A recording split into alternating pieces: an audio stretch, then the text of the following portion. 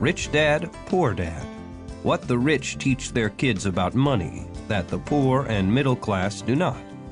By Robert T. Kiyosaki. To parents everywhere, a child's first and most important teachers, and to all those who educate, influence, and lead by example. Acknowledgements. How does a person say thank you when there are so many people to thank? Obviously, this book is a thank you to my two fathers, who were powerful role models, and to my mom, who taught me love and kindness. The person most responsible for this book becoming a reality is my wife, Kim, my partner in marriage, business, and in life. She makes my life complete. Introduction. Rich Dad, Poor Dad. Having two dads offered me the choice of contrasting points of view, one of a rich man and one of a poor man. I had two fathers, a rich one and a poor one. One was highly educated and intelligent. He had a PhD and completed 4 years of undergraduate work in less than 2 years. He then went on to Stanford University, the University of Chicago, and Northwestern University to do his advanced studies, all on full financial scholarships. The other father never finished the 8th grade. Both men were successful in their careers, working hard all their lives. Both earned substantial incomes, yet one always struggled financially. The other would become one of the richest men in Hawaii. One died, leaving tens of millions of dollars to his family, charities, and his church. The other left bills to be paid. Both men were strong, charismatic, and influential. Both men offered me advice, but they did not advise the same things. Both men believed strongly in education, but did not recommend the same course of study. If I had had only one dad, I would have had to accept or reject his advice. Having two dads offered me the choice of contrasting points of view, one of a rich man and one of a poor man. Instead of simply accepting or rejecting one or the other, I found myself thinking more, comparing, and then choosing for myself. The problem was that the rich man was not rich yet, and the poor man was not yet poor. Both were just starting out on their careers, and both were struggling with money and families. But they had very different points of view about money. For example, one dad would say, "The love of money is the root of all evil." The other said, "The lack of money is the root of all evil." As a young boy, having two strong fathers, both influencing me, was difficult. I wanted to be a good son and listen, but the two fathers did not say the same things. The contrast in their points of view, particularly about money, was so extreme that I grew curious and intrigued. I began to start thinking for long periods of time about what each was saying. Much of my private time was spent reflecting, asking myself questions such as, "Why does he say that?" and then asking the same question of the other dad's statement. It would have been much easier to simply say, "Yeah, he's right, I agree with that," or to simply reject the point of view by saying, "The old man doesn't know what he's talking about." Instead, having two dads whom I loved forced me to think and ultimately choose a way of thinking for myself. As a process, choosing for myself turned out to be much more valuable in the long run than simply accepting or rejecting a single point of view. One of the reasons the rich get richer, the poor get poorer, and the middle class struggles in debt is that the subject of money is taught at home, not in school. Most of us learn about money from our parents, so what can poor parents tell their child about money? They simply say, "Stay in school and study hard." The child may graduate with excellent grades, but with a poor person's financial programming and mindset. Sadly, money is not taught in schools. Schools focus on scholastic and professional skills, but not on financial skills. This explains how smart bankers, doctors, and accountants who earned excellent grades may struggle financially all of their lives. Our staggering national debt is due in large part to highly educated politicians and government officials making financial decisions with little or no training in the subject of money. Today, I often wonder what will soon happen when we have millions of people who need financial and medical assistance. They will be dependent upon their families or the government for financial support. What will happen when Medicare and Social Security run out of money? How will a nation survive if teaching children about money continues to be left to parents, most of whom will be, or already are, poor? Because I had two influential fathers, I learned from both of them. I had to think about each dad's advice, and in doing so, I gained valuable insight into the power and effect of one's thoughts on one's life. For example, one dad had a habit of saying, "I can't afford it." The other dad forbade those words to be used. He insisted I ask, "How can I afford it?" One is a statement, and the other is a question.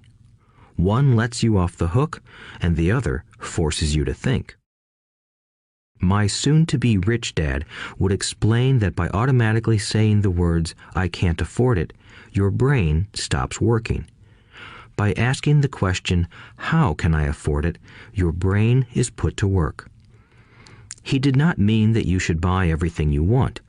He was fanatical about exercising your mind, the most powerful computer in the world. He'd say, "My brain gets stronger every day because I exercise it. The stronger it gets, the more money I can make." He believed that automatically saying, "I can't afford it," was a sign of mental laziness. Although both dads worked hard, I noticed that one dad had a habit of putting his brain to sleep when it came to finances, and the other had a habit of exercising his brain. The long-term result was that one dad grew stronger financially, and the other grew weaker. It is not much different from a person who goes to the gym to exercise on a regular basis versus someone who sits on the couch watching television. Proper physical exercise increases your chances for health, and proper mental exercise increases your chances for wealth. My two dads had opposing attitudes, and that affected the way they thought. One dad thought that the rich should pay more in taxes to take care of those less fortunate. The other said, taxes punish those who produce and reward those who don't produce. One dad recommended, study hard so you can find a good company to work for. The other recommended, study hard so you can find a good company to buy. One dad said, the reason I'm not rich is because I have you kids. The other said, the reason I must be rich is because I have you kids. One encouraged talking about money and business at the dinner table, while the other forbade the subject of money to be discussed over a meal. One said, when it comes to money, play it safe. Don't take risks. The other said, learn to manage risk. One believed, our home is our largest investment and our greatest asset. The other believed, my house is a liability, and if your house is your largest investment, you're in trouble. Both dads paid their bills on time, yet one paid his bills first while the other paid his bills last. One dad believed in a company or the government taking care of you and your needs. He was always concerned about pay raises, retirement plans, medical benefits, sick leave, vacation days, and other perks. He was impressed with two of his uncles who joined the military and earned a retirement and entitlement package for life after 20 years of active service. He loved the idea of medical benefits and PX privileges the military provided its retirees. He also loved the tenure system available through the university. The idea of job protection for life and job benefits seemed more important at times than the job. He would often say, I've worked hard for the government and I'm entitled to these benefits. The other believed in total financial self-reliance. He spoke out against the entitlement mentality and how it created weak and financially needy people. He was emphatic about being financially competent. One dad struggled to save a few dollars. The other created investments. One dad taught me how to write an impressive resume so I could find a good job. The other taught me how to write strong business and financial plans so I could create jobs. Being a product of two strong dads allowed me the luxury of observing the effects different thoughts have on one's life. I noticed that people really do shape their lives through their thoughts. For example, my poor dad always said, "I'll never be rich," and that prophecy became reality. My rich dad, on the other hand, always referred to himself as rich. He would say things like, "I'm a rich man and rich people don't do this." Even when he was flat broke after a major financial setback, he continued to refer to himself as a rich man. He would cover himself by saying, "There is a difference between being poor and being broke. Broke is temporary. Poor is eternal." My poor dad would say, "I'm not interested in money," or "money doesn't matter." My rich dad always said, "Money is power." The power of our thoughts may never be measured or appreciated, but it became obvious to me as a young boy that it was important to be aware of my thoughts and how I expressed myself. I noticed that my poor dad was poor, not because of the amount of money he earned, which was significant, but because of his thoughts and actions. As a young boy having two fathers, I became acutely aware of being careful about which thoughts I chose to adopt as my own. Should I listen to my rich dad or to my poor dad?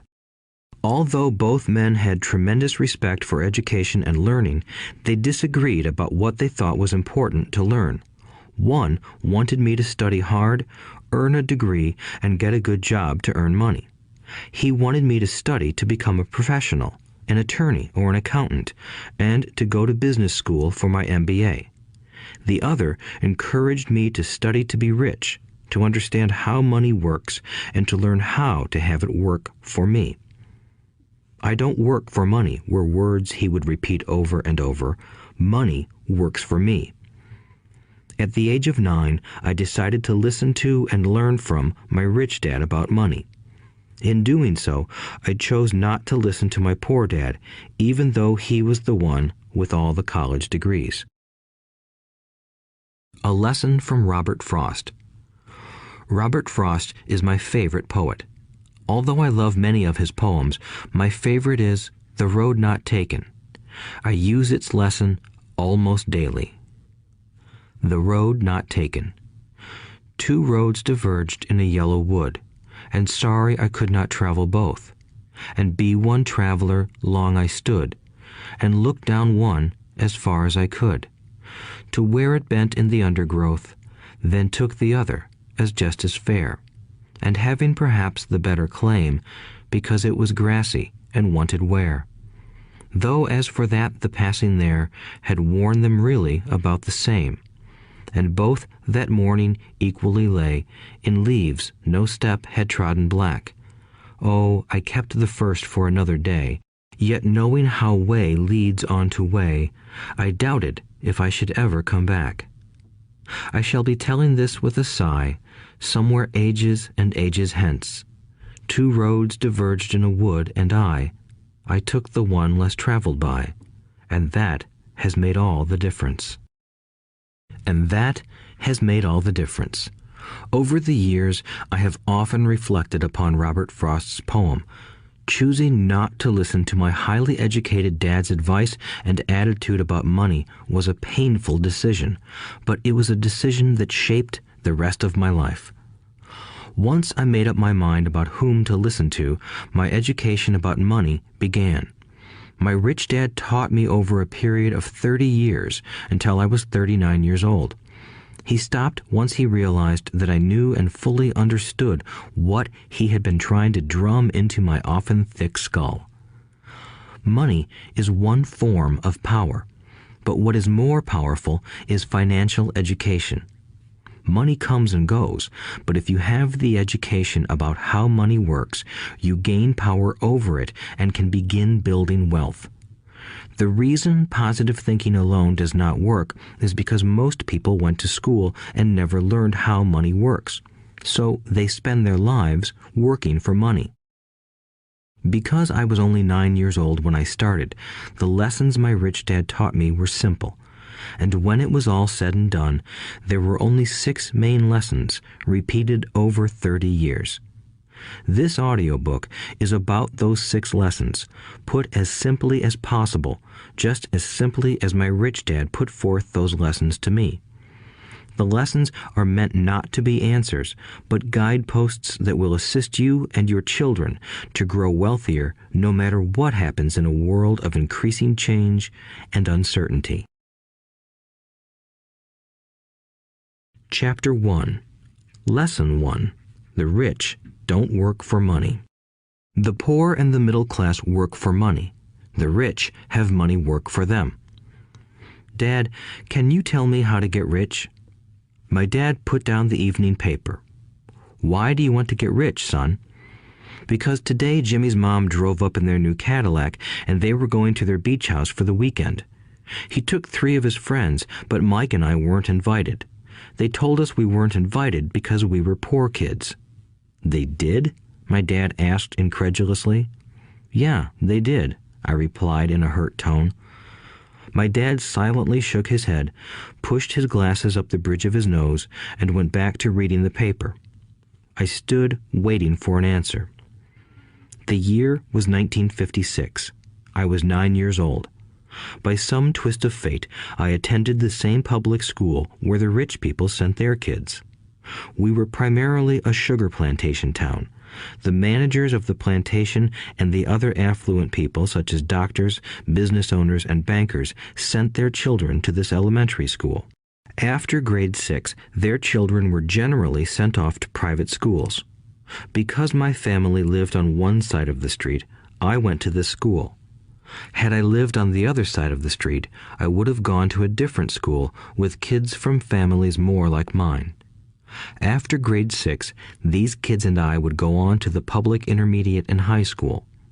There was no private school for them or for me. My dad finally put down the paper. I could tell he was thinking. Well, son, he began slowly, if you want to be rich, you have to learn to make money. How do I make money? I asked. Well, use your head, son, he said, smiling. Even then, I knew that really meant, that's all I'm going to tell you, or, I don't know the answer, so don't embarrass me. A partnership is formed. The next morning, I told my best friend, Mike, what my dad had said. As best as I could tell, Mike and I were the only poor kids in this school. Mike was also in this school by a twist of fate. Someone had drawn a jog in the line for the school district, and we wound up in school with the rich kids. We weren't really poor, but we felt as if we were because all the other boys had new baseball gloves, new bicycles, new everything. Mom and Dad provided us with the basics, like food and shelter and clothes, but that was about it. My dad used to say, if you want something, work for it. We wanted things, but there was not much work available for 9-year-old boys. So what do we do to make money? Mike asked. I don't know, I said, but do you want to be my partner? He agreed, and so on that Saturday morning, Mike became my first business partner. We spent all morning coming up with ideas on how to make money. Occasionally, we talked about all the cool guys at Jimmy's beach house having fun. It hurt a little, but that hurt was good, because it inspired us to keep thinking of a way to make money. Finally, that afternoon, a bolt of lightning struck. It was an idea Mike got from a science book he had read. Excitedly, we shook hands, and the partnership now had a business. For the next several weeks, Mike and I ran around our neighborhood, knocking on doors and asking our neighbors if they would save their toothpaste tubes for us. With puzzled looks, most adults consented with a smile. Some asked us what we were doing, to which we replied, "We can't tell you. It's a business secret." My mom grew distressed as the weeks wore on. We had selected a site next to her washing machine as the place we would stockpile our raw materials. In a brown cardboard box that at one time held ketchup bottles, our little pile of used toothpaste tubes began to grow. Finally, my mom put her foot down. The sight of her neighbor's messy, crumpled used toothpaste tubes had gotten to her. "What are you boys doing?" she asked, "and I don't want to hear again that it's a business secret. Do something with this mess or I'm going to throw it out." Mike and I pleaded and begged, explaining that we would soon have enough and then we would begin production. We informed her that we were waiting on a couple of neighbors to finish their toothpaste so we could have their tubes. Mom granted us a 1-week extension. The date to begin production was moved up, and the pressure was on. My first partnership was already being threatened with an eviction notice by my own mom. It became Mike's job to tell the neighbors to quickly use up their toothpaste, saying their dentist wanted them to brush more often anyway. I began to put together the production line. One day, my dad drove up with a friend to see 2 9-year-old boys in the driveway with their production line operating at full speed. There was fine white powder everywhere. On a long table were small milk cartons from school, and our family's hibachi grill was glowing with red-hot coals at maximum heat. Dad walked up cautiously, having to park the car at the base of the driveway since the production line blocked the carport. As he and his friend got closer, they saw a steel pot sitting on top of the coals in which the toothpaste tubes were being melted down. In those days, toothpaste did not come in plastic tubes. The tubes were made of lead, so once the paint was burned off, the tubes were dropped in the small steel pot. They melted until they became liquid, and with my mom's pot holders, we poured the lead through a small hole in the top of the milk cartons. The milk cartons were filled with plaster of Paris. White powder was everywhere. In my haste, I had knocked the bag over, and the entire area looked like it had been hit by a snowstorm. The milk cartons were the outer containers for plaster of Paris molds. My dad and his friend watched as we carefully poured the molten lead through a small hole in the top of the plaster of Paris cube. "Careful," my dad said. I nodded without looking up. Finally, once the pouring was through, I put the steel pot down and smiled at my dad. "What are you boys doing?" he asked with a cautious smile. "We're doing what you told me to do. We're going to be rich," I said. "Yup," said Mike, grinning and nodding his head. "We're partners." "And what is in those plaster molds?" my dad asked. "Watch," I said. "This should be a good batch." With a small hammer, I tapped at the seal that divided the cube in half. Cautiously, I pulled up the top half of the plaster mold, and a lead nickel fell out. "Oh my God," my dad said, "you're casting nickels out of lead." "That's right," Mike said. "We're doing as you told us to do. We're making money."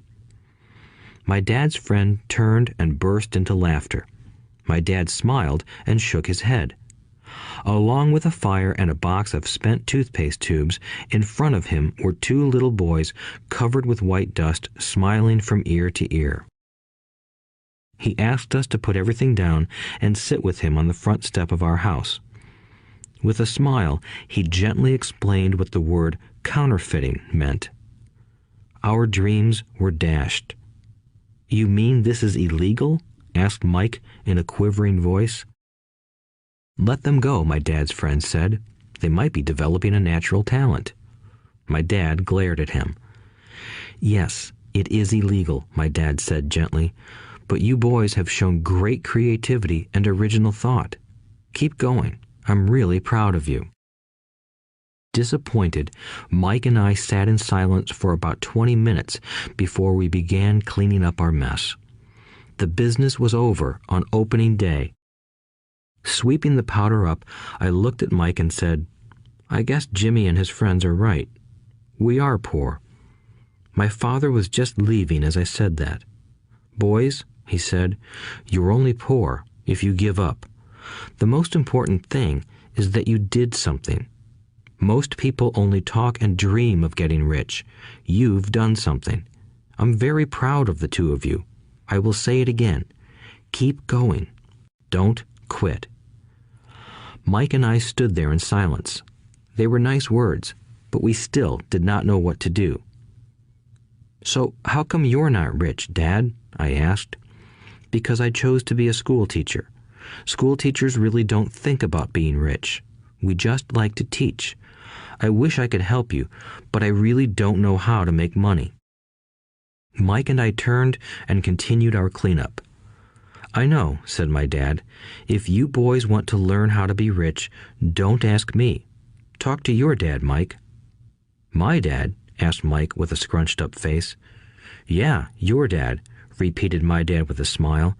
"Your dad and I have the same banker, and he raves about your father. He's told me several times that your father is brilliant when it comes to making money." "My dad?" Mike asked again in disbelief. "Then how come we don't have a nice car and a nice house like the rich kids at school?" "A nice car and a nice house don't necessarily mean you're rich or you know how to make money," my dad replied. "Jimmy's dad works for the sugar plantation. He's not much different from me. He works for a company and I work for the government. The company buys the car for him. The sugar company is in financial trouble, and Jimmy's dad may soon have nothing. Your dad is different, Mike.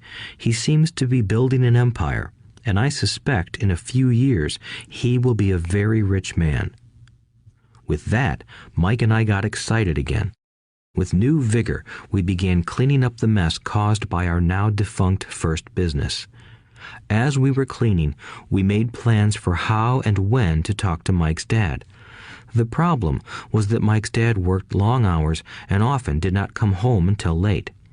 His father owned warehouses, a construction company, a chain of stores, and 3 restaurants. It was the restaurants that kept him out late. Mike caught the bus home after we had finished cleaning up.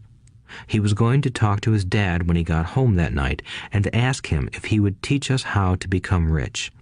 Mike promised to call as soon as he had talked to his dad, even if it was late. The phone rang at 8:30 p.m. "Okay," I said, "next Saturday." I put the phone down. Mike's dad had agreed to meet with us. On Saturday, I caught the 7:30 a.m. bus to the poor side of town. The lessons begin. Mike and I met with his dad that morning at 8 o'clock. He was already busy, having been at work for more than an hour. His construction supervisor was just leaving in his pickup truck as I walked up to his simple, small, and tidy home. Mike met me at the door. "Dad's on the phone, and he said to wait on the back porch," Mike said as he opened the door. The old wooden floor creaked as I stepped across the threshold of the aging house. There was a cheap mat just inside the door. The mat was there to hide the years of wear from countless footsteps that the floor had supported. Although clean, it needed to be replaced. I felt claustrophobic as I entered the narrow living room that was filled with old, musty, overstuffed furniture that today would be collector's items. Sitting on the couch were 2 women, both a little older than my mom. Across from the women sat a man in workman's clothes. He wore khaki slacks and a khaki shirt, neatly pressed but without starch, and polished work boots. He was about 10 years older than my dad. They smiled as Mike and I walked past them toward the back porch. I smiled back shyly. "Who are those people?" I asked. "Oh, they work for my dad. The older man runs his warehouses, and the women are the managers of the restaurants. And as you arrived, you saw the construction supervisor who was working on a road project about 50 miles from here. His other supervisor, who was building a track of houses, left before you got here." "Does this go on all the time?" I asked. "Not always, but quite often," said Mike, smiling as he pulled up a chair to sit down next to me. "I asked my dad if he would teach us to make money," Mike said. "Oh, and what did he say to that?" I asked with cautious curiosity. "Well, he had a funny look on his face at first, and then he said he would make us an offer." "Oh, I said, rocking my chair back against the wall. I sat there, perched on two rear legs of the chair. Mike did the same thing. "Do you know what the offer is?" I asked. "No, but we'll soon find out." Suddenly, Mike's dad burst through the rickety screen door and onto the porch. Mike and I jumped to our feet, not out of respect, but because we were startled. "Ready, boys?" he asked as he pulled up a chair to sit down with us. We nodded our heads as we pulled our chairs away from the wall to sit in front of him. He was a big man, about 6 feet tall and 200 pounds. My dad was taller, about the same weight, and 5 years older than Mike's dad. They sort of looked alike, though not of the same ethnic makeup. Maybe their energy was similar. "Mike says you want to learn to make money. Is that correct, Robert?" I nodded my head quickly, but with a little trepidation. He had a lot of power behind his words and smile. "Okay, here's my offer. I'll teach you, but I won't do it classroom style. You work for me, I'll teach you. You don't work for me, I won't teach you. I can teach you faster if you work, and I'm wasting my time if you just want to sit and listen like you do in school. That's my offer. Take it or leave it." May I ask a question first?" I asked. "No. Take it or leave it. I've got too much work to do to waste my time. If you can't make up your mind decisively, then you'll never learn to make money anyway. Opportunities come and go. Being able to know when to make quick decisions is an important skill. You have the opportunity that you asked for. School is beginning, or it's over, in 10 seconds, Mike's dad said with a teasing smile. "Take it," I said. "Take it," said Mike. "Good," said Mike's dad. "Mrs. Martin will be by in 10 minutes. After I'm through with her, you'll ride with her to my superette and you can begin working. I'll pay you 10 cents an hour and you'll work 3 hours every Saturday." "But I have a softball game today," I said. Mike's dad lowered his voice to a stern tone. "Take it or leave it," he said. "I'll take it," I replied, choosing to work and learn instead of playing. 30 cents later. By 9 a.m. that day, Mike and I were working for Mrs. Martin. She was a kind and patient woman. She always said that Mike and I reminded her of her 2 grown sons. Although kind, she believed in hard work and kept us moving. We spent 3 hours taking canned goods off the shelves, brushing each can with a feather duster to get the dust off, and then restacking them neatly. It was excruciatingly boring work. Mike's dad, whom I called my rich dad, owned 9 of these little superettes, each with a large parking lot. They were the early version of the 7-Eleven convenience stores, little neighborhood grocery stores where people bought items such as milk, bread, butter, and cigarettes. The problem was that this was Hawaii before air conditioning was widely used, and the stores could not close their doors because of the heat. On 2 sides of the store, the doors had to be wide open to the road and parking lot. Every time a car drove by or pulled into the parking lot, dust would swirl and settle in the store. We knew we had a job as long as there was no air conditioning. For 3 weeks, Mike and I reported to Mrs. Martin and worked our 3 hours. By noon, our work was over, and she dropped 3 little dimes in each of our hands. Now, even at the age of 9 in the mid-1950s, 30 cents was not too exciting. Comic books cost 10 cents back then, so I usually spent my money on comic books and went home. By Wednesday of the 4th week, I was ready to quit. I had agreed to work only because I wanted to learn to make money from Mike's dad, and now I was a slave for 10 cents an hour. On top of that, I had not seen Mike's dad since that first Saturday. "I'm quitting," I told Mike at lunchtime. School was boring, and now I did not even have my Saturdays to look forward to. But it was the 30 cents that really got to me. This time, Mike smiled. "What are you laughing at?" I asked with anger and frustration. "Dad said this would happen. He said to meet with him when you were ready to quit." "What?" I said indignantly. "He's been waiting for me to get fed up?" Sort of, Mike said. Dad's kind of different. He doesn't teach like your dad. Your mom and dad lecture a lot. My dad is quiet and a man of few words. You just wait till this Saturday. I'll tell him you're ready. You mean I've been set up? No, not really. But maybe. Dad will explain on Saturday. Waiting in line on Saturday. I was ready to face Mike's dad. Even my real dad was angry with him.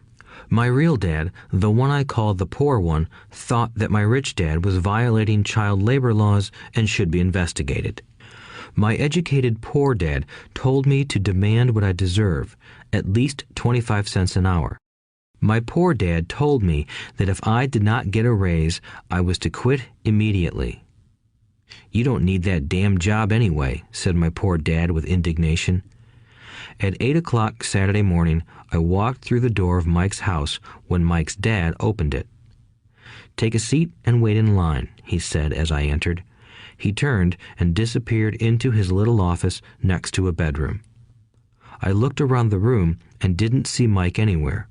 Feeling awkward, I cautiously sat down next to the same two women who were there 4 weeks earlier. They smiled and slid down the couch to make room for me. 45 minutes went by, and I was steaming. The two women had met with him and left 30 minutes earlier.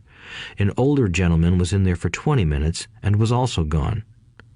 The house was empty, and here I sat in a musty, dark living room on a beautiful, sunny Hawaiian day, waiting to talk to a cheapskate who exploited children. I could hear him rustling around the office, talking on the phone, and ignoring me. I was ready to walk out, but for some reason I stayed. Finally, 15 minutes later, at exactly 9 o'clock, Rich Dad walked out of his office, said nothing, and signaled with his hand for me to enter. I understand you want a raise or you're going to quit, Rich Dad said as he swiveled in his office chair. Well, you're not keeping your end of the bargain, I blurted out, nearly in tears. It was really frightening for me to confront a grown-up. You said that you would teach me if I worked for you. Well, I've worked for you. I've worked hard. I've given up my baseball games to work for you, but you haven't kept your word, and you haven't taught me anything. You are a crook like everyone in town thinks you are. You're greedy. You want all the money and don't take care of your employees. You made me wait and don't show me any respect. I'm only a little boy, but I deserve to be treated better. Rich Dad rocked back in his swivel chair, hands up to his chin, and stared at me. Not bad, he said. In less than a month, you sound like most of my employees. What? I asked. Not understanding what he was saying, I continued with my grievance. I thought you were going to keep your end of the bargain and teach me. Instead, you want to torture me? That's cruel. That's really cruel. I am teaching you, Rich Dad said quietly. What have you taught me? Nothing, I said angrily. You haven't even talked to me once since I agreed to work for peanuts. 10 cents an hour. Ha! I should notify the government about you. We have child labor laws, you know. My dad works for the government, you know. Wow, said Rich Dad. Now you sound just like most of the people who used to work for me. People I've either fired or who have quit. So, what do you have to say? I demanded, feeling pretty brave for a little kid. You lied to me. I've worked for you, and you have not kept your word. You haven't taught me anything. How do you know that I've not taught you anything? Asked Rich Dad calmly. Well, you've never talked to me. I've worked for 3 weeks, and you have not taught me anything, I said with a pout. Does teaching mean talking or a lecture? Rich Dad asked. Well, yes, I replied. That's how they teach you in school, he said, smiling. But that is not how life teaches you, and I would say that life is the best teacher of all. Most of the time, life does not talk to you. It just sort of pushes you around. Each push is life saying, wake up, there's something I want you to learn. What is this man talking about? I asked myself silently. Life pushing me around was life talking to me? Now I knew I had to quit my job. I was talking to someone who needed to be locked up. If you learn life's lessons, you will do well. If not, life will just continue to push you around. People do two things. Some just let life push them around. Others get angry and push back. But they push back against their boss, or their job, or their husband or wife. They do not know it's life that's pushing. I had no idea what he was talking about. Life pushes all of us around. Some people give up and others fight. A few learn the lesson and move on. They welcome life pushing them around. To these few people, it means they need and want to learn something. They learn and move on. Most quit, and a few, like you, fight. Rich Dad stood and shut the creaky old wooden window that needed repair. If you learn this lesson, you will grow into a wise, wealthy, and happy young man. If you don't, you will spend your life blaming a job, low pay, or your boss for your problems. You'll live life always hoping for that big break that will solve all your money problems. Rich Dad looked over at me to see if I was still listening. His eyes met mine. We stared at each other, communicating through our eyes. Finally, I looked away once I had absorbed his message. I knew he was right. I was blaming him, and I did ask to learn. I was fighting. Rich Dad continued. Or, if you are the kind of person who has no guts, you just give up every time life pushes you. If you are that kind of person, you'll live all your life playing it safe, doing the right things, saving yourself for some event that never happens. Then you die a boring old man. You'll have lots of friends who really like you because you were such a nice, hard-working guy. But the truth is that you let life push you into submission. Deep down, you were terrified of taking risks. You really wanted to win, but the fear of losing was greater than the excitement of winning. Deep inside, you and only you will know you didn't go for it. You chose to play it safe. Our eyes met again. "You've been pushing me around?" I asked. "Some people might say that," smiled Rich Dad. "I would say that I just gave you a taste of life." "What taste of life?" I asked, still angry, but now curious and ready to learn. "You boys are the first people that have ever asked me to teach them how to make money. I have more than 150 employees, and not one of them has asked me what I know about money. They ask me for a job and a paycheck, but never to teach them about money. So most will spend the best years of their lives working for money, not really understanding what it is they are working for." I sat there listening intently. "So when Mike told me you wanted to learn how to make money, I decided to design a course that mirrored real life. I could talk until I was blue in the face, but you wouldn't hear a thing. So I decided to let life push you around a bit so you could hear me. That's why I only paid you 10 cents. "So what is the lesson I learned from working for only 10 cents an hour?" I asked. "That you're cheap and exploit your workers?" Rich Dad rocked back and laughed heartily. Finally, he said, "You'd best change your point of view. Stop blaming me and thinking I'm the problem. If you think I'm the problem, then you have to change me. If you realize that you're the problem, then you can change yourself, learn something, and grow wiser. Most people want everyone else in the world to change but themselves. Let me tell you, it's easier to change yourself than everyone else." "I don't understand," I said. "Don't blame me for your problems," Rich Dad said, growing impatient. "But you only pay me 10 cents. "So what are you learning?" Rich Dad asked, smiling. "That you're cheap," I said with a sly grin. "See, you think I'm the problem," said Rich Dad. "But you are. Well, keep that attitude and you'll learn nothing. Keep the attitude that I'm the problem, and what choices do you have?" "Well, if you don't pay me more or show me more respect and teach me, I'll quit." "Well put," Rich Dad said, "and that's exactly what most people do. They quit and go looking for another job, a better opportunity and higher pay, actually thinking that this will solve the problem. In most cases, it won't. So what should I do? I asked. Just take this measly 10 cents an hour and smile? Rich Dad smiled. That's what the other people do. But that's all they do, waiting for a raise, thinking that more money will solve their problems. Most just accept it, and some take a second job working harder, but again, accepting a small paycheck. I sat staring at the floor, beginning to understand the lesson Rich Dad was presenting. I could sense it was a taste of life. Finally, I looked up and asked, "So what will solve the problem?" "This," he said, leaning forward in his chair and tapping me gently on the head. "This stuff between your ears."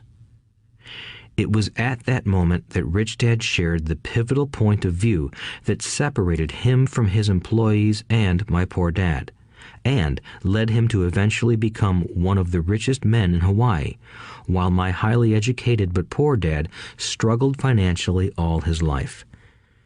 It was a singular point of view that made all the difference over a lifetime.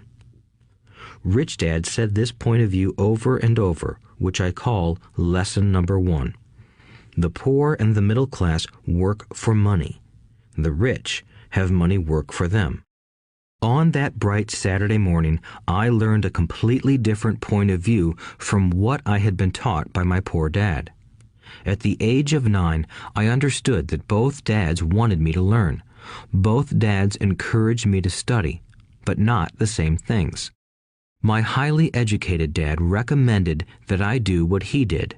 "Son, I want you to study hard, get good grades so you can find a safe, secure job with a big company, and make sure it has excellent benefits."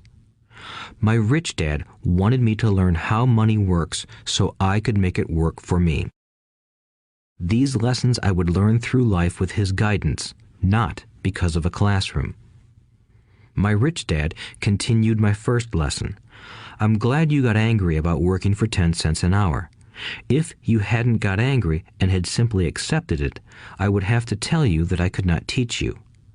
You see, true learning takes energy, passion, and a burning desire. Anger is a big part of that formula, for passion is anger and love combined. When it comes to money, most people want to play it safe and feel secure, so passion does not direct them. Fear does." "So is that why they'll take jobs with low pay?" I asked. "Yes," said Rich Dad. "Some people say I exploit people because I don't pay as much as the sugar plantation or the government. I say the people exploit themselves. It's their fear, not mine." "But don't you feel you should pay them more?" I asked. "I don't have to. And besides, more money will not solve their problems. Just look at your dad. He makes a lot of money, and he still can't pay his bills. Most people, given more money, only get into more debt." "So that's why the 10 cents an hour," I said, smiling. "It's part of the lesson." "That's right," smiled Rich Dad. "You see, your dad went to school and got an excellent education so he could get a high-paying job. But he still has money problems because he never learned anything about money in school. On top of that, he believes in working for money." "And you don't?" I asked. "No, not really," said Rich Dad. "If you want to learn to work for money, then stay in school. That is a great place to learn to do that. But if you want to learn how to have money work for you, then I will teach you that. But only if you want to learn." "Wouldn't everyone want to learn that?" I asked. "No," said Rich Dad, "simply because it's easier to learn to work for money, especially if fear is your primary emotion when the subject of money is discussed." "I don't understand," I said with a frown. "Don't worry about that for now. Just know that it's fear that keeps most people working at a job. The fear of not paying their bills, the fear of being fired, the fear of not having enough money, and the fear of starting over. That's the price of studying to learn a profession or trade and then working for money. Most people become a slave to money and then get angry at their boss. Learning to have money work for you is a completely different course of study? I asked. Absolutely, Rich Dad answered. Absolutely. We sat in the silence on that beautiful Hawaiian Saturday morning. My friends had just started their Little League baseball game, but for some reason I was now thankful I had decided to work for 10 cents an hour. I sensed that I was about to learn something my friends wouldn't learn in school. Ready to learn? Asked Rich Dad. Absolutely, I said with a grin. I have kept my promise. I've been teaching you from afar, my Rich Dad said. At 9 years old, you've gotten a taste of what it feels like to work for money. Just multiply your last month by 50 years, and you will have an idea of what most people spend their life doing. I don't understand, I said. How did you feel waiting in line to see me, once to get hired and once to ask for more money? Terrible, I said. If you choose to work for money, that is what life will be like, said Rich Dad. And how did you feel when Mrs. Martin dropped 3 dimes in your hand for 3 hours of work? I felt like it wasn't enough. It seemed like nothing. I was disappointed, I said. And that is how most employees feel when they look at their paychecks, especially after all the tax and other deductions are taken out. At least you got 100%. You mean most workers don't get paid everything? I asked with amazement. Heavens no, said Rich Dad. The government always takes its share first. How do they do that? I asked. Taxes, said Rich Dad. You're taxed when you earn. You're taxed when you spend. You're taxed when you save. You're taxed when you die. Why do people let the government do that to them? The rich don't, said Rich Dad with a smile. The poor and the middle class do. I'll bet you that I earn more than your dad, yet he pays more in taxes. How can that be? I asked. At my age, that made no sense to me. Why would someone let the government do that to them? Rich Dad rocked slowly and silently in his chair, just looking at me. Ready to learn? He asked. I nodded my head slowly. As I said, there is a lot to learn. Learning how to have money work for you is a lifetime study. Most people go to college for 4 years and their education ends. I already know that my study of money will continue over my lifetime, simply because the more I find out, the more I need to know. Most people never study the subject. They go to work, get their paycheck, balance their checkbooks, and that's it. Then they wonder why they have money problems. They think that more money will solve the problem, and don't realize that it's their lack of financial education that is the problem. So my dad has tax problems because he doesn't understand money? I asked, confused. Look, said Rich Dad, taxes are just one small section on learning how to have money work for you. Today, I just wanted to find out if you still have the passion to learn about money. Most people don't. They want to go to school, learn a profession, have fun at their work, and earn lots of money. One day they wake up with big money problems, and then they can't stop working. That's the price of only knowing how to work for money instead of studying how to have money work for you. So, do you still have the passion to learn? Asked Rich Dad. I nodded my head. Good, said Rich Dad. Now get back to work. This time, I will pay you nothing. What? I asked in amazement. You heard me. Nothing. You will work the same 3 hours every Saturday, but this time you will not be paid 10 cents per hour. You said you wanted to learn to not work for money, so I'm not going to pay you anything. I couldn't believe what I was hearing. I've already had this conversation with Mike, and he's already working, dusting and stacking canned goods for free. You'd better hurry and get back there. That's not fair, I shouted. You've got to pay something. You said you wanted to learn. If you don't learn this now, you'll grow up to be like the two women and the older man sitting in my living room, working for money and hoping I don't fire them. Or, like your dad, earning lots of money only to be in debt up to his eyeballs, hoping more money will solve the problem. If that's what you want, I'll go back to our original deal of 10 cents an hour. Or you can do what most adults do.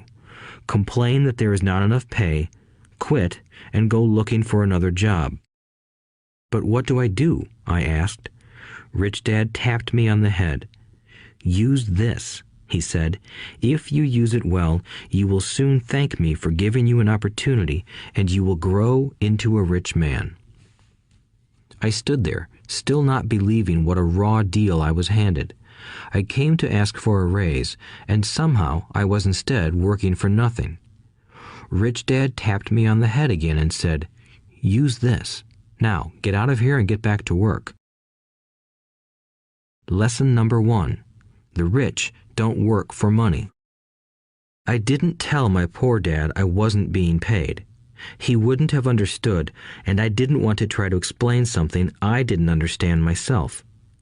For 3 more weeks, Mike and I worked 3 hours every Saturday for nothing. The work didn't bother me, and the routine got easier.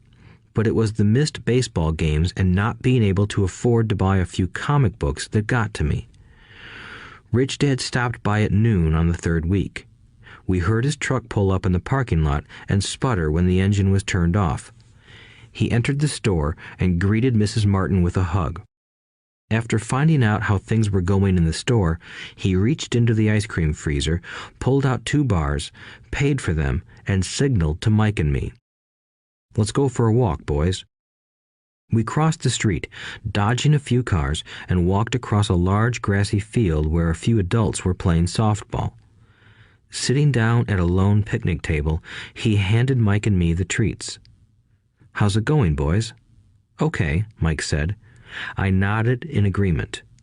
"Learn anything yet?" Rich Dad asked. Mike and I looked at each other, shrugged our shoulders, and shook our heads in unison. Avoiding one of life's biggest traps. Well, you boys had better start thinking. You're staring at one of life's biggest lessons. If you learn it, you'll enjoy a life of great freedom and security. If you don't, you'll wind up like Mrs. Martin and most of the people playing softball in this park. They work very hard for little money, clinging to the illusion of job security and looking forward to a 3-week vacation each year and maybe a skimpy pension after 45 years of service. If that excites you, I'll give you a raise to 25 cents an hour. But these are good, hard-working people. Are you making fun of them? I demanded. A smile came over Rich Dad's face. Mrs. Martin is like a mother to me. I would never be that cruel. I may sound unkind because I'm doing my best to point something out to the 2 of you. I want to expand your point of view so you can see something most people never have the benefit of seeing because their vision is too narrow. Most people never see the trap they are in. Mike and I sat there, uncertain of his message. He sounded cruel, yet we could sense he was trying to drive home a point. With a smile, Rich Dad said, "Doesn't that 25 cents an hour sound good? Doesn't it make your heart beat a little faster?" I shook my head no, but it really did. 25 cents an hour would be big bucks to me. "Okay, I'll pay you $1 an hour," Rich Dad said, with a sly grin. Now my heart started to race. My brain was screaming, "Take it, take it." I could not believe what I was hearing. Still, I said nothing. "Okay, $2 an hour." My little brain and heart nearly exploded. After all, it was 1956, and being paid $2 an hour would have made me the richest kid in the world. I couldn't imagine earning that kind of money. I wanted to say yes. I wanted the deal. I could picture a new bicycle, new baseball glove, and the adoration of my friends when I flashed some cash. On top of that, Jimmy and his rich friends could never call me poor again. But somehow, my mouth stayed shut. The ice cream had melted and was running down my hand. Rich Dad was looking at two boys staring back at him, eyes wide open and brains empty. He was testing us, and he knew there was a part of our emotions that wanted to take the deal. He understood that every person has a weak and needy part of their soul that can be bought, and he knew that every individual also had a part of their soul that was resilient and could never be bought. It was only a question of which one was stronger. Okay, $5 an hour. Suddenly, I was silent. Something had changed. The offer was too big and ridiculous. Not many grown-ups in 1956 made more than that, but quickly my temptation disappeared and calm set in. Slowly, I turned to my left to look at Mike. He looked back at me. The part of my soul that was weak and needy was silenced. The part of me that had no price took over. I knew Mike had gotten to that point too. "Good," said Rich Dad softly. "Most people have a price, and they have a price because of human emotions named fear and greed. First, the fear of being without money motivates us to work hard, and then, once we get that paycheck, greed or desire starts us thinking about all the wonderful things money can buy. The pattern is then set." "What pattern?" I asked. "The pattern of get up, go to work, pay bills, get up, go to work, pay bills." People's lives are forever controlled by two emotions, fear and greed. Offer them more money, and they continue the cycle by increasing their spending.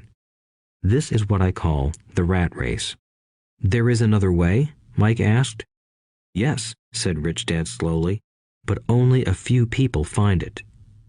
"And what is that way?" Mike asked. "That's what I hope you boys will learn as you work and study with me. That is why I took away all forms of pay." "Any hints?" Mike asked. "We're kind of tired of working hard, especially for nothing." "Well, the first step is telling the truth," said Rich Dad. "We haven't been lying," I said. "I did not say you were lying. I said to tell the truth," Rich Dad retorted. "The truth about what?" I asked. "How you're feeling," Rich Dad said. "You don't have to say it to anyone else. Just admit it to yourself."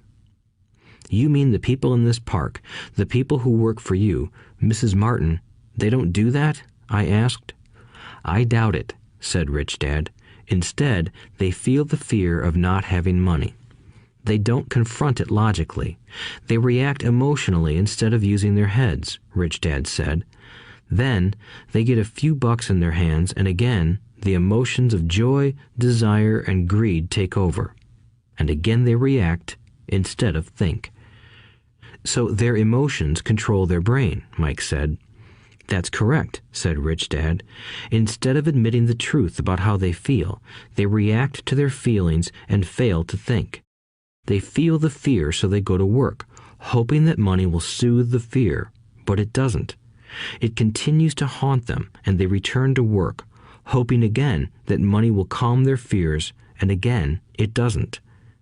Fear keeps them in this trap of working, earning money, hoping the fear will go away. But every day they get up, and that old fear wakes up with them. For millions of people, that old fear keeps them awake all night, causing a night of turmoil and worry. So they get up and go to work, hoping that a paycheck will kill that fear gnawing at their souls. Money is running their lives, and they refuse to tell the truth about that. Money is in control of their emotions and their souls." Rich Dad sat quietly, letting his words sink in. Mike and I had heard what he said, but didn't understand fully what he was talking about. I just knew that I often wondered why grown-ups hurried off to work. It did not seem like much fun, and they never looked that happy, but something kept them going. Realizing we had absorbed as much as possible of what he was talking about, Rich Dad said, "I want you boys to avoid that trap. That is really what I want to teach you. Not just to be rich, because being rich does not solve the problem." "It doesn't?" I asked, surprised. No, it doesn't. Let me explain the other emotion, desire. Some call it greed, but I prefer desire. It's perfectly normal to desire something better, prettier, more fun, or exciting. So people also work for money because of desire. They desire money for the joy they think it can buy. But the joy that money brings is often short-lived, and they soon need more money for more joy, more pleasure, more comfort, and more security. So they keep working, thinking money will soothe their souls that are troubled by fear and desire. But money can't do that. Even rich people do this? Mike asked. Rich people included, said Rich Dad. In fact, the reason many rich people are rich isn't because of desire, but because of fear. They believe that money can eliminate the fear of being poor, so they amass tons of it, only to find the fear gets worse. Now they fear losing the money. I have friends who keep working even though they have plenty.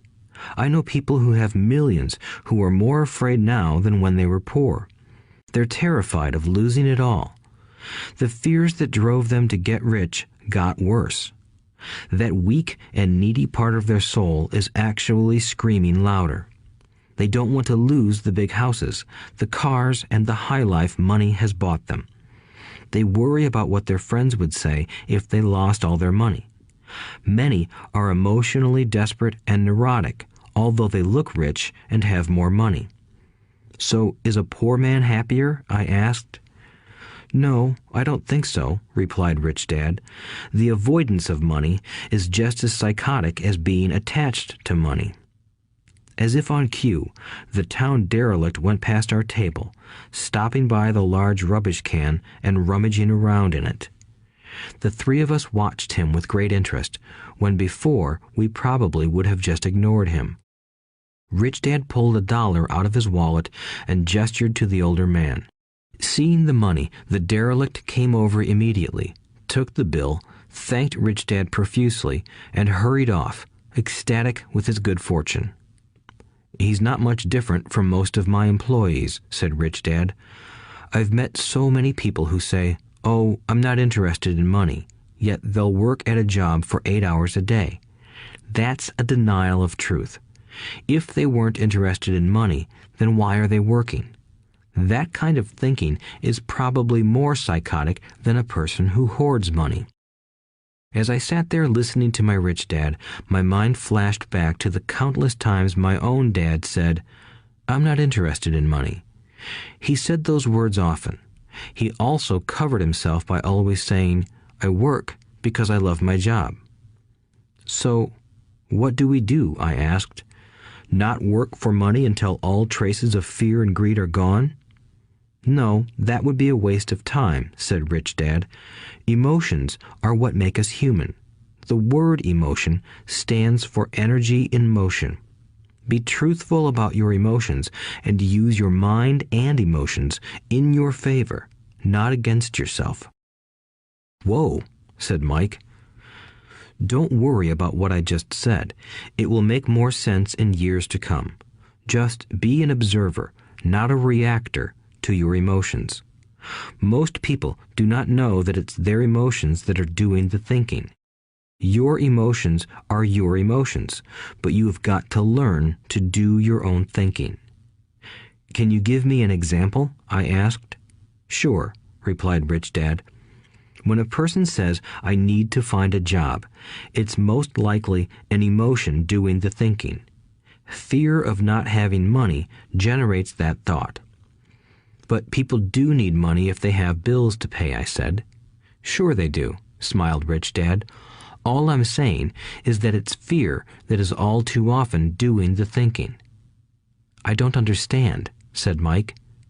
For example, said Rich Dad, if the fear of not having enough money arises, instead of immediately running out to get a job, they instead might ask themselves this question. Will a job be the best solution to this fear over the long run? In my opinion, the answer is no. A job is really a short-term solution to a long-term problem.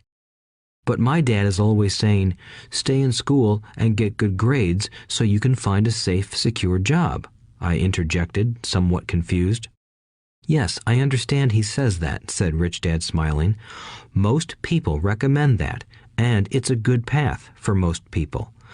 But people make that recommendation primarily out of fear. You mean my dad says that because he's afraid? Yes, said Rich Dad. He's terrified that you won't earn enough money and won't fit into society. Don't get me wrong. He loves you and wants the best for you. I, too, believe an education and a job are important, but it won't handle the fear. You see, that same fear that makes him get up in the morning to earn a few bucks is the fear that is causing him to be so fanatical about your going to school. So what do you recommend? I asked. I want to teach you to master the power of money instead of being afraid of it. They don't teach that in school, and if you don't learn it, you become a slave to money. It was finally making sense. He wanted us to widen our views and to see what the Mrs. Martins of this world couldn't see. He used examples that sounded cruel at the time, but I've never forgotten them. My vision widened that day, and I began to see the trap that lay ahead for most people. You see, we're all employees ultimately. We just work at different levels, said Rich Dad. I just want you boys to have a chance to avoid the trap caused by those two emotions, fear and desire. Use them in your favor, not against you. That's what I want to teach you. I'm not interested in just teaching you to make a pile of money. That won't handle the fear or desire. If you don't first handle fear and desire, and you get rich, you'll only be a highly paid slave. So how do we avoid the trap? I asked. The main cause of poverty or financial struggle is fear and ignorance, not the economy or the government or the rich. It's self-inflicted fear and ignorance that keep people trapped. So you boys go to school and get your college degrees, and I'll teach you how to stay out of the trap. The pieces of the puzzle were appearing. My highly educated dad had a great education and a great career, but school never told him how to handle money or his fear of it. It became clear that I could learn different and important things from two fathers. So you've been talking about the fear of not having money. How does the desire for money affect our thinking? Mike asked. How did you feel when I tempted you with a pay raise? Did you notice your desires rising? We nodded our heads. By not giving in to your emotions, you were able to delay your reactions and think. That is important. We will always have emotions of fear and greed. From here on in, it's imperative for you to use those emotions to your advantage, and for the long term to not let your emotions control your thinking. Most people use fear and greed against themselves. That's the start of ignorance. Most people live their lives chasing paychecks, pay raises, and job security because of the emotions of desire and fear, not really questioning where those emotion-driven thoughts are leading them. It's just like the picture of a donkey dragging a cart with its owner dangling a carrot just in front of its nose. The donkey's owner may be going where he wants to, but the donkey is chasing an illusion. Tomorrow, there will only be another carrot for the donkey. You mean the moment I pictured a new baseball glove, candy, and toys, that's like a carrot to a donkey? Mike asked. Yes, and as you get older, your toys get more expensive. A new car, a boat, and a big house to impress your friends, said Rich Dad with a smile. Fear pushes you out the door, and desire calls to you. That's the trap. So what's the answer? Mike asked. What intensifies fear and desire is ignorance. That is why rich people with lots of money often have more fear the richer they get. Money is the carrot, the illusion. If the donkey could see the whole picture, it might rethink its choice to chase the carrot. Rich Dad went on to explain that a human's life is a struggle between ignorance and illumination. He explained that once a person stops searching for information and self-knowledge, ignorance sets in. That struggle is a moment-to-moment decision to learn to open or close one's mind. Look, school is very important. You go to school to learn a skill or profession to become a contributing member of society. Every culture needs teachers, doctors, mechanics, artists, cooks, business people, police officers, firefighters, and soldiers. Schools train them so society can thrive and flourish, said Rich Dad. Unfortunately, for many people, school is the end, not the beginning. There was a long silence. Rich Dad was smiling. I didn't comprehend everything he said that day, but as with most great teachers, his words continued to teach for years. I've been a little cruel today, said Rich Dad, but I want you to always remember this talk. I want you to always think of Mrs. Martin, and I want you always to remember that donkey. Never forget that fear and desire can lead you into life's biggest trap if you are not aware of them controlling your thinking. To spend your life living in fear, never exploring your dreams, is cruel. To work hard for money, thinking that it will buy you things that will make you happy, is also cruel. To wake up in the middle of the night terrified about paying bills is a horrible way to live. To live a life dictated by the size of a paycheck is not really living a life. Thinking that a job makes you secure is lying to yourself. That's cruel, and that's the trap I want you to avoid. I've seen how money runs people's lives. Don't let that happen to you. Please, don't let money run your life. A softball rolled under our table. Rich Dad picked it up and threw it back. So what does ignorance have to do with greed and fear? I asked. Because it is ignorance about money that causes so much greed and fear, said Rich Dad. Let me give you some examples. A doctor, wanting more money to better provide for his family, raises his fees. By raising his fees, it makes healthcare more expensive for everyone. It hurts the poor people the most, so they have worse health than those with money. Because the doctors raise their fees, the attorneys raise their fees. Because the attorneys' fees have gone up, school teachers want a raise, which raises our taxes, and on and on and on. Soon, there will be such a horrifying gap between the rich and the poor that chaos will break out and another great civilization will collapse. History proves that great civilizations collapse when the gap between the haves and have-nots is too great. Sadly, America is on that same course because we haven't learned from history.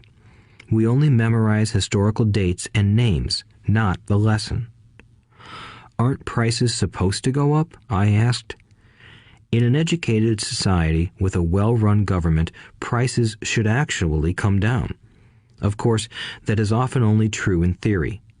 Prices go up because of greed and fear caused by ignorance.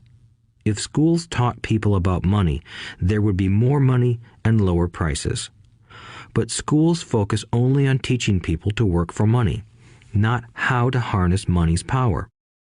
But don't we have business schools? Mike asked. And haven't you encouraged me to go for my MBA? Yes, said Rich Dad, but all too often business schools train employees to become sophisticated bean counters. Heaven forbid a bean counter takes over a business. All they do is look at the numbers, fire people, and kill the business. I know this because I hire bean counters. All they think about is cutting costs and raising prices, which cause more problems. Bean counting is important. I wish more people knew it, but it, too, is not the whole picture, added Rich Dad angrily. So, is there an answer? Asked Mike. Yes, said Rich Dad. Learn to use your emotions to think, not think with your emotions. When you boys mastered your emotions by agreeing to work for free, I knew there was hope. When you again resisted your emotions when I tempted you with more money, you were again learning to think in spite of being emotionally charged. That's the first step. Why is that step so important? I asked. Well, that's up to you to find out. If you want to learn, I'll take you boys into the briar patch, a place almost everyone else avoids. If you go with me, you'll let go of the idea of working for money and instead learn to have money work for you. And what will we get if we go with you? What if we agree to learn from you? What will we get? I asked. The same thing Brer Rabbit got, said Rich Dad, referring to the classic children's story. Is there a briar patch? I asked. Yes, said Rich Dad. The briar patch is our fear and greed. Confronting fear, weaknesses, and neediness by choosing our own thoughts is the way out. Choosing our thoughts? Mike asked, puzzled. Yes, choosing what we think rather than reacting to our emotions. Instead of just getting up and going to work because not having the money to pay your bills is scaring you, ask yourself, is working harder at this the best solution to this problem? Most people are too afraid to rationally think things through and instead run out the door to a job they hate. The tar baby is in control. That's what I mean by choosing your thoughts. And how do we do that? Mike asked. That's what I will teach you. I'll teach you to have a choice of thoughts rather than a knee-jerk reaction, like gulping down your morning coffee and running out the door. Remember what I said before. A job is only a short-term solution to a long-term problem. Most people have only one problem in mind, and it's short-term. It's the bills at the end of the month, the tar baby. Money controls their lives, or should I say the fear and ignorance about money controls it. So they do as their parents did. They get up every day and go work for money, not taking the time to ask the question, is there another way? Their emotions now control their thinking, not their heads. Can you tell the difference between emotions thinking and the head thinking? Mike asked. Oh, yes, I hear it all the time, said Rich Dad. I hear things like, well, everyone has to work, or the rich are crooks, or I'll get another job, I deserve this raise, you can't push me around, or I like this job because it's secure.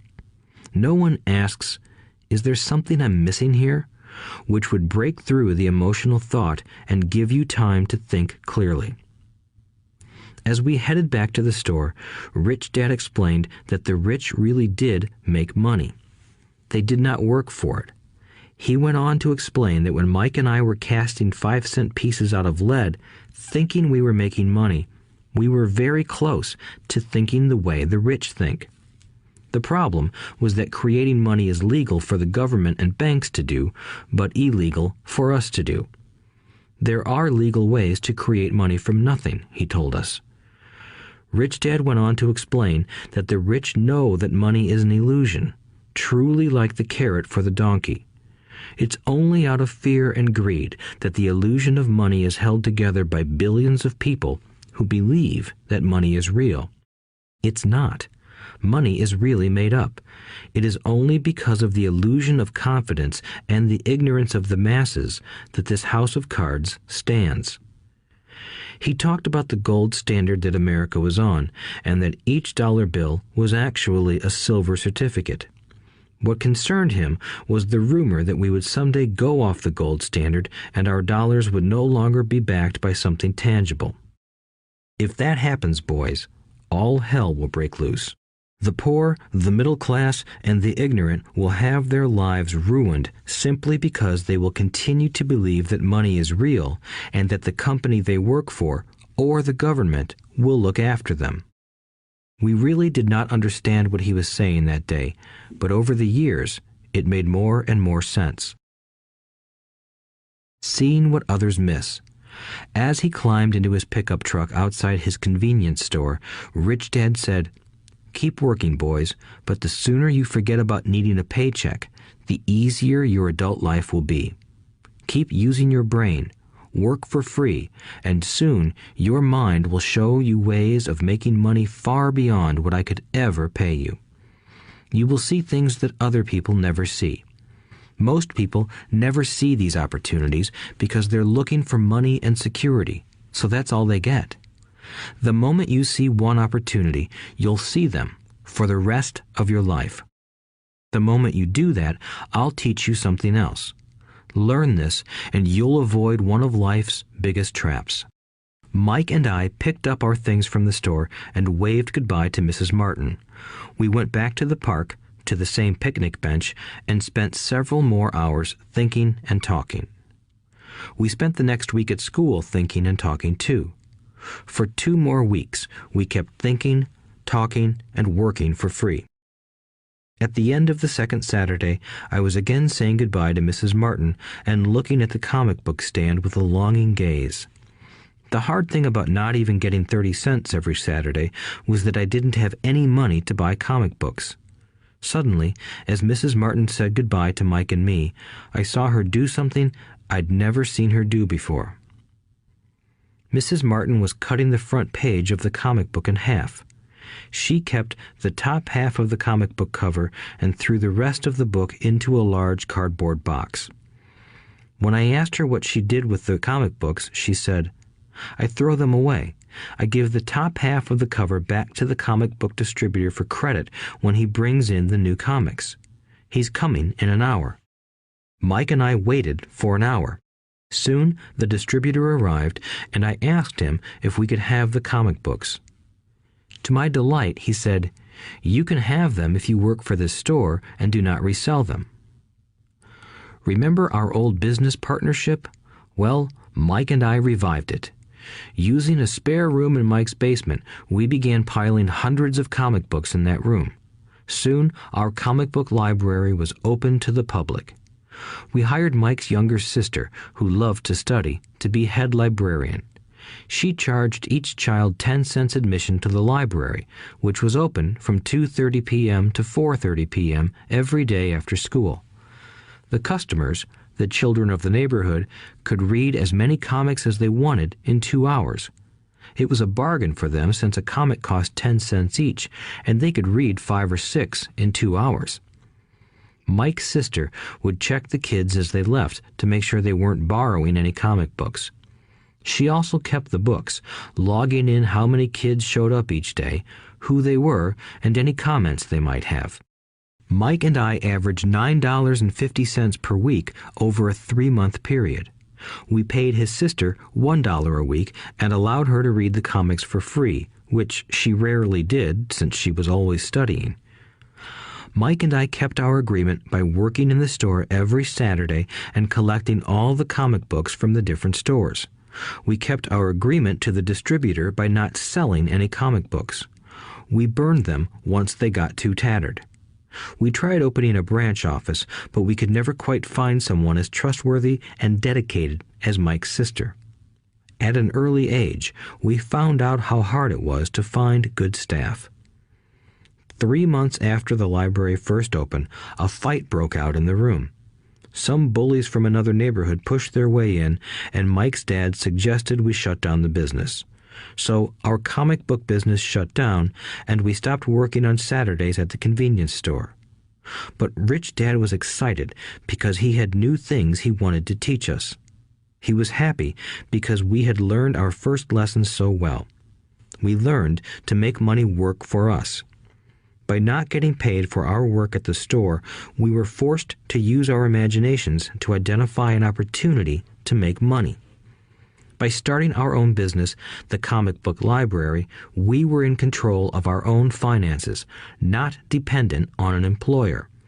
The best part was that our business generated money for us even when we weren't physically there. Our money worked for us. Instead of paying us money, Rich Dad had given us so much more. Chapter 2. Lesson 2. Why teach financial literacy? It's not how much money you make, it's how much money you keep. In 1990, Mike took over his father's empire and is, in fact, doing a better job than his dad did. We see each other once or twice a year on the golf course. He and his wife are wealthier than you can imagine. Rich Dad's empire is in great hands, and Mike is now grooming his son to take his place, as his dad had groomed us. In 1994, I retired at the age of 47, and my wife Kim was 37. Retirement does not mean not working. For us, it means that, barring unforeseen cataclysmic changes, we can work or not work, and our wealth grows automatically, staying ahead of inflation. Our assets are large enough to grow by themselves. It's like planting a tree. You water it for years, and then one day it doesn't need you anymore. Its roots are implanted deep enough. Then the tree provides shade for your enjoyment. Mike chose to run the empire, and I chose to retire. Whenever I speak to groups of people, they often ask what I would recommend that they do. How do I get started? Is there a book you would recommend? What should I do to prepare my children? What is your secret to success? How do I make millions? Whenever I hear one of these questions, I'm reminded of the following story. The Richest Businessmen. In 1923, a group of our greatest leaders and richest businessmen held a meeting at the Edgewater Beach Hotel in Chicago.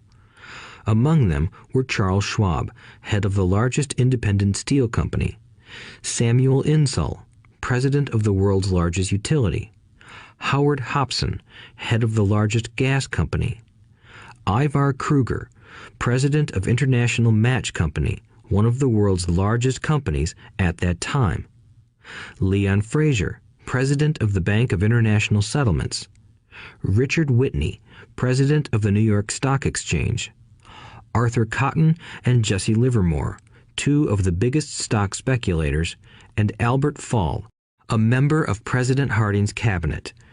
25 years later, 9 of these titans ended their lives as follows. Schwab died penniless after living for 5 years on borrowed money. Insull died broke in a foreign land, and Kruger and Cotton also died broke. Hobson went insane. Whitney and Albert Fall were released from prison, and Fraser and Livermore committed suicide.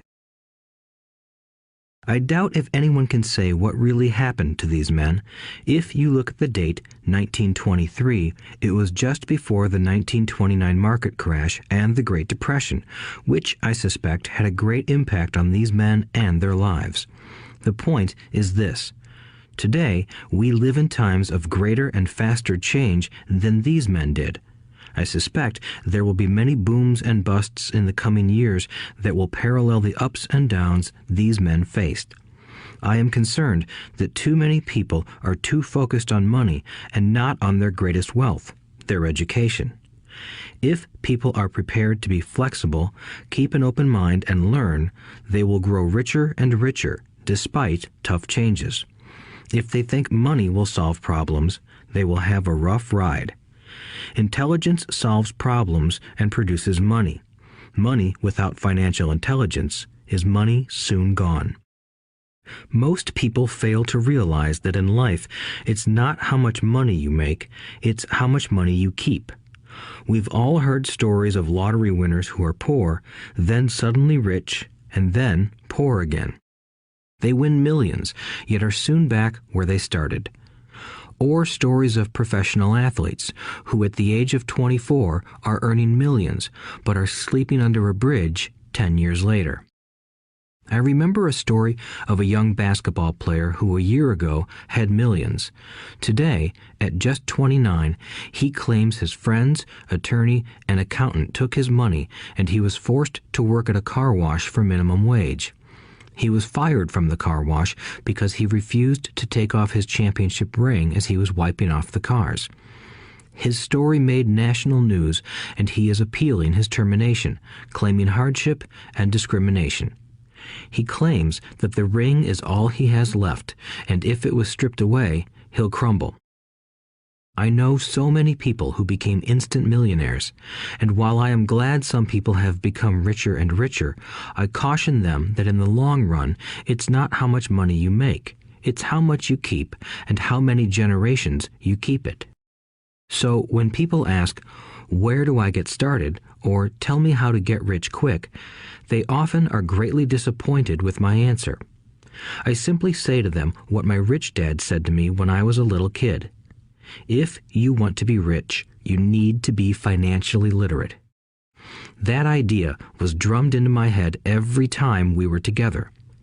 As I said, my educated dad stressed the importance of reading books, while my rich dad stressed the need to master financial literacy. If you are going to build the Empire State Building, the first thing you need to do is dig a deep hole and pour a strong foundation. If you are going to build a home in the suburbs, all you need to do is pour a 6-inch slab of concrete. Most people, in their drive to get rich, are trying to build an Empire State Building on a 6-inch slab. Our school system, created in the agrarian age, still believes in homes with no foundation. Dirt floors are still the rage, so kids graduate from school with virtually no financial foundation. One day, sleepless and deep in debt in suburbia, living the American dream, they decide that the answer to their financial problems is to find a way to get rich quick. Construction on the skyscraper begins. It goes up quickly, and soon, instead of the Empire State Building, we have the Leaning Tower of suburbia. The sleepless nights return. As for Mike and me in our adult years, both of our choices were possible because we were taught to pour a strong financial foundation when we were just kids. Accounting is possibly the most confusing, boring subject in the world, but if you want to be rich long term, it could be the most important subject. For Rich Dad, the question was how to take a boring and confusing subject and teach it to kids. The answer he found was to make it simple by teaching it in pictures. My rich dad poured a strong financial foundation for Mike and me. Since we were just kids, he created a simple way to teach us. For years, he only drew pictures and used few words. Mike and I understood the simple drawings, the jargon, the movement of money, and then in later years, Rich Dad began adding numbers. Today, Mike has gone on to master much more complex and sophisticated accounting analysis because he had to in order to run his empire. I am not as sophisticated because my empire is smaller, yet we come from the same simple foundation. Over the following pages, we will discuss those same simple line drawings Mike's dad created for us. Though basic, those drawings helped guide two little boys in building great sums of wealth on a solid and deep foundation. Rule number 1. You must know the difference between an asset and a liability, and buy assets. If you want to be rich, this is all you need to know. It is rule number 1. It is the only rule. This may sound absurdly simple, but most people have no idea how profound this rule is. Most people struggle financially because they do not know the difference between an asset and a liability. Rich people acquire assets. The poor and middle class acquire liabilities that they think are assets, said Rich Dad. When Rich Dad explained this to Mike and me, we thought he was kidding. Here we were, nearly teenagers, and waiting for the secret to getting rich. And this was his answer. It was so simple that we stopped for a long time to think about it. "What is an asset?" asked Mike. "Don't worry right now," said Rich Dad. "Just let the idea sink in. If you can comprehend the simplicity, your life will have a plan and be financially easy. It is simple. That is why the idea is missed." "You mean all we need to know is what an asset is, acquire them, and we'll be rich?" I asked. Rich Dad nodded his head. "It's that simple." "If it's that simple, how come everyone is not rich?" I asked. Rich Dad smiled. "Because people do not know the difference between an asset and a liability." I remember asking, how could adults be so misguided? If it is that simple, if it is that important, why would everyone not want to find out? It took Rich Dad only a few minutes to explain what assets and liabilities were. As an adult, I have difficulty explaining it to other adults. The simplicity of the idea escapes them because they have been educated differently. They were taught by other educated professionals, such as bankers, accountants, real estate agents, financial planners, and so forth. The difficulty comes in asking adults to unlearn or become children again. An intelligent adult often feels it is demeaning to pay attention to simplistic definitions. Rich Dad believed in the KISS principle. Keep it simple, stupid, or keep it super simple. So he kept it simple for us, and that made our financial foundation strong. So what causes the confusion? How could something so simple be so screwed up? Why would someone buy an asset that was really a liability? The answer is found in basic education. We focus on the word literacy and not financial literacy. What defines something to be an asset or a liability are not words. In fact, if you really want to be confused, look up the words asset and liability in the dictionary. I know the definition may sound good to a trained accountant, but for the average person, it makes no sense. But we adults are often too proud to admit that something does not make sense. To us young boys, Rich Dad said, "What defines an asset are not words, but numbers. And if you can't read the numbers, you can't tell an asset from a hole in the ground." In accounting, Rich Dad would say, it's not the numbers, but what the numbers are telling you. It's just like words. It's not the words, but the story the words are telling you. If you want to be rich, you've got to read and understand numbers.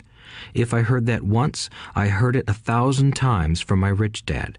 And I also heard the rich acquire assets and the poor and middle class acquire liabilities. Here is how to tell the difference between an asset and a liability.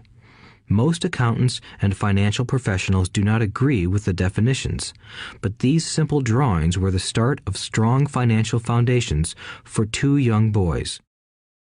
An asset is something that puts money in my pocket. A liability is something that takes money out of my pocket. This is really all you need to know. If you want to be rich, simply spend your life buying assets. If you want to be poor or middle class, spend your life buying liabilities. Illiteracy, both in words and numbers, is the foundation of financial struggle. If people are having difficulties financially, there is something that they don't understand, either in words or numbers.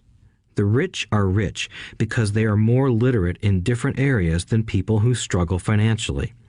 So if you want to be rich and maintain your wealth, it's important to be financially literate in words as well as numbers. Numbers alone mean little, just as words out of context mean little. It's the story that counts. In financial reporting, reading numbers is looking for the plot, the story of where the cash is flowing. In 80% of most families, the financial story paints a picture of hard work to get ahead. However, this effort is for naught because they spend their lives buying liabilities instead of assets. Everyone has living expenses, the need for food, shelter, and clothing. It is the cash flow that tells the story of how a person handles their money. The reason I started with the story of the richest men in America is to illustrate the flaw in believing that money will solve all problems. That is why I cringe whenever I hear people ask me how to get rich quicker or where they should start. I often hear, "I'm in debt, so I need to make more money." But more money will often not solve the problem. In fact, it may compound the problem. Money often makes obvious our tragic human flaws, putting a spotlight on what we don't know. That is why, all too often, a person who comes into a sudden windfall of cash, let's say an inheritance, a pay raise, or lottery winnings, soon returns to the same financial mess, if not worse than the mess they were in before. Money only accentuates the cash flow pattern running in your head. If your pattern is to spend everything you get, most likely an increase in cash will just result in an increase in spending. Thus the saying, "A fool and his money is one big party." I have said many times that we go to school to gain scholastic and professional skills, both of which are important. We learn to make money with our professional skills. In the 1960s, when I was in high school, if someone did well academically, people assumed this bright student would go on to be a medical doctor because it was the profession with the promise of the greatest financial reward. Today, doctors face financial challenges I wouldn't wish on my worst enemy. Insurance companies taking control of the business, managed health care, government intervention, and malpractice suits. Today, kids want to be famous athletes, movie stars, rock stars, beauty queens, or CEOs because that is where the fame, money, and prestige are. That is the reason it is so hard to motivate kids in school today. They know that professional success is no longer solely linked to academic success, as it once was. Because students leave school without financial skills, millions of educated people pursue their profession successfully, but later find themselves struggling financially. They work harder, but don't get ahead. What is missing from their education is not how to make money, but how to manage money. It's called financial aptitude, what you do with the money once you make it, how to keep people from taking it from you, how to keep it longer, and how to make that money work hard for you. Most people don't understand why they struggle financially because they don't understand cash flow. A person can be highly educated, professionally successful, and financially illiterate. These people often work harder than they need to because they learned how to work hard, but not how to have their money work hard for them. The story of how the quest for a financial dream turns into a financial nightmare. The classic story of hardworking people has set a pattern. Recently married, the happy, highly educated young couple moves into one of their cramped, rented apartments. Immediately, they realize that they are saving money because two can live as cheaply as one. The problem is the apartment is cramped. They decide to save money to buy their dream home so they can have kids. They now have two incomes, and they begin to focus on their careers. Their incomes begin to increase. As their incomes go up, their expenses go up as well. The number one expense for most people is taxes. Many people think it's income tax, but for most Americans, their highest tax is Social Security.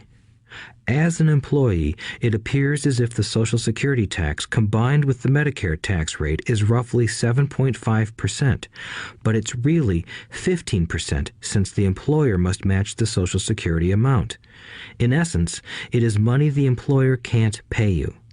On top of that, you still have to pay income tax on the amount deducted from your wages for Social Security tax. Income you never received because it went directly to Social Security through withholding. Going back to the young couple, as a result of their incomes increasing, they decide to buy the house of their dreams. Once in their house, they have a new tax called property tax. Then they buy a new car, new furniture, and new appliances to match their new house. All of a sudden, they wake up and their liabilities column is full of mortgage and credit card debt. Their liabilities go up. They're now trapped in the rat race. Pretty soon, a baby comes along and they work harder. The process repeats itself. Higher incomes cause higher taxes, also called bracket creep. A credit card comes in the mail. They use it. It maxes out. A loan company calls and says their greatest asset, their home, has appreciated in value. Because their credit is so good, the company offers a bill consolidation loan and tells them the intelligent thing to do is clear off the high-interest consumer debt by paying off their credit card. And besides, interest on their home is a tax deduction. They go for it and pay off those high-interest credit cards. They breathe a sigh of relief. Their credit cards are paid off.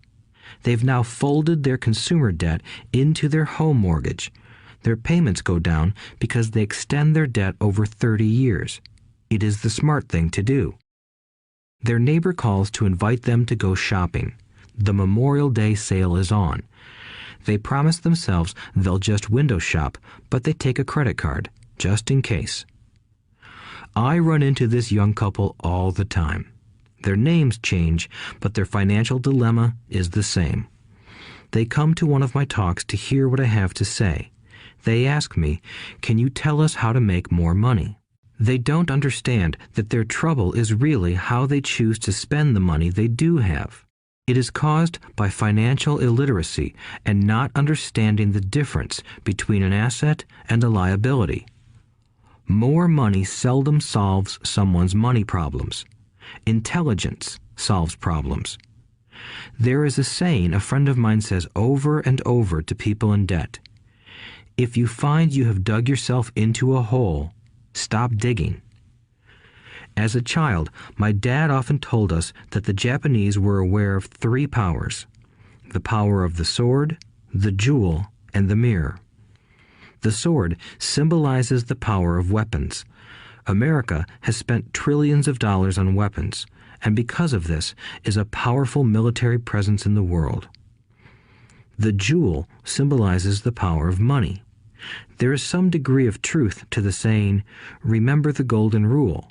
He who has the gold makes the rules." The mirror symbolizes the power of self-knowledge. This self-knowledge, according to Japanese legend, was the most treasured of the 3. All too often, the poor and middle class allow the power of money to control them.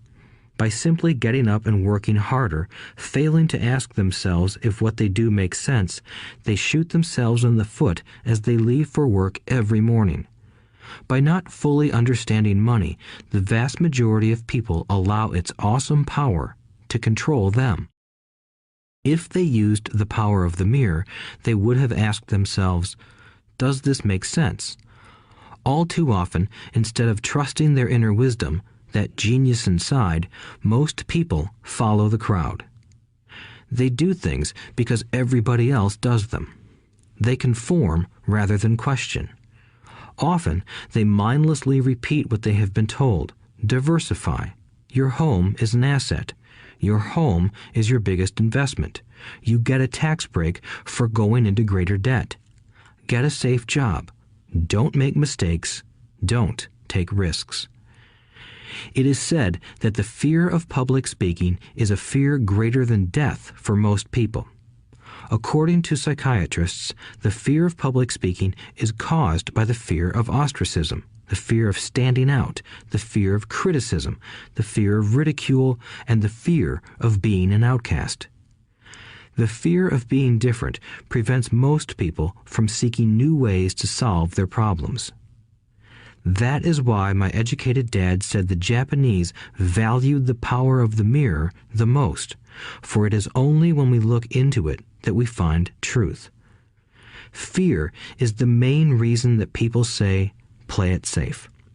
That goes for anything, be it sports, relationships, careers, or money. It is that same fear, the fear of ostracism, that causes people to conform to, and not question, commonly accepted opinions or popular trends. Your home is an asset. Get a bill consolidation loan and get out of debt. Work harder. It's a promotion. Someday I'll be a vice president. Save money. When I get a raise, I'll buy us a bigger house. Mutual funds are safe. Many financial problems are caused by trying to keep up with the Joneses. Occasionally, we all need to look in the mirror and be true to our inner wisdom rather than our fears. By the time Mike and I were 16 years old, we began to have problems in school. We were not bad kids. We just began to separate from the crowd. We worked for Mike's dad after school and on weekends. Mike and I often spent hours after work just sitting at a table with his dad while he held meetings with his bankers, attorneys, accountants, brokers, investors, managers, and employees. Here was a man who had left school at 13, who was now directing, instructing, ordering, and asking questions of educated people. They came at his beck and call and cringed when he didn't approve of them. Here was a man who had not gone along with the crowd. He was a man who did his own thinking and detested the words, "We have to do it this way because that's the way everyone else does it." He also hated the word "can't." If you wanted him to do something, just say, "I don't think you can do it." Mike and I learned more sitting in on his meetings than we did in all our years of school, college included. Mike's dad was not book smart, but he was financially educated and successful as a result. He told us over and over again, an intelligent person hires people who are more intelligent than he is.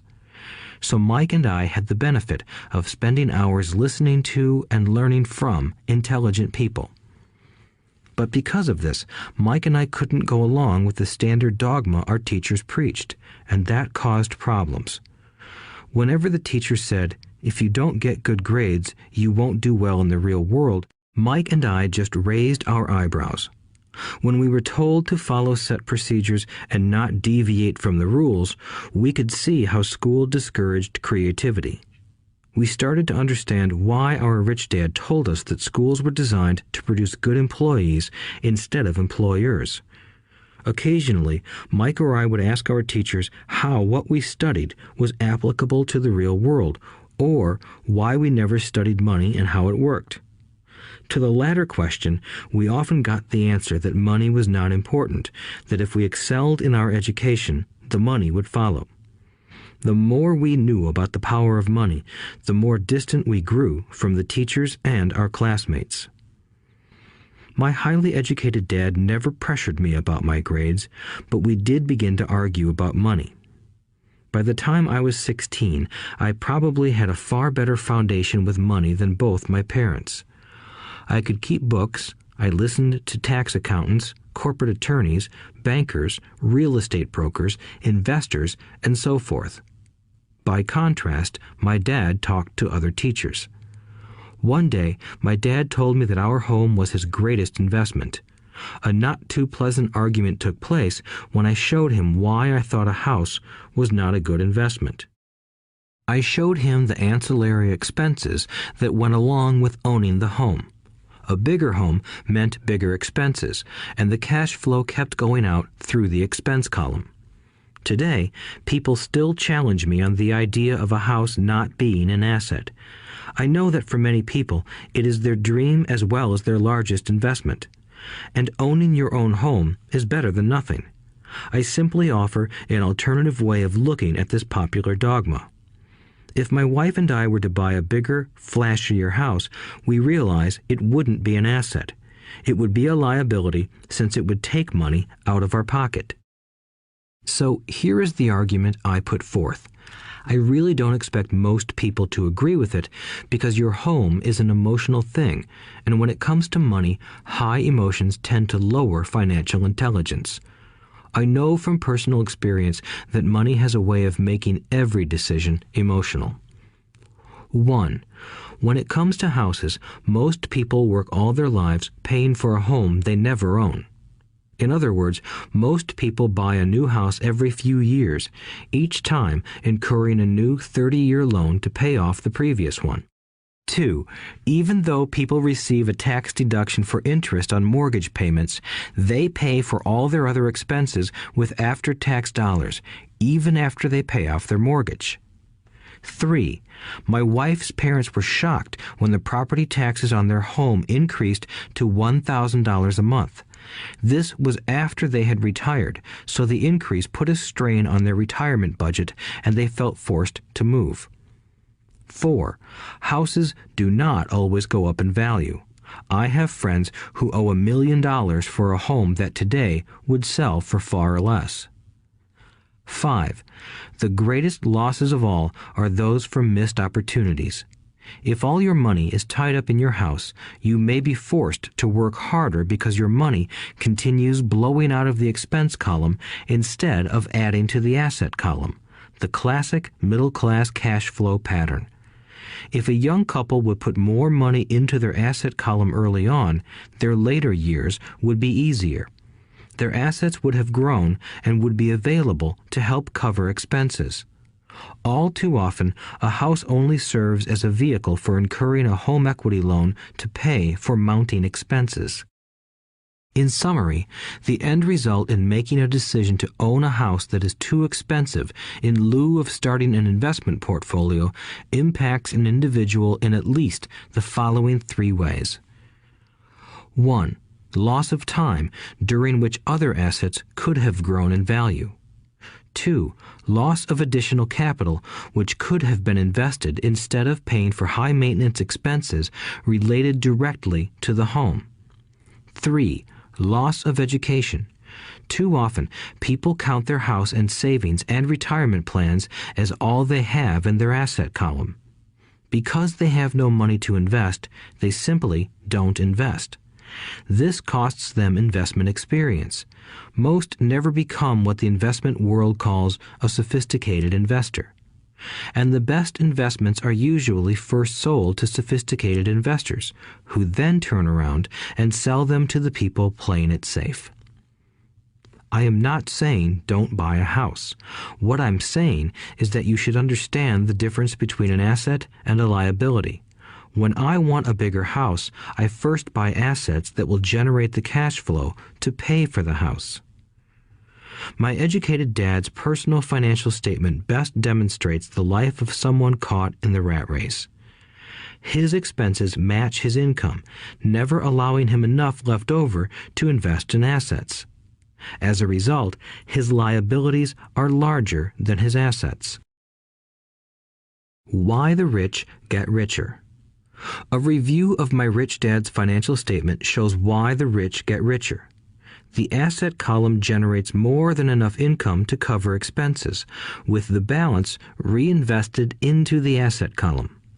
The asset column continues to grow, and therefore the income it produces grows with it.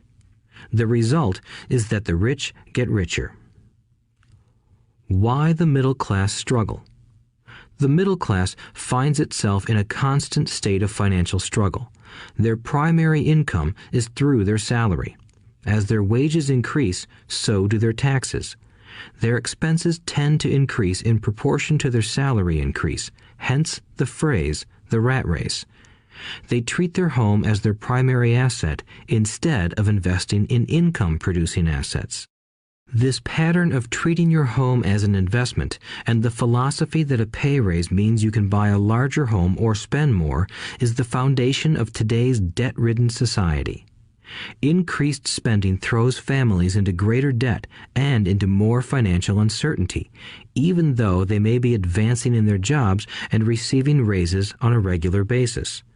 This is high-risk living caused by weak financial education. The massive loss of jobs in recent times proves how shaky the middle class really is financially. Company pension plans are being replaced by 401k plans. Social Security is obviously in trouble and can't be relied upon as a source for retirement. Panic has set in for the middle class. Today, mutual funds are popular because they supposedly represent safety.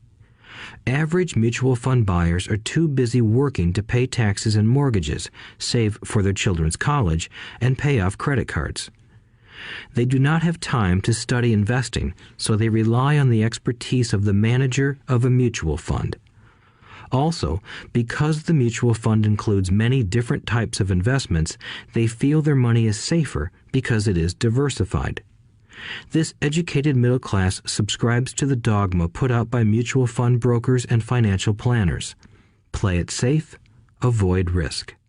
The real tragedy is that the lack of early financial education is what creates the risk faced by average middle class people. The reason they have to play it safe is because their financial positions are tenuous at best. Their balance sheets are not balanced.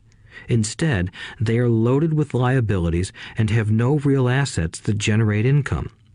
Typically, their only source of income is their paycheck. Their livelihood becomes entirely dependent on their employer. So when genuine deals of a lifetime come along, these people can't take advantage of them because they are working so hard, are taxed to the max, and are loaded with debt. As I said at the start of this section, the most important rule is to know the difference between an asset and a liability. Once you understand the difference, concentrate your efforts on buying income-generating assets. That's the best way to get started on a path to becoming rich. Keep doing that and your asset column will grow. Keep liabilities and expenses down so more money is available to continue pouring into the asset column. Soon, the asset base will be so deep that you can afford to look at more speculative investments. Investments that may have returns of 100% to infinity. $5,000 investments that are soon turned into $1 million or more. Investments that the middle class calls too risky. The investment is not risky for the financially literate. As an employee who is also a homeowner, your working efforts are generally as follows. 1. You work for the company. Employees make their business owner or the shareholders rich, not themselves. Your efforts and success will help provide for the owner's success and retirement.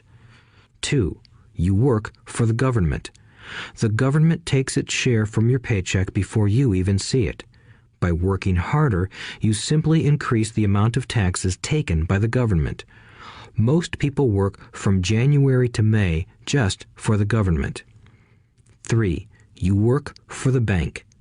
After taxes, your next largest expense is usually your mortgage and credit card debt. The problem with simply working harder is that each of these 3 levels takes a greater share of your increased efforts.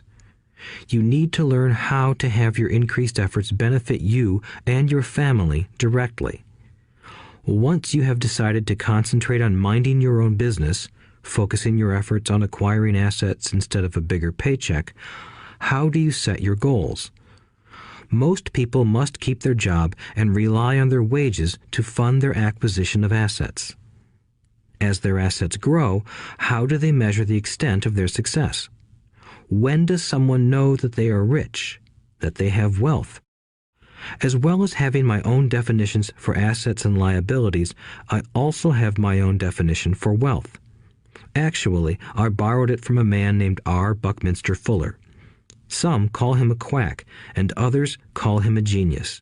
Years ago, he got architects buzzing because he applied for a patent for something he called a geodesic dome. But in the application, Fuller also said something about wealth.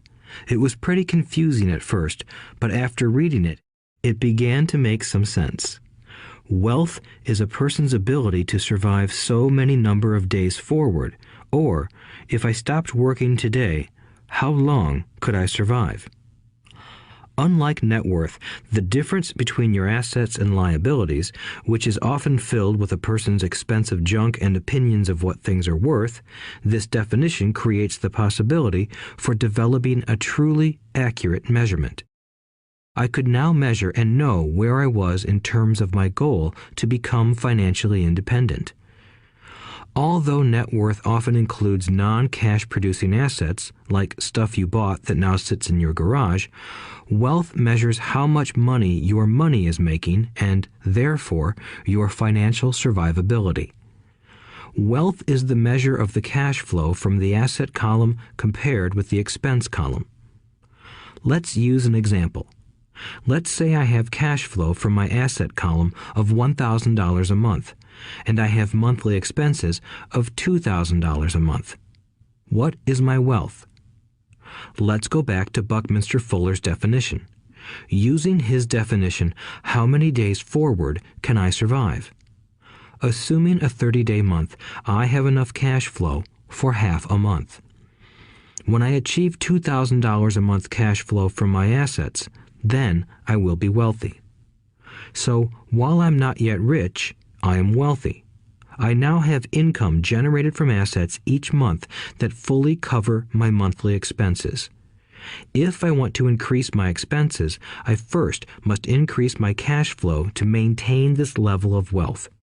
Also note that it is at this point that I'm no longer dependent on my wages. I have focused on and been successful in building an asset column that has made me financially independent. If I quit my job today, I would be able to cover my monthly expenses with the cash flow from my assets. My next goal would be to have the excess cash flow from my assets reinvested into the asset column. The more money that goes into my asset column, the more my asset column grows. The more my assets grow, the more my cash flow grows.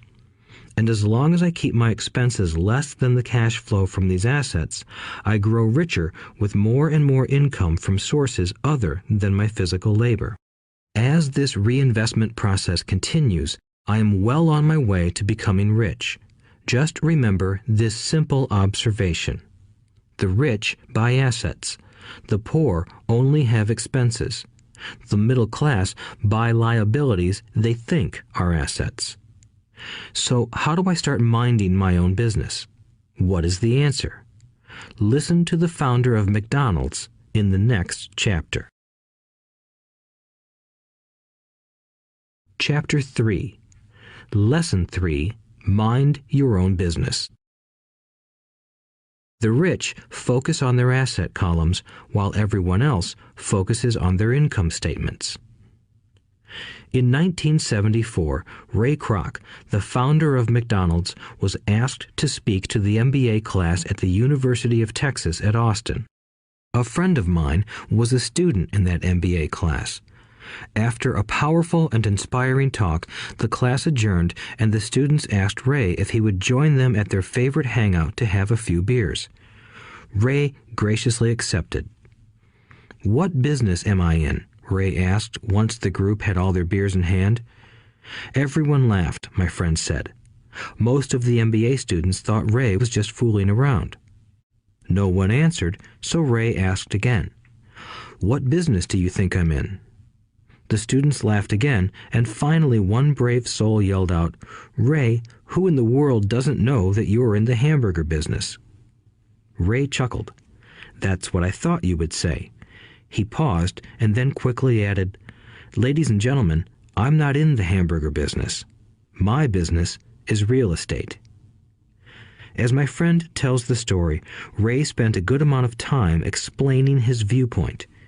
In his business plan, Ray knew that the primary business focus was to sell hamburger franchises, but what he never lost sight of was the location of each franchise. He knew that the land and its location were the most significant factors in the success of each franchise. Basically, the person who bought the franchise was also buying the real estate under the franchise for Ray Kroc's organization. Today, McDonald's is the largest single owner of real estate in the world, owning even more than the Catholic Church. McDonald's owns some of the most valuable intersections and street corners in America and around the globe. My friend considers this as one of the most important lessons in his life. Today, he owns car washes, but his business is the real estate under those car washes. The previous chapter presented that most people work for everyone but themselves. They work first for the owners of the company, then for the government through taxes, and finally for the bank that owns their mortgage. When I was a young boy, we did not have a McDonald's nearby. Yet my rich dad was responsible for teaching Mike and me the same lesson that Ray Kroc talked about at the University of Texas. It is secret number 3 of the rich. The secret is mind your own business. Financial struggle is often directly the result of people working all their lives for someone else. Many people will simply have nothing at the end of their working days to show for their efforts.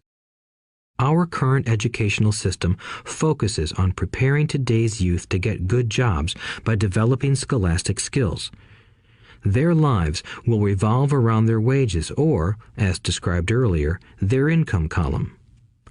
Many will study further to become engineers, scientists, cooks, police officers, artists, writers, and so on.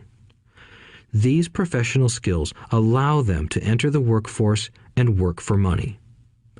But there is a big difference between your profession and your business.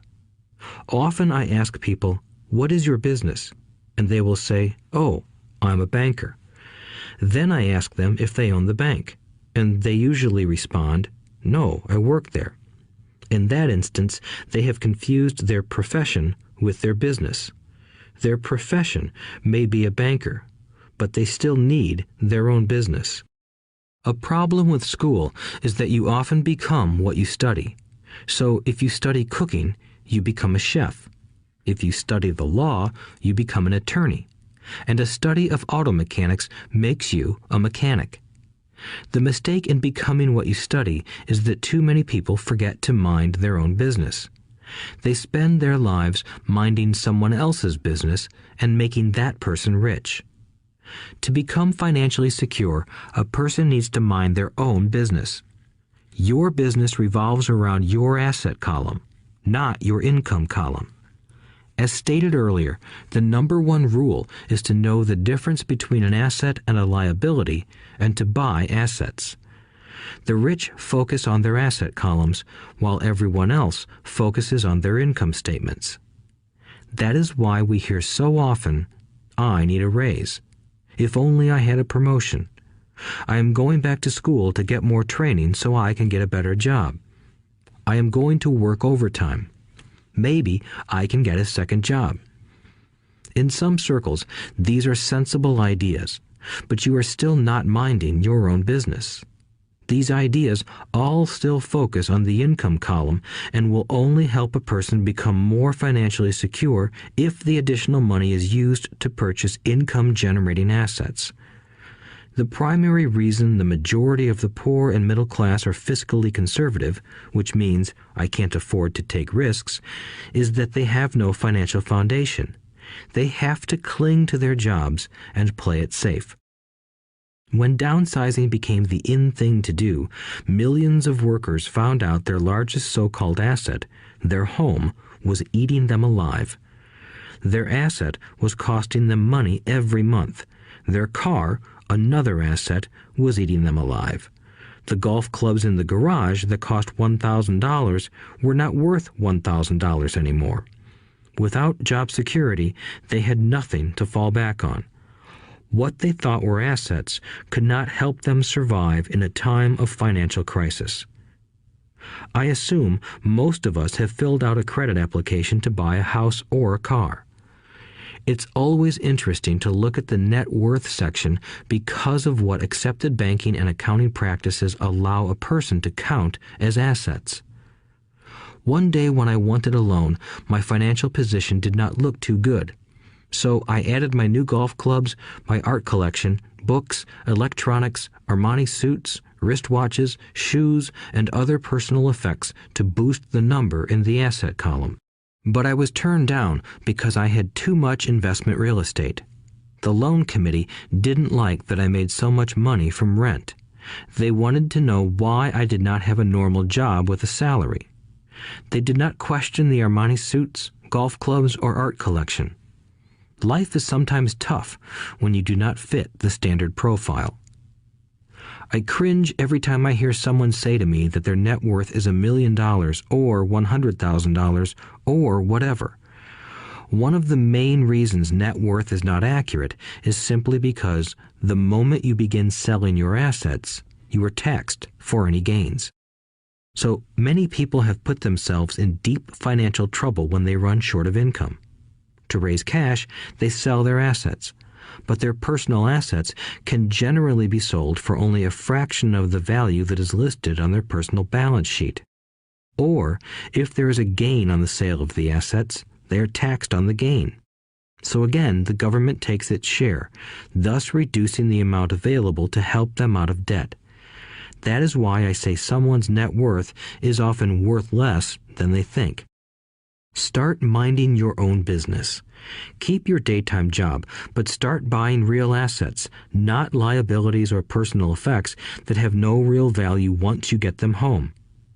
A new car loses nearly 25% of the price you pay for it the moment you drive it off the lot. It is not a true asset even if your banker lets you list it as one. My $400 new titanium driver was worth $150 the moment I teed off. Keep expenses low, reduce liabilities, and diligently build a base of solid assets.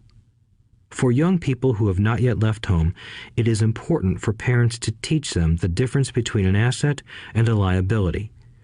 Get them to start building a solid asset column before they leave home, get married, buy a house, have kids, and get stuck in a risky financial position, clinging to a job and buying everything on credit. I see so many young couples who get married and trap themselves into a lifestyle that will not let them get out of debt for most of their working years. For many people, just as the last child leaves home, the parents realize they have not adequately prepared for retirement and they begin to scramble to put some money away. Then their own parents become ill and they find themselves with new responsibilities. So, what kind of assets am I suggesting that you or your children acquire? In my world, real assets fall into the following categories. Businesses that do not require my presence. I own them, but they are managed or run by other people. If I have to work there, it's not a business. It becomes my job. Stocks, bonds, income-generating real estate, notes, IOUs, royalties from intellectual property such as music, scripts, and patents. Anything else that has value, produces income, or appreciates, and has a ready market. As a young boy, my educated dad encouraged me to find a safe job, but my rich dad encouraged me to begin acquiring assets that I loved. If you don't love it, you won't take care of it. I collect real estate simply because I love buildings and land.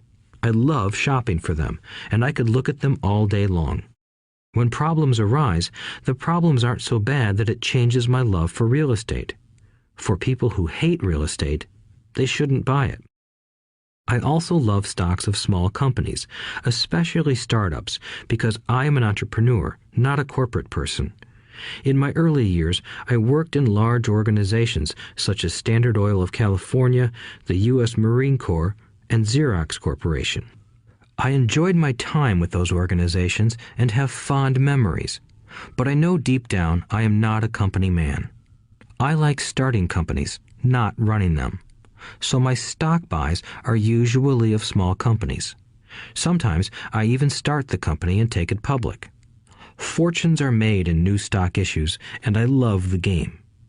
Many people are afraid of small-cap companies and call them risky, and they are.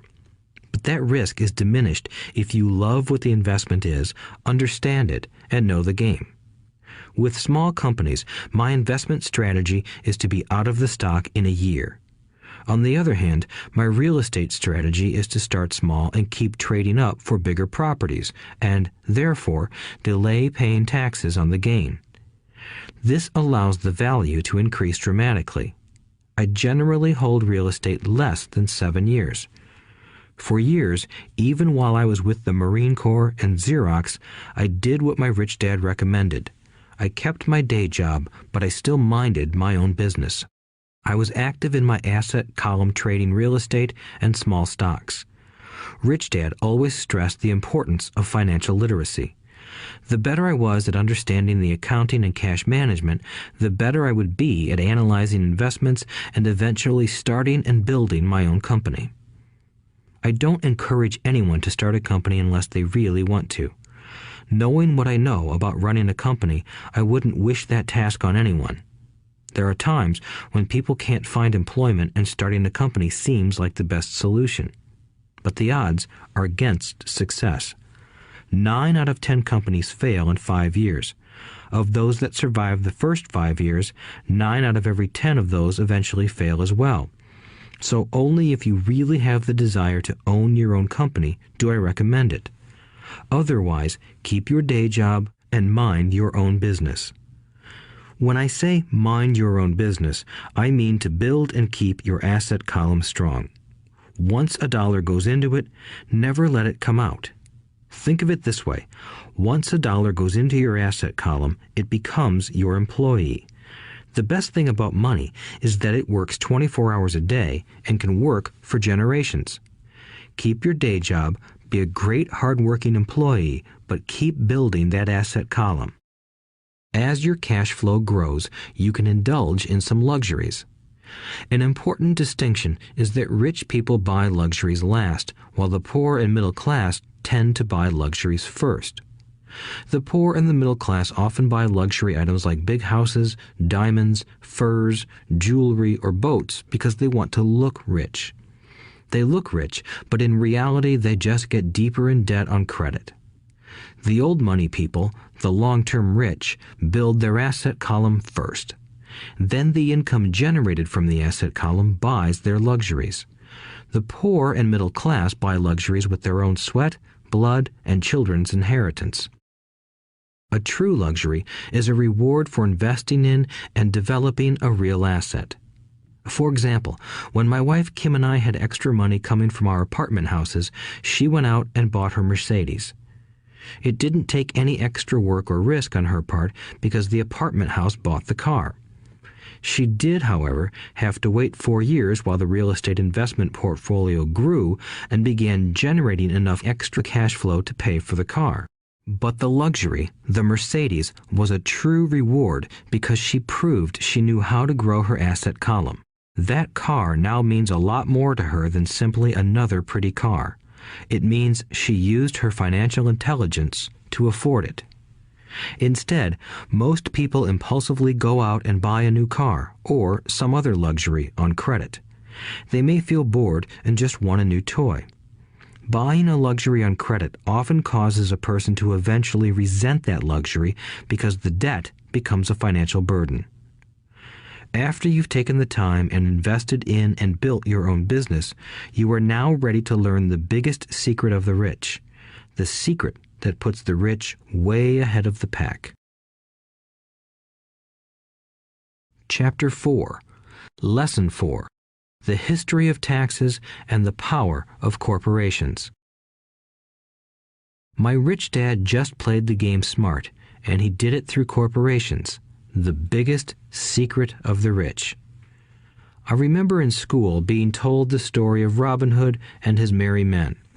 My teacher thought it was a wonderful story of a romantic hero who robbed from the rich and gave to the poor. My rich dad did not see Robin Hood as a hero. He called Robin Hood a crook. Robin Hood may be long gone, but his followers live on. I often still hear people say, "Why don't the rich pay for it?" Or, "The rich should pay more in taxes and give it to the poor." It is this Robin Hood fantasy, or taking from the rich to give to the poor, that has caused the most pain for the poor and the middle class. The reason the middle class is so heavily taxed is because of the Robin Hood ideal. The reality is that the rich are not taxed. It's the middle class who pays for the poor, especially the educated, upper-income middle class. Again, to understand fully how things happen, we need to look at the history of taxes. Although my highly educated dad was an expert on the history of education, my rich dad fashioned himself an expert on the history of taxes. Rich Dad explained to Mike and me that originally in England and America, there were no taxes. Occasionally, there were temporary taxes levied in order to pay for wars. The king or the president would put the word out and ask everyone to chip in. Taxes were levied in Britain for the fight against Napoleon from 1799 to 1816, and in America to pay for the Civil War from 1861 to 1865. In 1874, England made income tax a permanent levy on its citizens. In 1913, an income tax became permanent in the United States with the adoption of the 16th Amendment to the U.S. Constitution. At one time, Americans were anti-tax. It had been the tax on tea that led to the famous Tea Party in Boston Harbor, an incident that helped ignite the Revolutionary War. It took approximately 50 years in both England and the United States to sell the idea of a regular income tax. What these historical dates fail to reveal is that both of these taxes were initially levied against only the rich. It was this point that Rich Dad wanted Mike and me to understand. He explained that the idea of taxes was made popular and accepted by the majority by telling the poor and the middle class that taxes were created only to punish the rich. This is how the masses voted for the law, and it became constitutionally legal. Although it was intended to punish the rich, in reality it wound up punishing the very people who voted for it, the poor and middle class. Once government got a taste of money, its appetite grew, said Rich Dad. Your dad and I are exactly opposite. He's a government bureaucrat, and I am a capitalist. We get paid, and our success is measured on opposite behaviors. He gets paid to spend money and hire people. The more he spends and the more people he hires, the larger his organization becomes. In the government, a large organization is a respected organization. On the other hand, within my organization, the fewer people I hire and the less money I spend, the more I am respected by my investors. That's why I don't like government people. They have different objectives than most business people. As the government grows, more and more tax dollars are needed to support it. My educated dad sincerely believed that government should help people. He loved John F. Kennedy and especially the idea of the Peace Corps. He loved the idea so much that both he and my mom worked for the Peace Corps, training volunteers to go to Malaysia, Thailand, and the Philippines. He always strived for additional grants and budget increases so he could hire more people, both in his job with the Education Department and in the Peace Corps.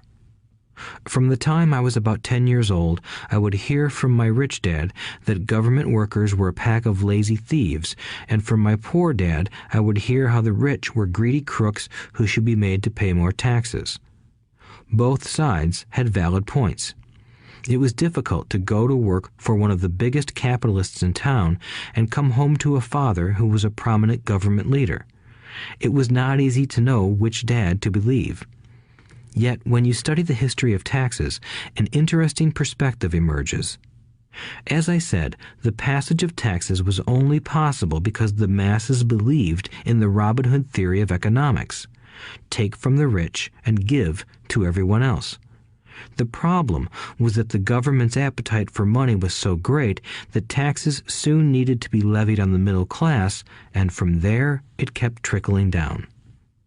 However, the rich saw an opportunity because they don't play by the same set of rules. The rich knew about corporations, which became popular in the days of sailing ships. The rich created the corporation as a vehicle to limit their risk to the assets of each voyage. The rich put their money into a corporation to finance the voyage. The corporation would then hire a crew to sail to the New World to look for treasure. If the ship was lost, the crew lost their lives, but the loss to the rich would be limited only to the money they invested for that particular voyage. It is the knowledge of the legal corporate structure that really gives the rich a vast advantage over the poor and middle class. Having two fathers teaching me, one a socialist and the other a capitalist, I quickly began to realize that the philosophy of the capitalist made more financial sense to me.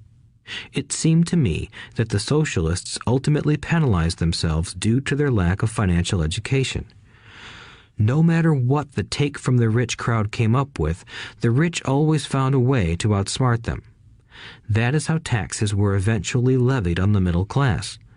The rich outsmarted the intellectuals solely because they understood the power of money, a subject not taught in schools. How did the rich outsmart the intellectuals? Once the take from the rich tax was passed, cash started flowing into government coffers. Initially, people were happy. Money was handed out to government workers and the rich. It went to government workers in the form of jobs and pensions, and it went to the rich via their factories receiving government contracts. The government received a large pool of money, but the problem was the fiscal management of that money. The government ideal is to avoid having excess money. If you fail to spend your allotted funds, you risk losing it in the next budget. You would certainly not be recognized for being efficient. Business people, on the other hand, are rewarded for having excess money and are applauded for their efficiency. As this cycle of growing government spending continued, the demand for money increased, and the tax the rich idea was adjusted to include lower income levels down to the very people who voted it in, the poor and the middle class. True capitalists used their financial knowledge to simply find an escape. They headed back to the protection of a corporation. But what many people who have never formed a corporation don't know is that a corporation is not really a thing. A corporation is merely a file folder with some legal documents in it, sitting in some attorney's office and registered with a state government agency.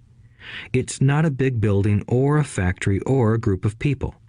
A corporation is merely a legal document that creates a legal body without a soul. Using it, the wealth of the rich was once again protected. It was popular because the income tax rate of a corporation is less than the individual income tax rates. In addition, certain expenses could be paid by a corporation with pre-tax dollars. This war between the haves and have-nots has raged for hundreds of years. The battle is waged whenever and wherever laws are made, and it will go on forever. The problem is that the people who lose are the uninformed, the ones who get up every day and diligently go to work and pay taxes. If they only understood the way the rich play the game, they could play it too. Then they would be on their way to their own financial independence. This is why I cringe every time I hear a parent advise their children to go to school so they can find a safe, secure job. An employee with a safe, secure job without financial aptitude has no escape. Average Americans today work 5 to 6 months for the government just to cover their taxes. In my opinion, that is simply too long. The harder you work, the more you pay the government. That is why I believe that the idea of take from the rich backfired on the very people who voted it in. Every time people try to punish the rich don't simply comply. They react. They have the money, power, and intent to change things. They don't just sit there and voluntarily pay more taxes. Instead, they search for ways to minimize their tax burden. They hire smart attorneys and accountants and persuade politicians to change laws or create legal loopholes. They use their resources to effect change. The tax code of the United States also allows other ways to reduce taxes. Most of these vehicles are available to anyone, but it is the rich who find them because they are minding their own business. For example, 1031 is jargon for Section 1031 of the Internal Revenue Code, which allows a seller to delay paying taxes on a piece of real estate that is sold for a capital gain through an exchange for a more expensive piece of real estate. Real estate is one investment vehicle that has a great tax advantage. As long as you keep trading up in value, you will not be taxed on the gains until you liquidate. People who don't take advantage of these legal tax savings are missing a great opportunity to build their asset columns. The poor and middle class don't have the same resources. They sit there and let the government's needles enter their arm and allow the blood donation to begin. Today, I am constantly shocked at the number of people who pay more taxes or take fewer deductions simply because they are afraid of the government. I have friends who have had their businesses shut down and destroyed, only to find out it was a mistake on the part of the government. I realize all that, but the price of working from January to May is a high price to pay for that intimidation. My poor dad never fought back. My rich dad didn't either. He just played the game smarter, and he did it through corporations, the biggest secret of the rich. You may remember the first lesson I learned from my rich dad. I was a little boy of 9 who had to sit and wait for him to choose to talk to me. I sat in his office waiting for him to get to me. He was ignoring me on purpose. He wanted me to recognize his power and to desire to have that power for myself one day. During all the years I studied and learned from him, he always reminded me that knowledge is power.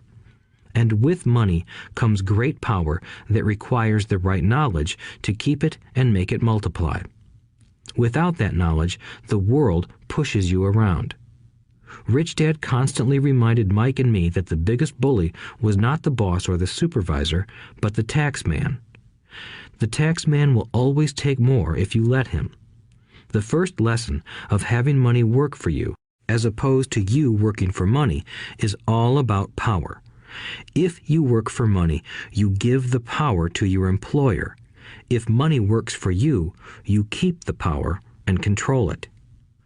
Once we had this knowledge of the power of money working for us, he wanted us to be financially smart and not let anyone or anything push us around. If you're ignorant, it's easy to be bullied. If you know what you're talking about, you have a fighting chance.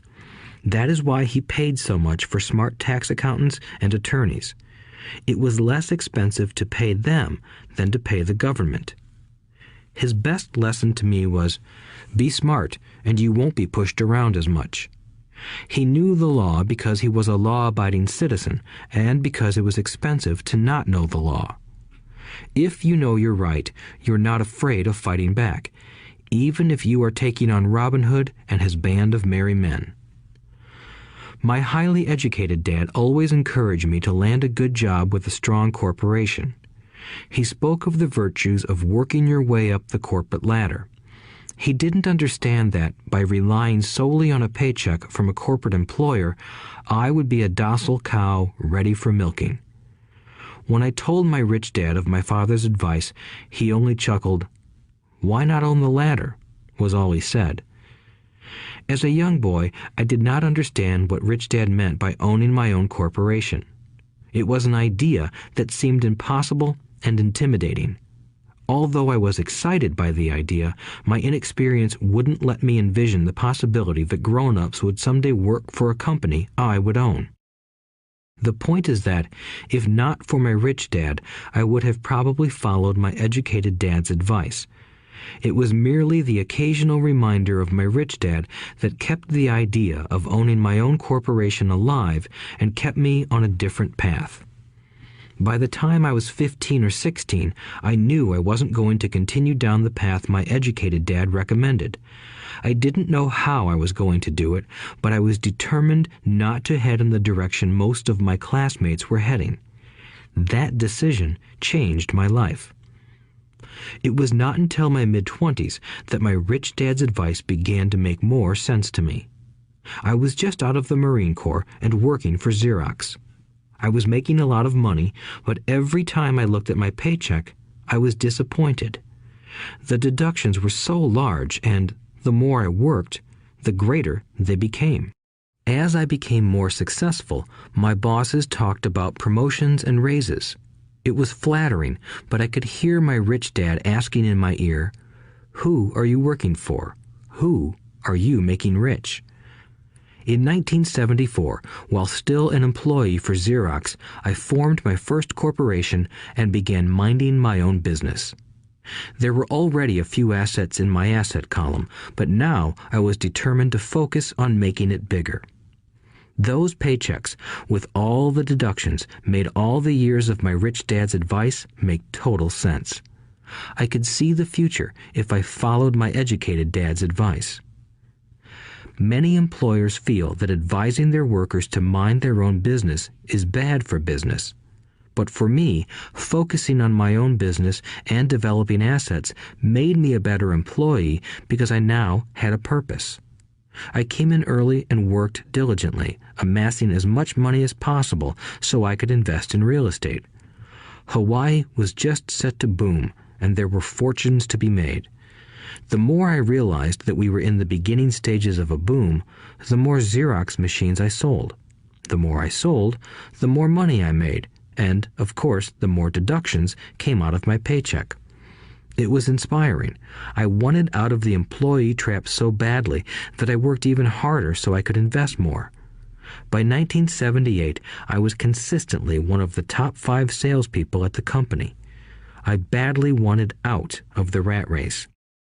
In less than 3 years, I was making more in my real estate holding corporation than I was making at Xerox, and the money I was making in my asset column in my own corporation was money working for me, not me pounding on doors selling copiers. My rich dad's advice made much more sense. Soon, the cash flow from my properties were so strong that my company bought me my first Porsche. My fellow Xerox salespeople thought I was spending my commissions. I wasn't. I was investing my commissions in assets. My money was working hard to make more money. Each dollar in my asset column was a great employee, working hard to make more employees and buy the boss a new Porsche with before tax dollars. I began to work harder for Xerox. The plan was working, and my Porsche was the proof. By using the lessons I learned from my rich dad, I was able to get out of the proverbial rat race at an early age. It was made possible because of the strong financial knowledge I had acquired through Rich Dad's lessons. Without this financial knowledge, which I call financial intelligence or financial IQ, my road to financial independence would have been much more difficult. I now teach others in the hope that I may share my knowledge with them. I remind people that financial IQ is made up of knowledge from 4 broad areas of expertise. 1. Accounting. Accounting is financial literacy or the ability to read numbers. This is a vital skill if you want to build an empire. The more money you are responsible for, the more accuracy is required, or the house comes tumbling down. This is the left brain side, or the details. Financial literacy is the ability to read and understand financial statements, which allows you to identify the strengths and weaknesses of any business. 2. Investing. Investing is the science of money making money. This involves strategies and formulas which use the creative right brain side. 3. Understanding markets. Understanding markets is the science of supply and demand. You need to know the technical aspects of the market, which are emotion-driven, in addition to the fundamental or economic aspects of an investment. Does an investment make sense or does it not make sense based on current market conditions? 4. The law. A corporation wrapped around the technical skills of accounting, investing, and markets can contribute to explosive growth. A person who understands the tax advantages and protections provided by a corporation can get rich so much faster than someone who is an employee or a small business sole proprietor. It's like the difference between someone walking and someone flying. The difference is profound when it comes to long-term wealth. Tax advantages. A corporation can do many things that an employee cannot, like pay expenses before paying taxes. That is a whole area of expertise that is very exciting. Employees earn and get taxed, and then try to live on what is left. A corporation earns, spends everything it can, and is taxed on anything that is left. It's one of the biggest legal tax loopholes that the rich use. They're easy to set up and are not expensive if you own investments that are producing good cash flow. For example, by owning your own corporation, your vacations can be board meetings in Hawaii. Car payments, insurance, repairs, and health club memberships are company expenses. Most restaurant meals are partial expenses and on. But it's done legally with pre-tax dollars. Protection from lawsuits. We live in a litigious society. Everybody wants a piece of your action. The rich hide much of their wealth using vehicles such as corporations and trusts to protect their assets from creditors. When someone sues a wealthy individual, they are often met with layers of legal protection and often find that the wealthy person actually owns nothing. They control everything, but own nothing. The poor and middle class try to own everything and lose it to the government or to fellow citizens who like to sue the rich. They learned it from the Robin Hood story. Take from the rich and give it to the poor. It is not the purpose of this audiobook to go into the specifics of owning a corporation. But I will say that if you own any kind of legitimate assets, I would consider finding out more about the benefits and protection offered by a corporation as soon as possible. There are many books written on the subject that will detail the benefits and even walk you through the steps necessary to set up a corporation. Garrett Sutton's books on corporations provide wonderful insight into the power of personal corporations. Financial IQ is actually the synergy of many skills and talents. I would say it is the combination of the 4 technical skills listed above that make up basic financial intelligence. If you aspire to great wealth, it is the combination of these skills that will greatly amplify your financial intelligence. In summary, business owners with corporations 1. Earn, 2. Spend, 3. Pay taxes. Employees who work for corporations 1. Earn, 2. Pay taxes, 3. Spend. As part of your overall financial strategy, I recommend that you learn about the protection that legal entities can provide for businesses and assets. Chapter 5. Lesson 5. The rich invent money. Often in the real world, it's not the smart who get ahead, but the bold. Last night, I took a break from writing and watched a TV program on the history of a young man named Alexander Graham Bell. Bell had just patented his telephone and was having growing pains because the demand for his new invention was so strong.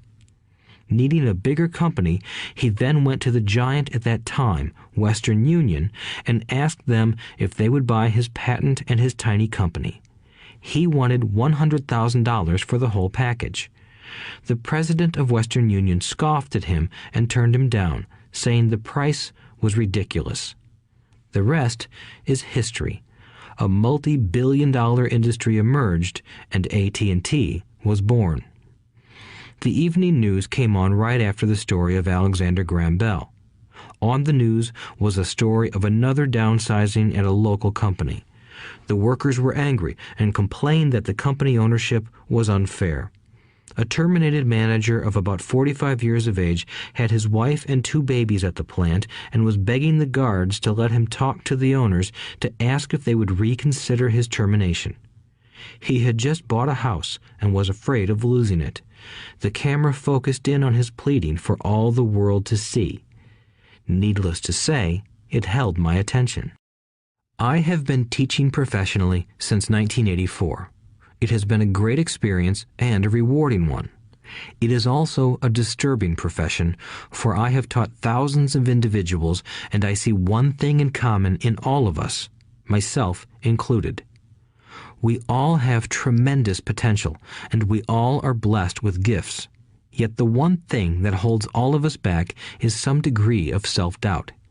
It is not so much the lack of technical information that holds us back, but more the lack of self-confidence. Some are more affected than others. Once we leave school, most of us know that it is not so much a matter of college degrees or good grades that count. In the real world, outside of academics, something more than just grades is required. I have heard it called many things: guts, chutzpah, balls, audacity, bravado, cunning, daring, tenacity, and brilliance. This factor, whatever it is labeled, ultimately decides one's future much more than school grades do.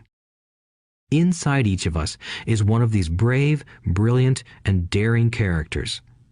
There is also the flip side of that character, people who could get down on their knees and beg if necessary. After a year in Vietnam as a Marine Corps pilot, I got to know both of those characters inside of me intimately. One is not better than the other. Yet, as a teacher, I recognized that it was excessive fear and self-doubt that were the greatest detractors of personal genius. It broke my heart to see students know the answers, yet lack the courage to act on the answer. Often in the real world, it's not the smart who get ahead, but the bold. In my personal experience, your financial genius requires both technical knowledge as well as courage. If fear is too strong, the genius is suppressed. In my classes, I strongly urge students to learn to take risks, to be bold, and to let their genius convert that fear into power and brilliance. It works for some and just terrifies others. I have come to realize that for most people, when it comes to the subject of money, they would rather play it safe. I have had to field questions such as, why take risks? Why should I bother developing my financial IQ? Why should I become financially literate? And I answer, just to have more options. There are huge changes up ahead. In the coming years, there will be more people just like the young inventor Alexander Graham Bell. There will be 100 people like Bill Gates and hugely successful companies like Microsoft created every year all over the world. And there will also be many more bankruptcies, layoffs, and downsizings. So why bother developing your financial IQ? No one can answer that but you. Yet I can tell you why I myself do it. I do it because it is the most exciting time to be alive. I'd rather be welcoming change than dreading change. I'd rather be excited about making millions than worrying about not getting a raise. This period we are in now is a most exciting time, unprecedented in our world's history. Generations from now, people will look back at this period of time and remark at what an exciting era it must have been. It was the death of the old and birth of the new. It was full of turmoil, and it was exciting. So why bother developing your financial IQ? Because if you do, you will prosper greatly. And if you don't, this period of time will be a frightening one. It will be a time of watching some people move boldly forward while others cling to worn-out life preservers. Land was wealth 300 years ago, so the person who owned the land owned the wealth. Later, wealth was in factories and production, and America rose to dominance. The industrialist owned the wealth. Today, wealth is in information, and the person who has the most timely information owns the wealth. The problem is that information flies around the world at the speed of light. The new wealth cannot be contained by boundaries and borders as land and factories were. The changes will be faster and more dramatic. There will be a dramatic increase in the number of new multimillionaires. There also will be those who are left behind.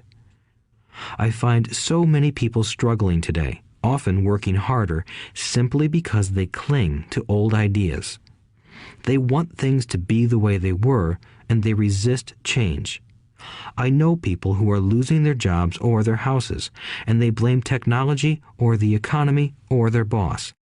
Sadly, they fail to realize that they might be the problem.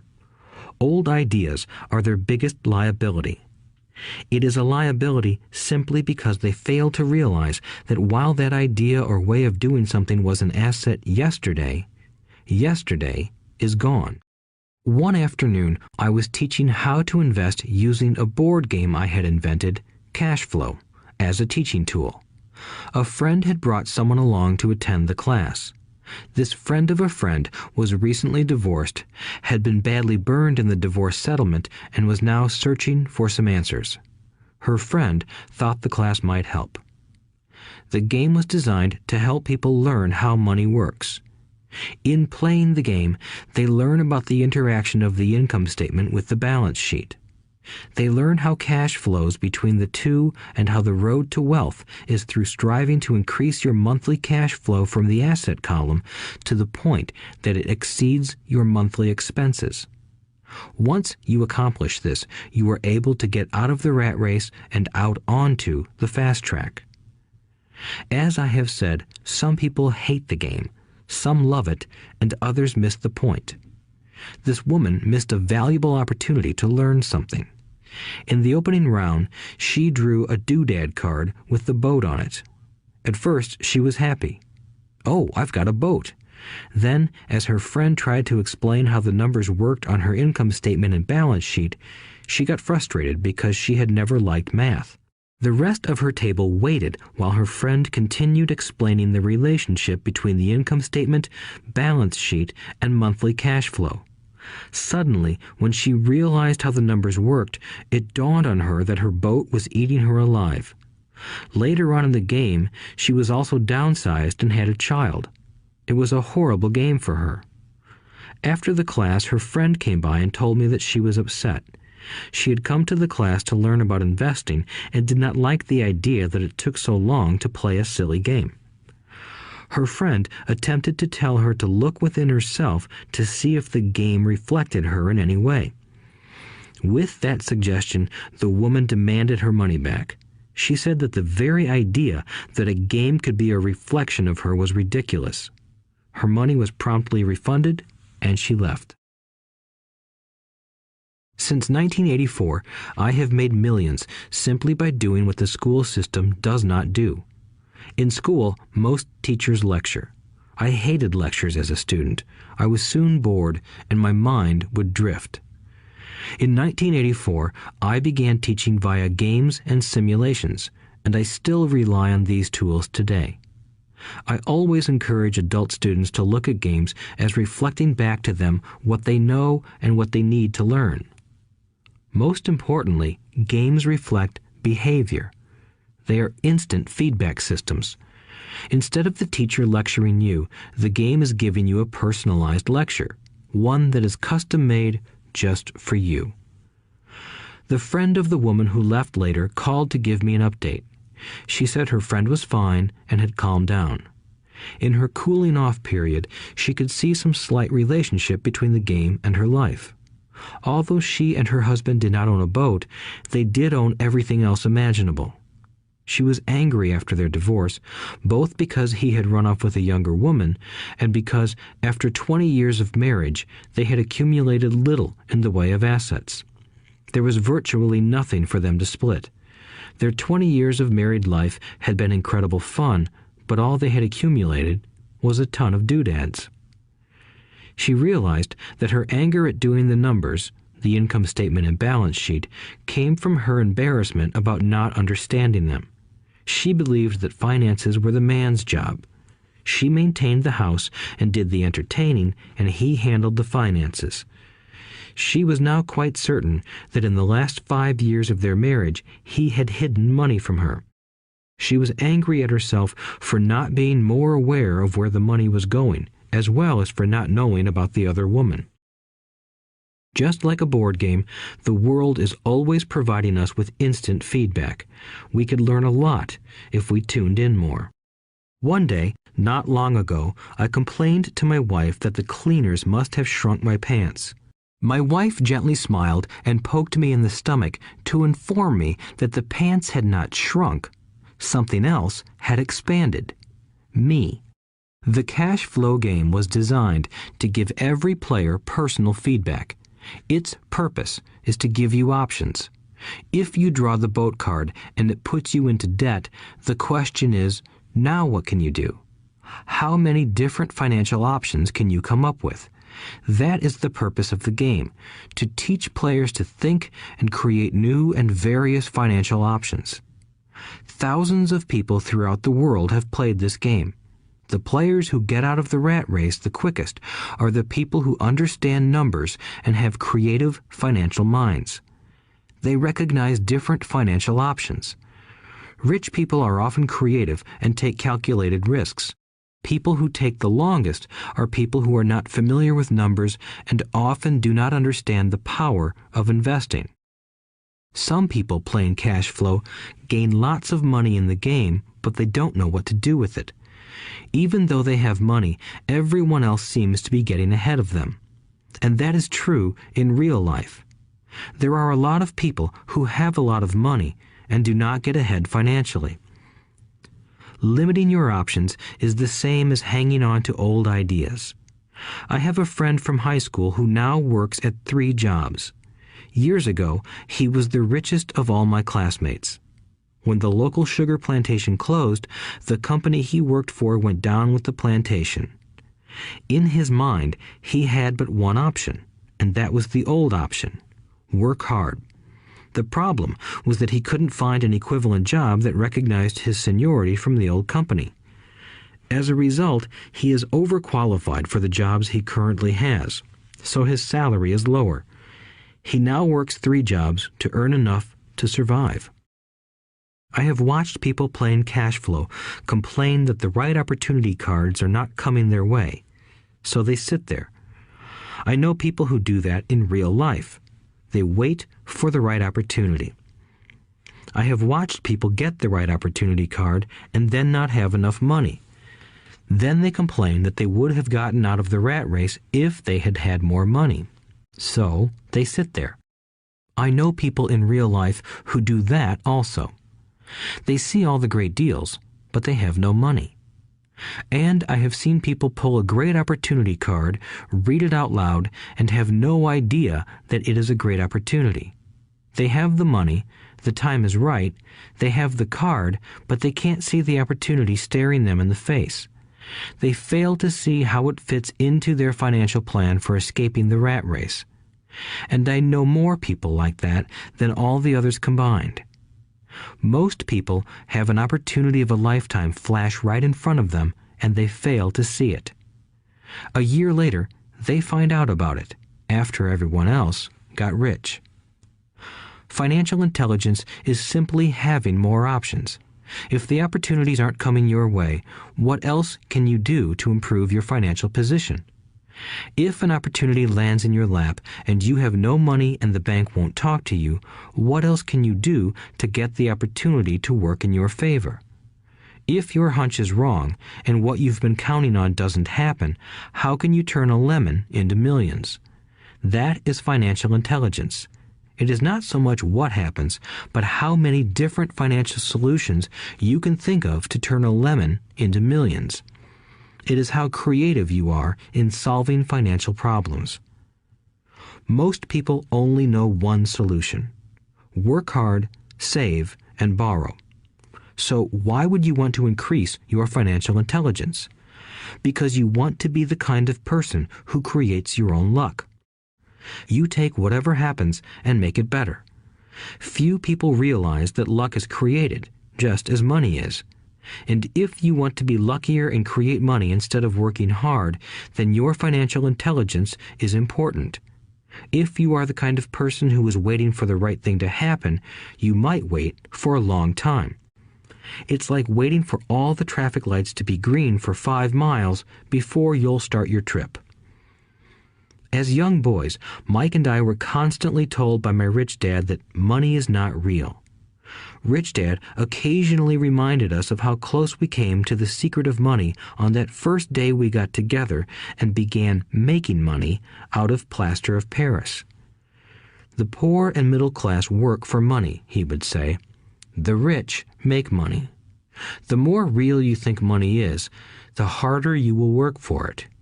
If you can grasp the idea that money is not real, you will grow richer faster. What is it? Was a question Mike and I often came back with. What is money if it is not real? What we agree it is, was all Rich Dad would say. The single most powerful asset we all have is our mind. If it is trained well, it can create enormous wealth seemingly instantaneously. An untrained mind can also create extreme poverty that can crush a family for generations. In the information age, money is increasing exponentially. A few individuals are getting ridiculously rich from nothing, just ideas and agreements. If you ask many people who trade stocks or other investments for a living, they see it done all the time. Often, millions can be made instantaneously from nothing. And by nothing, I mean no money was exchanged. It is done via agreement, a hand signal in a trading pit, a blip on a trader's screen in Lisbon from a trader's screen in Toronto and back to Lisbon, a call to my broker to buy and a moment later to sell. Money did not change hands. Agreements did. So why develop your financial genius? Only you can answer that.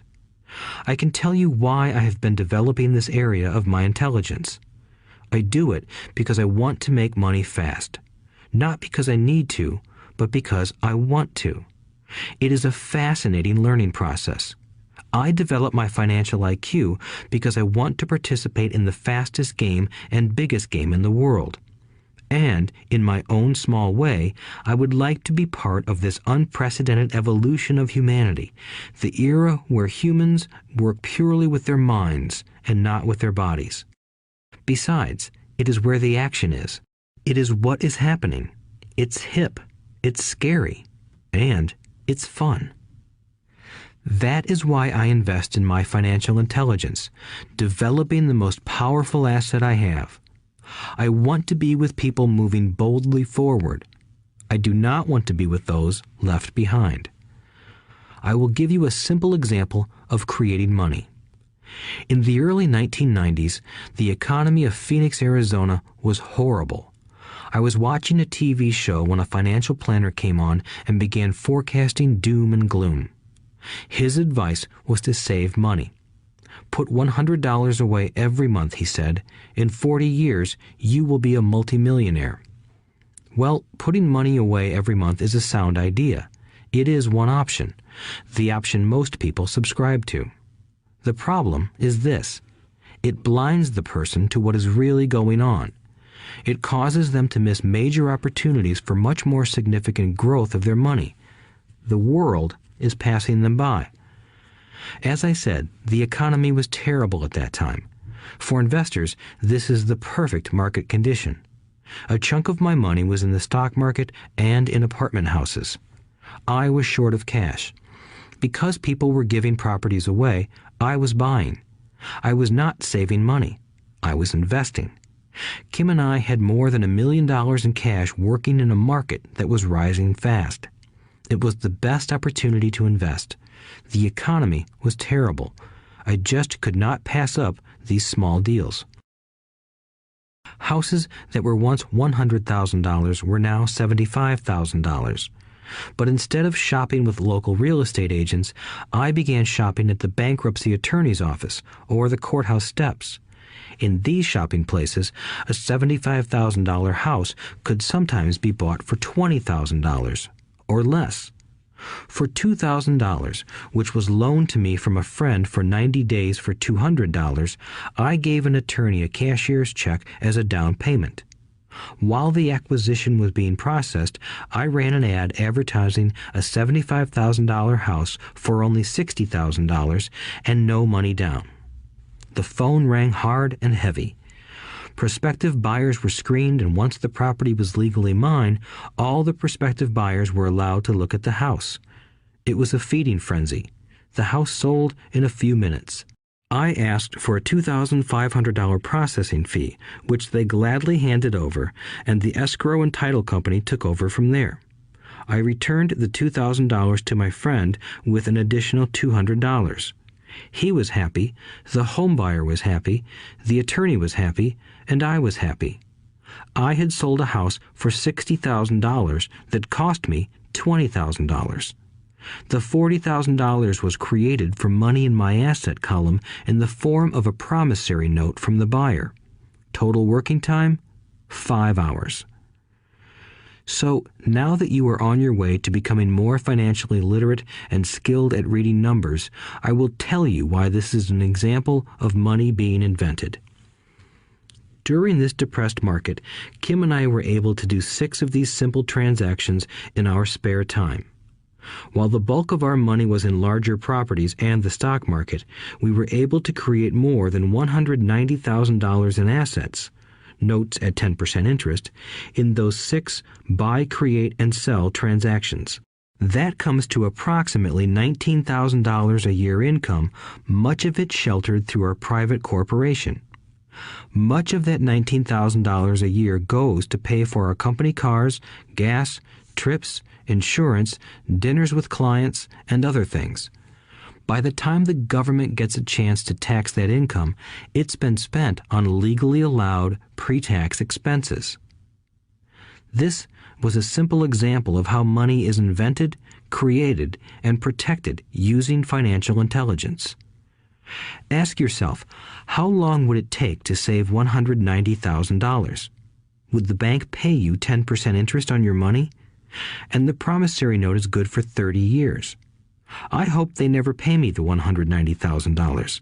I have to pay a tax if they pay me the principal, and besides, $19,000 paid over 30 years is a little over $500,000 in income. I have people ask what happens if the person doesn't pay. That does happen, and it's good news. That $60,000 home could be taken back and resold for $70,000 and another $2,500 collected as a loan processing fee. It would still be a zero-down transaction in the mind of the new buyer, and the process would go on. The first time I sold the house, I paid back the $2,000, so technically I have no money in the transaction. My return on investment, ROI, is infinity. It's an example of no money making a lot of money.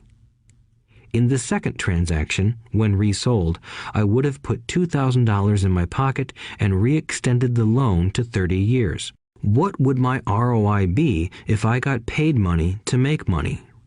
I do not know, but it sure beats saving $100 a month, which actually starts out as $150 because it's after-tax income for 40 years earning low interest. And again, you're taxed on the interest. That is not too intelligent. It may be safe, but it's not smart. A few years later, as the Phoenix real estate market strengthened, those houses we sold for $60,000 became worth $110,000. Foreclosure opportunities were still available, but became rare. It cost a valuable asset, my time, to go out looking for them. Thousands of buyers were looking for the few available deals. The market had changed. It was time to move on and look for other opportunities to put in the asset column. You cannot do that here. That is against the law. You're lying. I hear those comments much more often than, "Can you show me how to do that?" The math is simple. You do not need algebra or calculus, and the escrow company handles the legal transaction and the servicing of the payments. I have no roofs to fix or toilets to unplug because the owners do that. It's their house. Occasionally, someone does not pay, and that is wonderful because there are late fees, or they move out and the property is sold again. The court system handles that. And it may not work in your area. The market conditions may be different, but the example illustrates how a simple financial process can create hundreds of thousands of dollars with little money and low risk. It is an example of money being only an agreement. Anyone with a high school education can do it. Yet most people won't. Most people listen to the standard advice of work hard and save money. For about 30 hours of work, approximately $190,000 was created in the asset column, and no taxes were paid. Which one sounds harder to you? 1. Work hard, pay 50% in taxes, save what is left, your savings, then earn 5%, which is also taxed. Or 2. Take the time to develop your financial intelligence, harness the power of your brain and the asset column. If you use option number 1, be sure to factor in how much time it takes you to save $190,000. Time is one of your greatest assets. Now, you may understand why I silently shake my head when I hear parents say, "My child is doing well in school and receiving a good education." It may be good, but is it adequate? I know the above investment strategy is a small one. It is used to illustrate how small can grow into big. Again, my success reflects the importance of a strong financial foundation, which starts with a strong financial education. I have said it before, but it's worth repeating. Financial intelligence is made up of these 4 main technical skills. 1. Accounting. Accounting is financial literacy, or the ability to read numbers. This is a vital skill if you want to build businesses or investments. 2. Investing. Investing is the science of money making money. 3. Understanding markets. Understanding markets is the science of supply and demand. Alexander Graham Bell gave the market what it wanted. So did Bill Gates. A $75,000 house offered for $60,000 that cost $20,000 was also the result of seizing an opportunity created by the market. Somebody was buying, and someone was selling. 4. The law. The law is the awareness of accounting, corporate, state, and federal regulations. I recommend playing by the rules. It is this basic foundation, or the combination of these skills, that is needed to be successful in the pursuit of wealth, whether it be through the buying of small homes, apartment buildings, companies, stocks, bonds, precious metals, baseball cards, or the like. A few years later, the real estate market rebounded and everyone else was getting in. The stock market was booming and everyone was getting in. The U.S. economy was getting back on its feet. I began selling and was now traveling to Peru, Norway, Malaysia, and the Philippines. The investment landscape had changed. We were no longer buying real estate. Now I just watch the values climb inside the asset column and will probably begin selling. I suspect that some of those 6 little house deals will sell and the $40,000 note will be converted to cash. I need to call my accountant to be prepared for cash and seek ways to shelter it. The point I would like to make is that investments come and go. The market goes up and comes down. Economies improve and crash. The world is always handing you opportunities of a lifetime, every day of your life, but all too often we fail to see them. But they are there.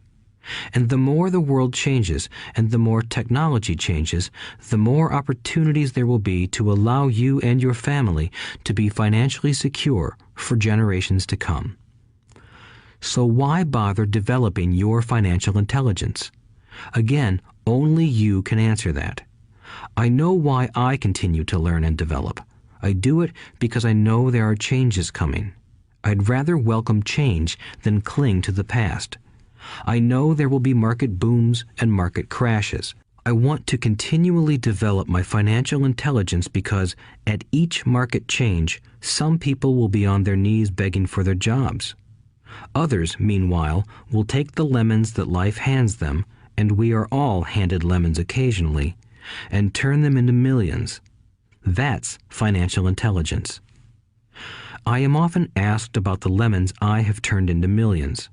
I hesitate using many more examples of personal investments because I am afraid it comes across as bragging or tooting my own horn. That is not my intention. I use the examples only as numerical and chronological illustrations of actual and simple cases. I use the examples because I want you to know that it is easy. And the more familiar you become with the 4 pillars of financial intelligence, the easier it becomes. Personally, I use 2 main vehicles to achieve financial growth: real estate and small cap stocks. I use real estate as my foundation. Day in and day out, my properties provide cash flow and occasional spurts of growth and value. The small cap stocks are used for fast growth. I do not recommend anything that I do. The examples are just that, examples. If the opportunity is too complex and I do not understand the investment, I don't do it.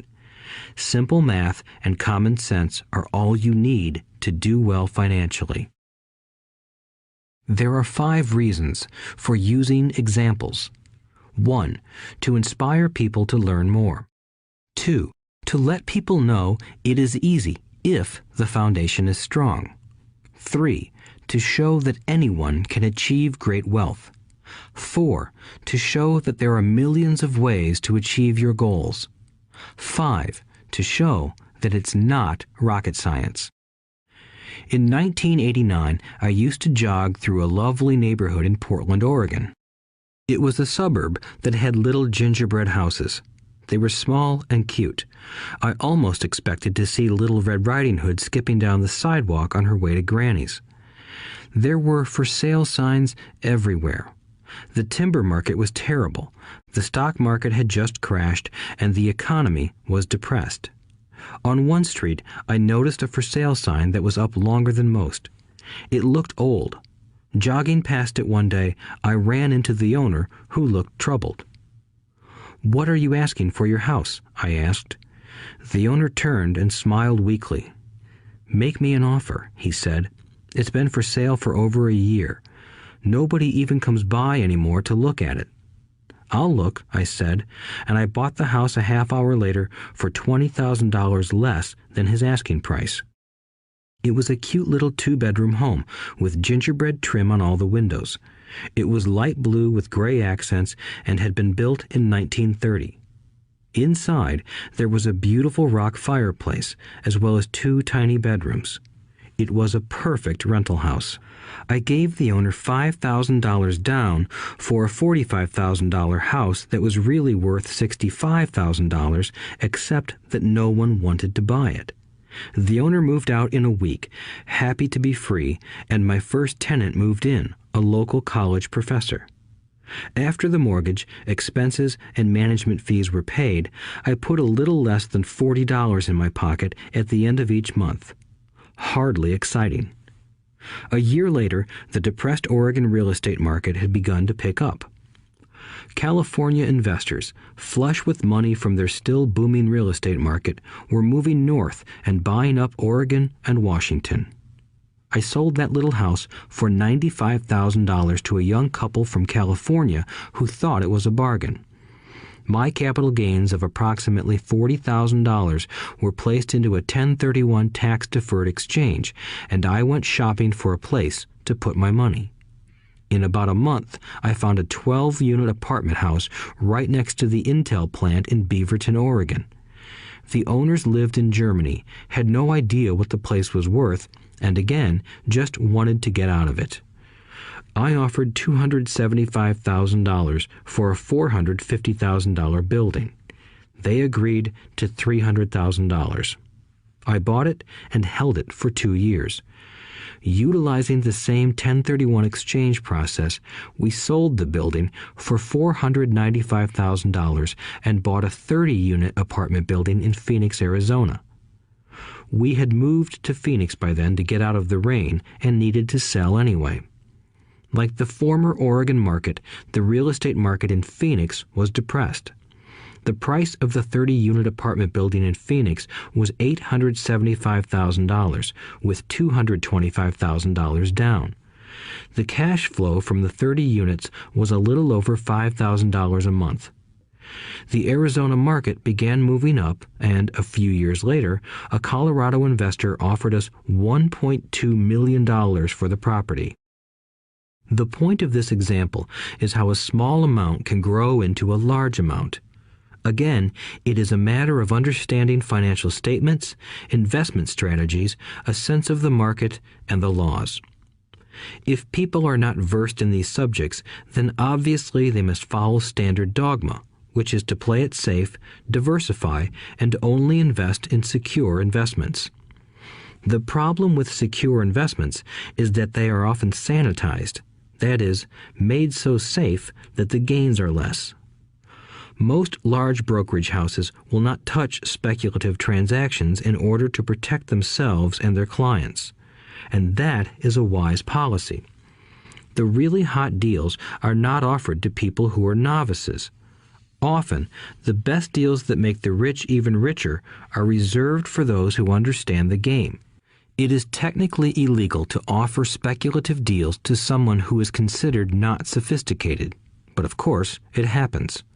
The more sophisticated I get, the more opportunities come my way. Another case for developing your financial intelligence over a lifetime is simply that more opportunities are presented to you. And the greater your financial intelligence, the easier it is to tell whether a deal is good.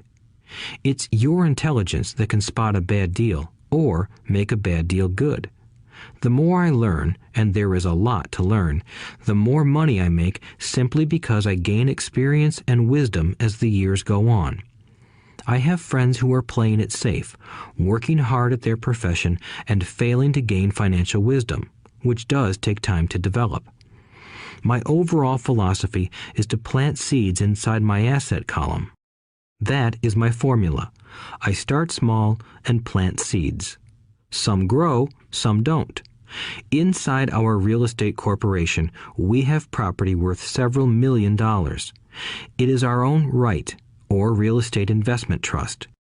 The point I'm making is that most of those millions started out as little $5,000 to $10,000 investments.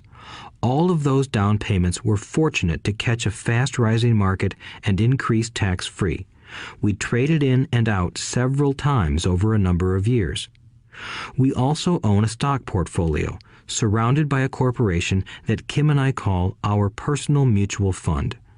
We have friends who deal specifically with investors like us who have extra money each month to invest. We buy high-risk, speculative private companies that are just about to go public on a stock exchange in the United States or Canada. An example of how fast gains can be made are 100,000 shares purchased for 25 cents each before the company goes public. 6 months later, the company is listed, and the 100,000 shares now are worth $2 each. If the company is well managed, the price keeps going up, and the stock may go to $20 or more per share. There are years when our $25,000 has gone to $1 million in less than a year. It is not gambling if you know what you're doing. It is gambling if you're just throwing money into a deal and praying. The idea in anything is to use your technical knowledge, wisdom, and love of the game to cut the odds down, to lower the risk. Of course, there is always risk. It is financial intelligence that improves the odds. Thus, what is risky for one person is less risky to someone else. That is the primary reason I constantly encourage people to invest more in their financial education than in stocks, real estate, or other markets. The smarter you are, the better chance you have of beating the odds. The stock plays I personally invested in were extremely high risk for most people and absolutely not recommended. I have been playing that game since 1979 and have paid more than my share in dues. But if you will review why investments such as these are high risk for most people, you may be able to set your life up differently, so that the ability to take $25,000 and turn it into $1 million in a year is low risk for you. As stated earlier, nothing I have written is a recommendation. It is only used as an example of what is simple and possible. What I do is small potatoes in the grand scheme of things. Yet, for the average individual, a passive income of more than $100,000 a year is nice and not hard to achieve. Depending on the market and how smart you are, it could be done in 5 to 10 years. If you keep your living expenses modest, $100,000 coming in as additional income is pleasant, regardless of whether you work. You can work if you like, or take time off if you choose, and use the government tax system in your favor rather than against you. My personal basis is real estate. I love real estate because it's stable and slow-moving. I keep the base solid. The cash flow is fairly steady and, if properly managed, has a good chance of increasing in value. The beauty of a solid base of real estate is that it allows me to take greater risks, as I do with speculative stocks. If I make great profits in the stock market, I pay my capital gains tax on the gain and then reinvest what's left in real estate, again further securing my asset foundation. A last word on real estate. I have traveled all over the world and taught investing. In every city, I hear people say you cannot buy real estate cheap. That is not my experience. Even in New York or Tokyo, or just on the outskirts of the city, prime bargains are overlooked by most people. In Singapore, with their high real estate prices, there are still bargains to be found within a short driving distance. So whenever I hear someone say, "You can't do that here," pointing at me, I remind them that maybe the real statement is, "I don't know how to do that here. Yet." Great opportunities are not seen with your eyes. They are seen with your mind. Most people never get wealthy simply because they are not trained financially to recognize opportunities right in front of them. I am often asked, how do I start? In the final chapter of this audiobook, I offer 10 steps that I followed on the road to my financial freedom. But always remember to have fun. When you learn the rules and the vocabulary of investing and begin to build your asset column, I think you'll find that it's as fun a game as you've ever played. Sometimes you win, and sometimes you learn. But have fun. Most people never win because they're more afraid of losing. That is why I found school so silly. In school, we learn that mistakes are bad, and we are punished for making them. Yet if you look at the way humans are designed to learn, we learn by making mistakes. We learn to walk by falling down. If we never fell down, we would never walk. The same is true for learning to ride a bike. I still have scars on my knees, but today I can ride a bike without thinking. The same is true for getting rich. Unfortunately, the main reason most people are not rich is because they are terrified of losing. Winners are not afraid of losing, but losers are. Failure is part of the process of success. People who avoid failure also avoid success. I look at money much like my game of tennis. I play hard, make mistakes, correct, make more mistakes, correct, and I get better. If I lose the game, I reach across the net, shake my opponent's hand, smile, and say, "See you next Saturday." There are two kinds of investors. One, the first and most common type is a person who buys a packaged investment. They call a retail outlet, such as a real estate company, a stockbroker, or a financial planner, and they buy something. It could be a mutual fund, a right, a stock, or bond. It is a clean and simple way of investing. An analogy would be a shopper who goes to a computer store and buys a computer right off the shelf. 2. The second type is an investor who creates investments. This investor usually assembles a deal in the same way a person who buys components builds a computer.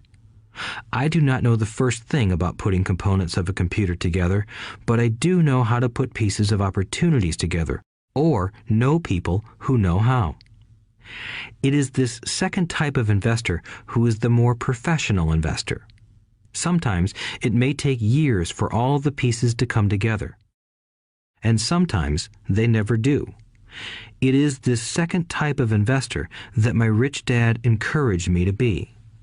It is important to learn how to put the pieces together, because that is where the huge wins reside, and sometimes some huge losses if the tide goes against you. If you want to be the second type of investor, you need to develop 3 main skills. These skills are in addition to those required to become financially intelligent. 1. Find an opportunity that everyone else missed. You see with your mind what others miss with their eyes. For example, a friend bought this run-down old house. It was spooky to look at. Everyone wondered why he bought it. What he saw that we did not was that the house came with 4 extra empty lots. He discovered that after going to the title company. After buying the house, he tore the house down and sold the 5 lots to a builder for 3 times what he paid for the entire package. He made $75,000 for 2 months of work. It's not a lot of money, but it sure beats minimum wage, and it's not technically difficult. 2. Raise money. The average person only goes to the bank. This second type of investor needs to know how to raise capital, and there are many ways that don't require a bank. To get started, I learned how to buy houses without a bank. It was the learned skill of raising money more than the houses themselves that was priceless.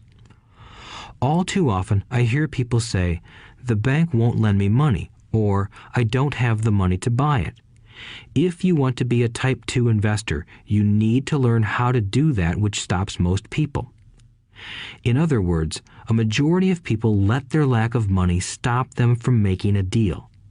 If you can avoid that obstacle, you will be millions ahead of those who don't learn those skills.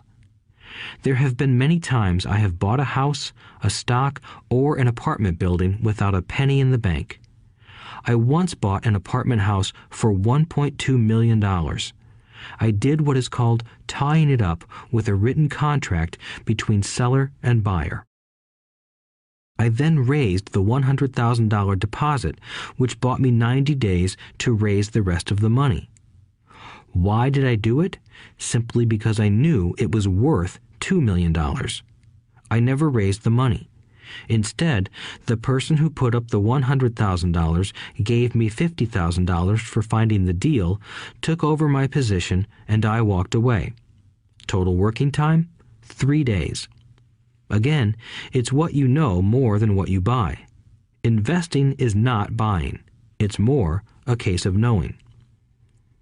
3. Organize smart people. Intelligent people are those who work with or hire a person who is more intelligent than they are. When you need advice, make sure you choose your advisor wisely. There is a lot to learn, but the rewards can be astronomical. If you do not want to learn those skills, then being a Type 1 investor is highly recommended. It is what you know that is your greatest wealth. It is what you do not know that is your greatest risk.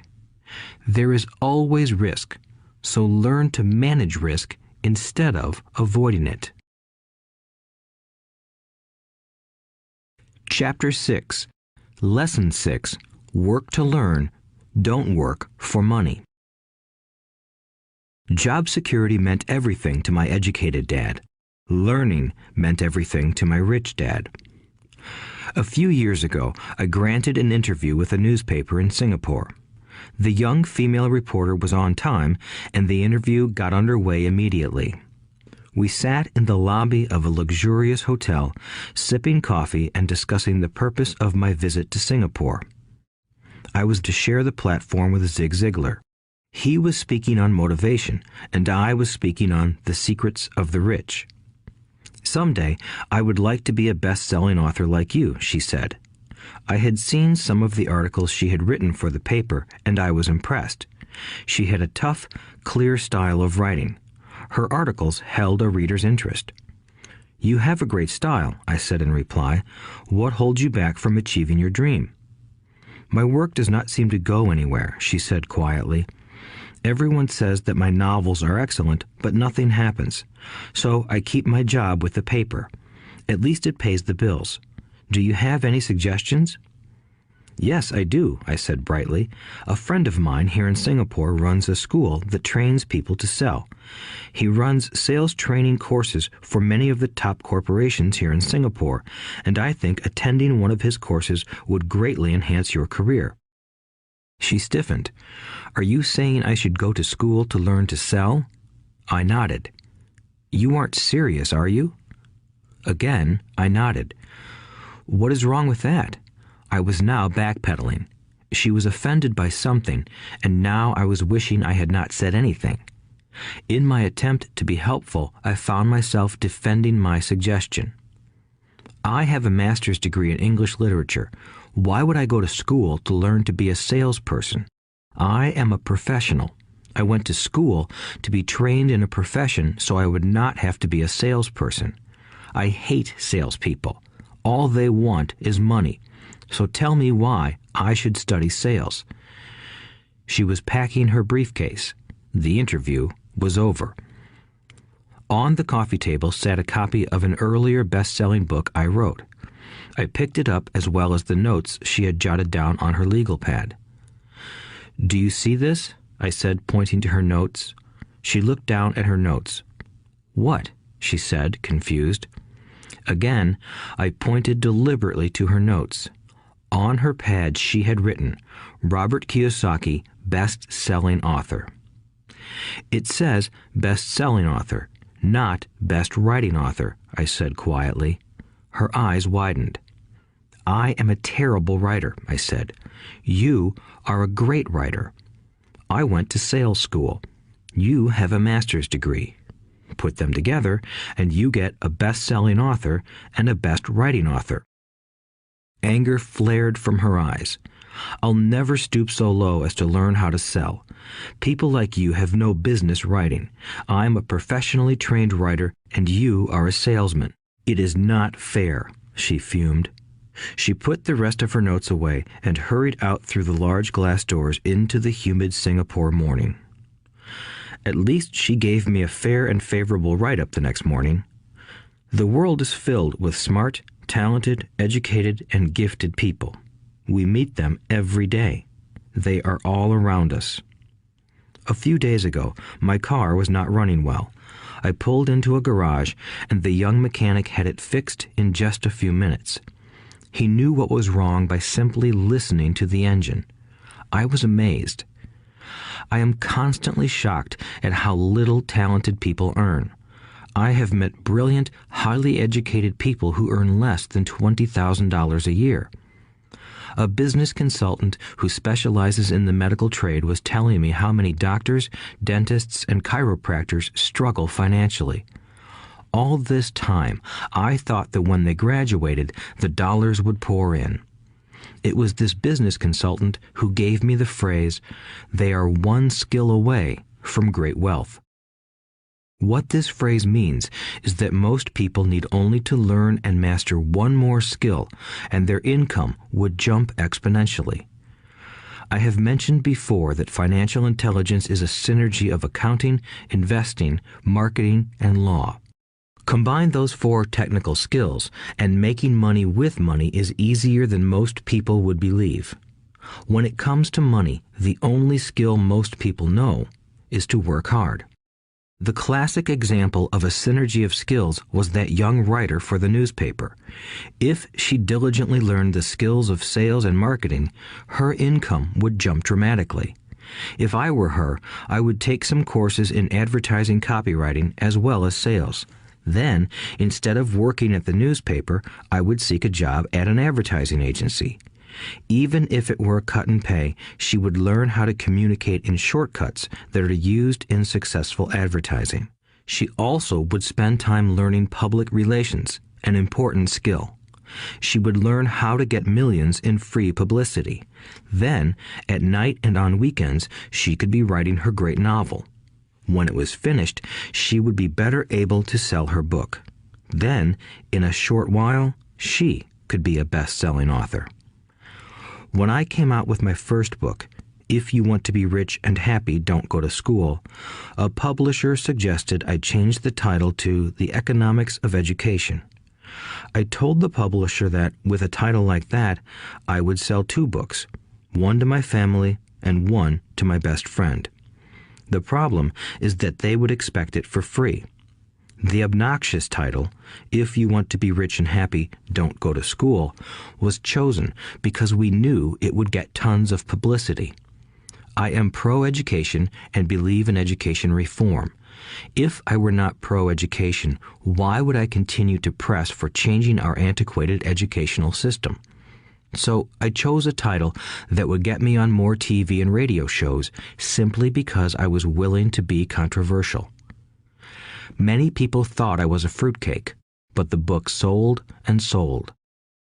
When I graduated from the U.S. Merchant Marine Academy in 1969, my educated dad was happy.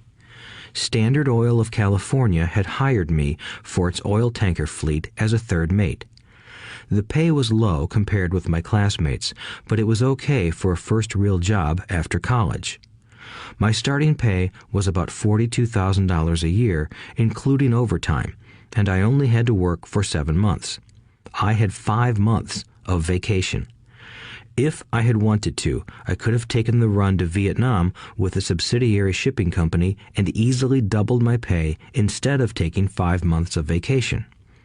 I had a great career ahead of me, yet I resigned after 6 months with the company and joined the Marine Corps to learn how to fly. My educated dad was devastated. Rich Dad congratulated me. In school and in the workplace, the popular opinion is the idea of specialization. That is, in order to make more money or get promoted, you need to specialize. That is why medical doctors immediately begin to seek a specialty such as orthopedics or pediatrics. The same is true for accountants, architects, lawyers, pilots, and others. My educated dad believed in the same dogma. That is why he was thrilled when he eventually achieved his doctorate. He often admitted that schools reward people who study more and more about less and less. Rich Dad encouraged me to do exactly the opposite. You want to know a little about a lot, was his suggestion. That is why for years I worked in different areas of his companies. For a while, I worked in his accounting department. Although I would probably never have been an accountant, he wanted me to learn via osmosis. Rich Dad knew I would pick up jargon and a sense of what is important and what is not. I also worked as a busboy and construction worker as well as in sales, reservations, and marketing. He was grooming Mike and me. That is why he insisted we sit in on the meetings with his bankers, lawyers, accountants, and brokers. He wanted us to know a little about every aspect of his empire. When I quit my high-paying job with Standard Oil, my educated dad had a heart-to-heart talk with me. He was bewildered. He could not understand my decision to resign from a career that offered high pay, great benefits, lots of time off, and opportunity for promotion. When he asked me one evening, "Why did you quit?" I could not explain it to him, though I tried hard to. My logic did not fit his logic. The big problem was that my logic was my rich dad's logic. Job security meant everything to my educated dad. Learning meant everything to my rich dad. Educated dad thought I went to school to learn to be a ship's officer. Rich dad knew that I went to school to study international trade. So as a student, I made cargo runs, navigating large freighters, oil tankers, and passenger ships to the Far East and the South Pacific. Rich Dad emphasized that I should stay in the Pacific instead of taking ships to Europe because he knew that the emerging nations were in Asia, not Europe.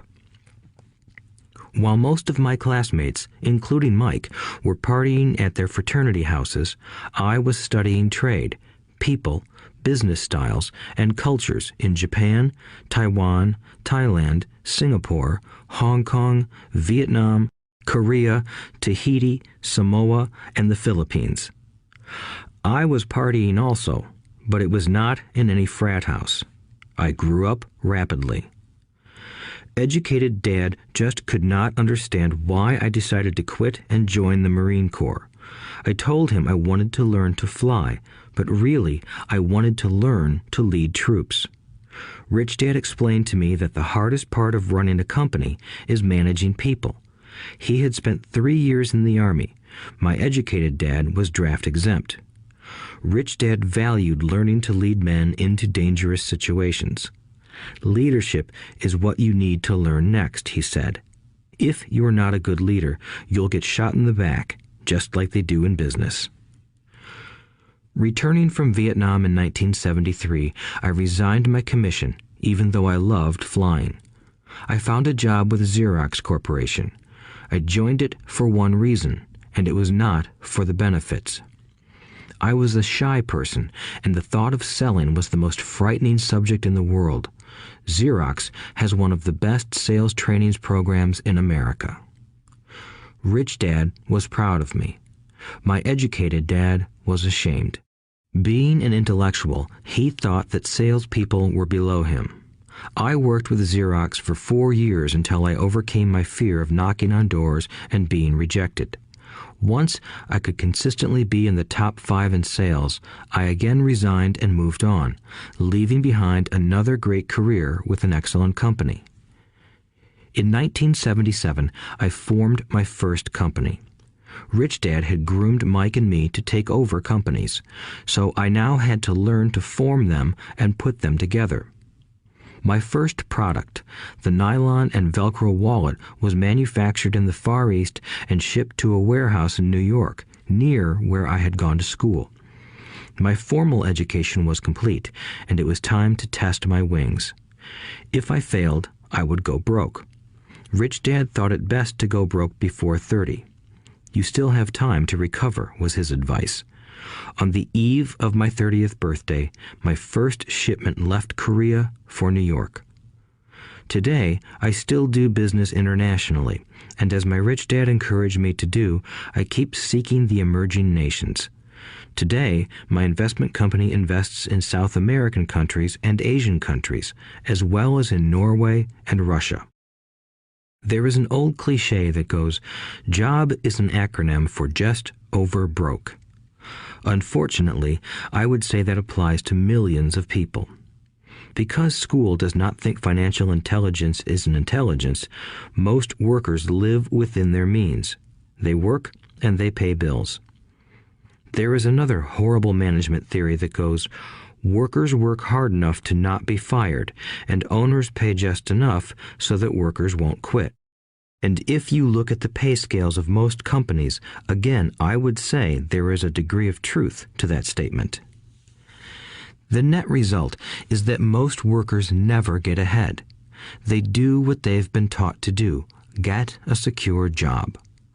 Most workers focus on working for pay and benefits that reward them in the short term, but are often disastrous in the long run. Instead, I recommend to young people to seek work for what they will learn more than what they will earn. Look down the road at what skills they want to acquire before choosing a specific profession and before getting trapped in the rat race. Once people are trapped in the lifelong process of bill paying, they become like those little hamsters running around in those metal wheels. Their little furry legs are spinning furiously, the wheel is turning furiously, but come tomorrow morning, they'll still be in the same cage. Great job. In the movie Jerry Maguire, starring Tom Cruise, there are many great one-liners. Probably the most memorable is, "Show me the money." But there is one line I thought most truthful. It comes from the scene where Tom Cruise is leaving the firm. He has just been fired, and he is asking the entire company, "Who wants to come with me?" And the whole place is silent and frozen. Only one woman speaks up and says, "I'd like to, but I'm due for a promotion in 3 months." That statement is probably the most truthful statement in the whole movie. It is the type of statement that people use to keep themselves busy, working away to pay bills. I know my educated dad looked forward to his pay raise every year, and every year he was disappointed. So he would go back to school to earn more qualifications so he could get another raise. Then, once again, there would be another disappointment. The question I often ask people is, where is this daily activity taking you? Just like the little hamster, I wonder if people look at where their hard work is taking them. What does the future hold? In his book, The Retirement Myth, Craig S. Carpel writes, "I visited the headquarters of a major national pension consulting firm and met with a managing director who specializes in designing lush retirement plans for top management. When I asked her what people who don't have corner offices will be able to expect in the way of pension income, she said with a confident smile, 'The silver bullet.'" "What," I asked, "is the silver bullet?" She shrugged and said, "If baby boomers discover they don't have enough money to live on when they're older, they can always blow their brains out." Carpel goes on to explain the difference between the old defined benefit retirement plans and the new 401k plans that are riskier. It is not a pretty picture for most people working today, and that is just for retirement. Add medical fees and long-term nursing home care, and the picture is frightening. Already, many hospitals in countries with socialized medicine need to make tough decisions such as who will live and who will die. They make those decisions purely on how much money they have and how old the patients are. If the patient is old, they often will give the medical care to someone younger. The older, poor patient gets put to the back of the line. Just as the rich can afford better education, the rich will be able to keep themselves alive, while those who have little wealth will die. So I wonder, are workers looking into the future or just until their next paycheck, never questioning where they are headed?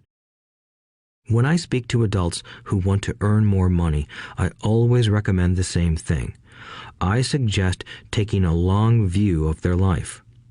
Instead of simply working for the money and security, which I admit are important, I suggest they take a second job that will teach them a second skill.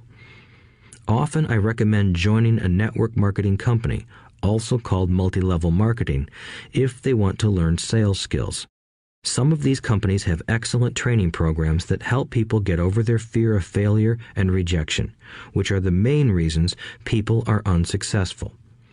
Education is more valuable than money in the long run.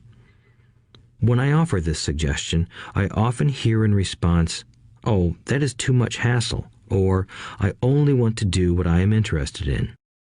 If they say it's too much of a hassle, I ask, so you would rather work all your life giving 50% of what you earn to the government? If they tell me, I only do what I am interested in, I say, I'm not interested in going to the gym, but I go because I want to feel better and live longer. Unfortunately, there is some truth to the old statement, you can't teach an old dog new tricks. Unless a person is used to changing, it's hard to change. But for those of you who might be on the fence when it comes to the idea of working to learn something new, I offer this word of encouragement. Life is much like going to the gym. The most painful part is deciding to go. Once you get past that, it's easy. There have been many days I have dreaded going to the gym, but once I am there and in motion, it is a pleasure. After the workout is over, I am always glad I talked myself into going. If you are unwilling to work to learn something new and instead insist on becoming highly specialized within your field, make sure the company you work for is unionized. Labor unions are designed to protect specialists. My educated dad, after falling from grace with the governor, became the head of the teachers' union in Hawaii. He told me that it was the hardest job he ever held. My rich dad, on the other hand, spent his life doing his best to keep his companies from becoming unionized. He was successful. Although the unions came close, Rich Dad was always able to fight them off. Personally, I take no sides because I can see the need for and the benefits of both sides. If you do as school recommends, become highly specialized, then seek union protection. For example, had I continued with my flying career, I would have sought a company that had a strong pilots union. Why? Because my life would be dedicated to learning a skill that was valuable in only one industry. If I were pushed out of that industry, my life's skills would not be as valuable to another industry. A displaced senior pilot with 100,000 hours of heavy airline transport time, earning $150,000 a year, would have a hard time finding an equivalent high-paying job teaching in school. Skills do not necessarily transfer from industry to industry. Skills the pilots are paid for in the airline industry are not as important in, say, the school system. The same is true even for doctors today. With all the changes in medicine, many medical specialists are needing to conform to medical organizations such as HMOs. School teachers definitely need to be union members. Today in America, the teachers' union is the largest and the richest labor union of all. The NEA, the National Education Association, has tremendous political clout. Teachers need the protection of their union because their skills are also of limited value to an industry outside of education.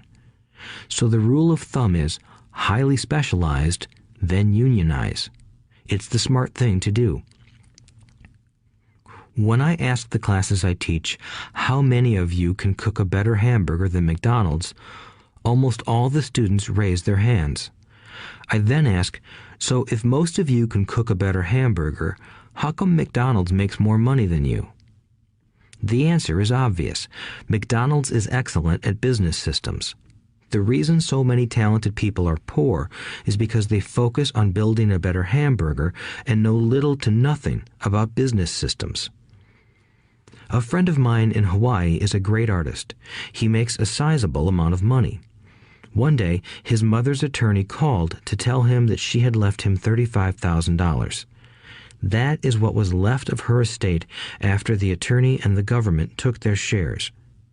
Immediately, he saw an opportunity to increase his business by using some of this money to advertise. 2 months later, his first 4-color full-page ad appeared in an expensive magazine that targeted the very rich. The ad ran for 3 months. He received no replies from the ad, and all of his inheritance is now gone. He now wants to sue the magazine for misrepresentation. This is a common case of someone who can build a beautiful hamburger but knows little about business. When I asked him what he learned, his only reply was, "Advertising salespeople are crooks." I then asked him if he would be willing to take a course in sales and a course in direct marketing. His reply, "I don't have the time, and I don't want to waste my money." The world is filled with talented poor people. All too often, they're poor or struggle financially or earn less than they are capable of, not because of what they know, but because of what they do not know.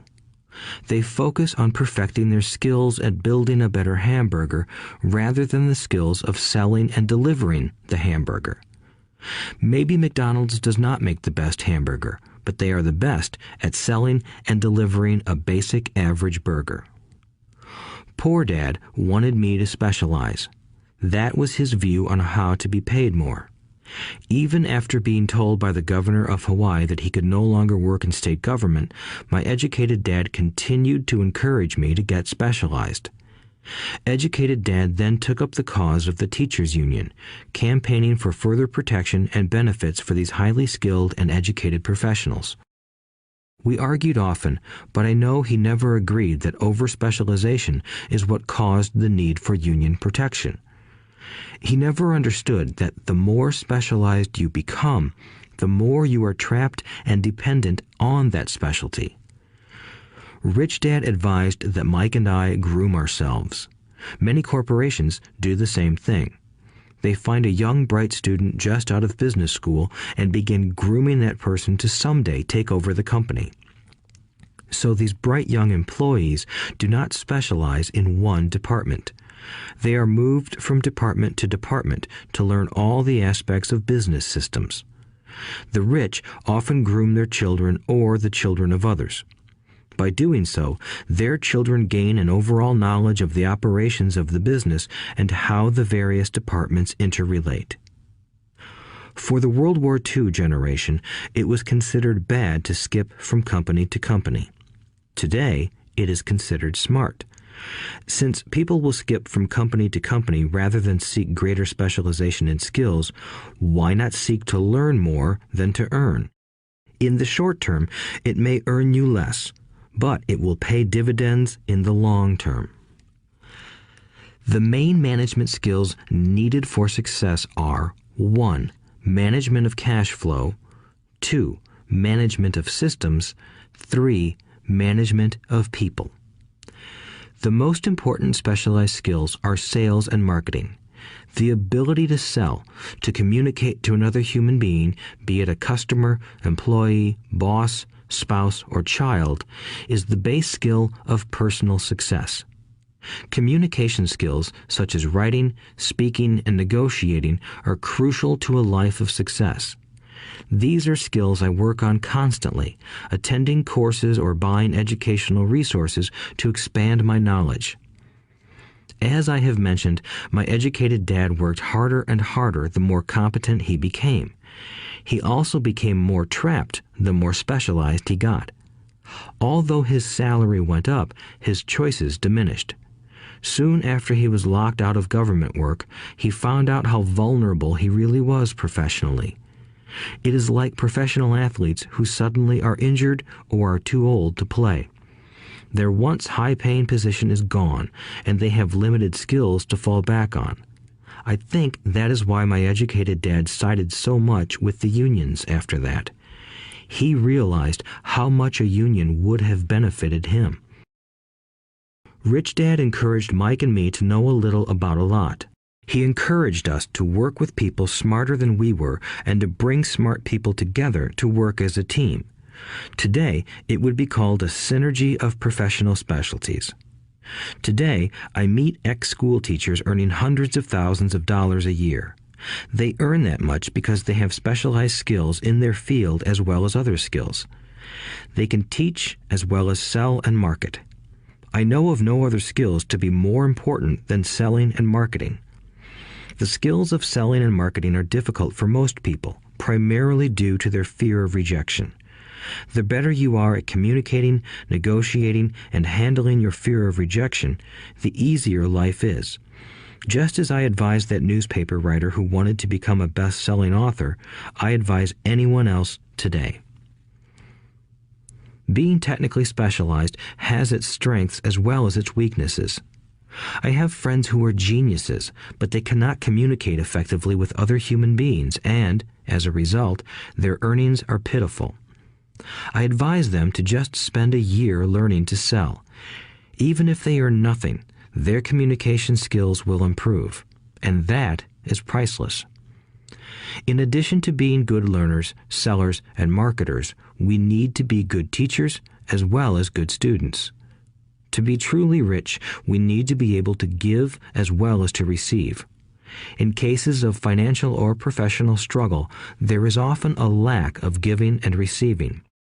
I know many people who are poor because they are neither good students nor good teachers. Both of my dads were generous men. Both made it a practice to give first. Teaching was one of their ways of giving. The more they gave, the more they received. One glaring difference was in the giving of money. My rich dad gave lots of money away. He gave to his church, to charities, and to his foundation. He knew that to receive money, you had to give money. Giving money is the secret to most great wealthy families. That is why there are organizations like the Rockefeller Foundation and the Ford Foundation. These are organizations designed to take their wealth and increase it, as well as give it away in perpetuity. My educated dad always said, "When I have some extra money, I'll give it." The problem was that there was never any extra. So he worked harder to draw more money in rather than focus on the most important law of money: give and you shall receive. Instead, he believed in receive and then you give. In conclusion, I became both dads. One part of me is a hardcore capitalist who loves the game of money making money. The other part is a socially responsible teacher who is deeply concerned with this ever-widening gap between the haves and have-nots. I personally hold the archaic educational system primarily responsible for this growing gap. Chapter 7. Overcoming Obstacles. The primary difference between a rich person and a poor person is how they manage fear. Once people have studied and become financially literate, they may still face roadblocks to becoming financially independent. There are 5 main reasons why financially literate people may still not develop abundant asset columns that could produce a large cash flow. The 5 reasons are: 1. Fear. 2. Cynicism. 3. Laziness. 4. Bad habits. 5. Arrogance. Overcoming fear. I have never met anyone who really likes losing money. And in all my years, I have never met a rich person who has never lost money. But I have met a lot of poor people who have never lost a dime. Investing, that is. The fear of losing money is real. Everyone has it, even the rich. But it's not having fear that is the problem. It's how you handle fear. It's how you handle losing. It's how you handle failure that makes the difference in one's life. The primary difference between a rich person and a poor person is how they manage that fear. It's okay to be fearful. It's okay to be a coward when it comes to money. You can still be rich. We're all heroes at something and cowards at something else. My friend's wife is an emergency room nurse. When she sees blood, she flies into action. When I mention investing, she runs away. When I see blood, I don't run. I pass out. My rich dad understood phobias about money. Some people are terrified of snakes. Some people are terrified about losing money. Both are phobias, he would say. So his solution to the phobia of losing money was this little rhyme. If you hate risk and worry, start early. If you start young, it's easier to be rich. I won't go into it here, but there is a staggering difference between a person who starts investing at age 20 versus age 30. The purchase of Manhattan Island is said to be one of the greatest bargains of all time. New York was purchased for $24 in trinkets and beads. Yet if that $24 had been invested at 8% annually, that $24 would have been worth more than $28 trillion by 1995. Manhattan could be repurchased with money left over to buy much of Los Angeles. But what if you don't have much time left or would like to retire early? How do you handle the fear of losing money? My poor dad did nothing. He simply avoided the issue, refusing to discuss the subject. My rich dad, on the other hand, recommended that I think like a Texan. I like Texas and Texans, he used to say. In Texas, everything is bigger. When Texans win, they win big. And when they lose, it's spectacular. They like losing? I asked. That's not what I'm saying. Nobody likes losing. Show me a happy loser, and I'll show you a loser, said Rich Dad. It's a Texan's attitude toward risk, reward, and failure I'm talking about. It's how they handle life. They live it big.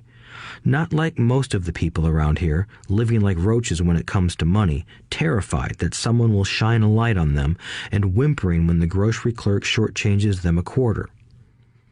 Rich Dad went on, "What I like best is the Texas attitude. They're proud when they win, and they brag when they lose. Texans have a saying, if you're going to go broke, go big. You don't want to admit you went broke over a duplex." He constantly told Mike and me that the greatest reason for lack of financial success was because most people played it too safe. People are so afraid of losing that they lose, were his words. Fran Tarkenton, a one-time great NFL quarterback, says it still another way. Winning means being unafraid to lose. In my own life, I've noticed that winning usually follows losing. Before I finally learned to ride a bike, I first fell down many times. I've never met a golfer who has never lost a golf ball. I've never met people who have fallen in love who have never had their heart broken. And I've never met someone rich who has never lost money. So for most people, the reason they don't win financially is because the pain of losing money is far greater than the joy of being rich. Another saying in Texas is, everyone wants to go to heaven, but no one wants to die. Most people dream of being rich, but are terrified of losing money, so they never get to heaven. Rich Dad used to tell Mike and me stories about his trips to Texas. If you really want to learn the attitude of how to handle risk, losing, and failure, go to San Antonio and visit the Alamo. The Alamo is a great story of brave people who chose to fight, knowing there was no hope of success. They chose to die instead of surrendering. It's an inspiring story worthy of study. Nonetheless, it's still a tragic military defeat. They got their butts kicked. So, how do Texans handle failure? They still shout, "Remember the Alamo." Mike and I heard this story a lot. He always told us this story when he was about to go into a big deal and he was nervous. After he had done all his due diligence and it was time to put up or shut up, he told us this story. Every time he was afraid of making a mistake or losing money, he told us this story. It gave him strength, for it reminded him that he could always turn a financial loss into a financial win. Rich Dad knew that failure would only make him stronger and smarter. It's not that he wanted to lose. He just knew who he was and how he would take a loss. He would take a loss and make it a win. That's what made him a winner and others losers. It gave him the courage to cross the line when others backed out. That's why I like Texans so much, he would say. They took a great failure and turned it into inspiration, as well as a tourist destination that makes them millions. But probably his words that mean the most to me today are these. Texans don't bury their failures. They get inspired by them. They take their failures and turn them into rallying cries. Failure inspires Texans to become winners. But that formula is not just the formula for Texans. It is the formula for all winners. I've said that falling off my bike was part of learning to ride.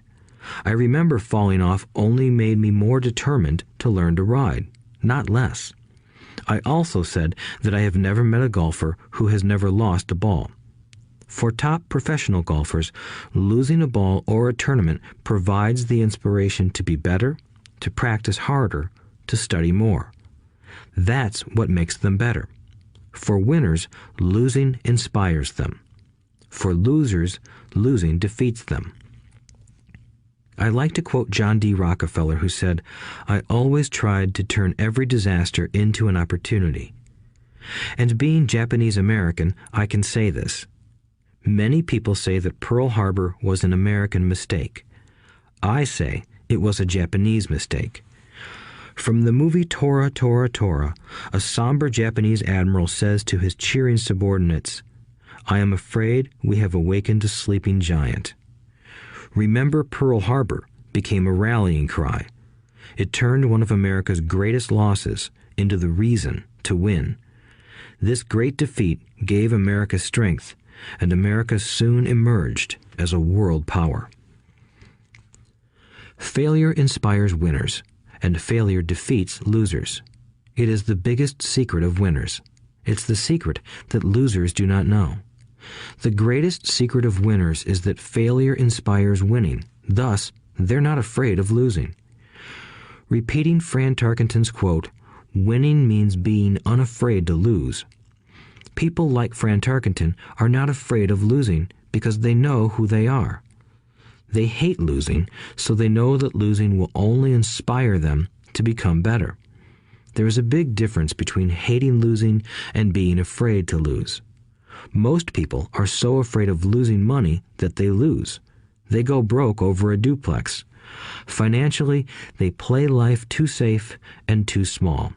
They buy big houses and big cars, but not big investments. The main reason that over 90% of the American public struggles financially is because they play not to lose. They don't play to win.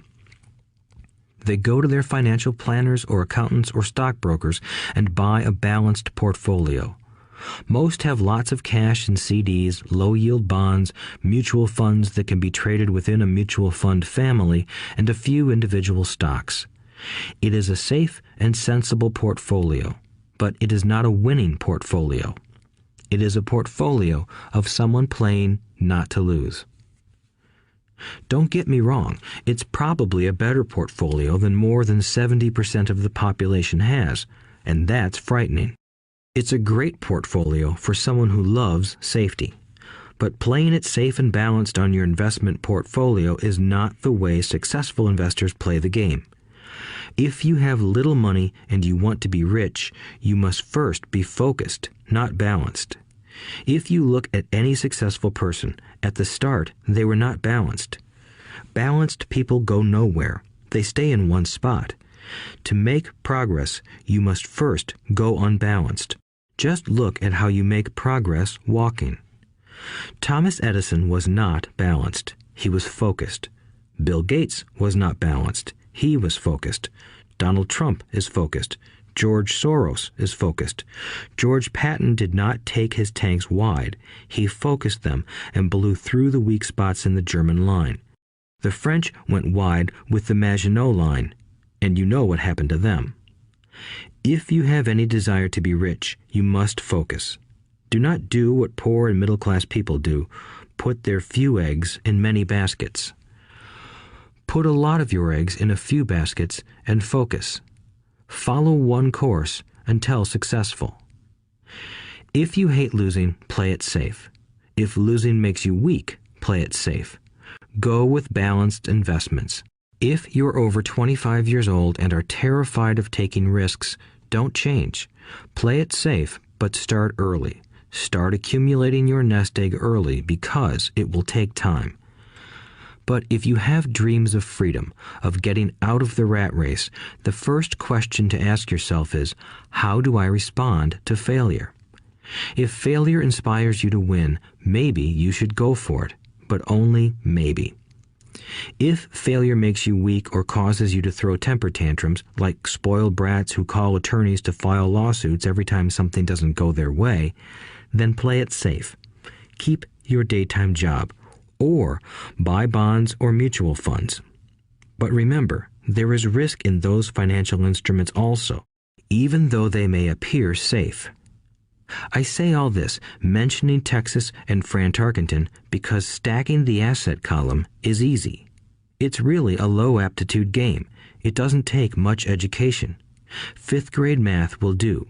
But building your asset column is a game in which attitude plays a major role. It takes guts, patience, and a great attitude toward failure. Losers avoid failing, and failure turns losers into winners. Just remember the Alamo.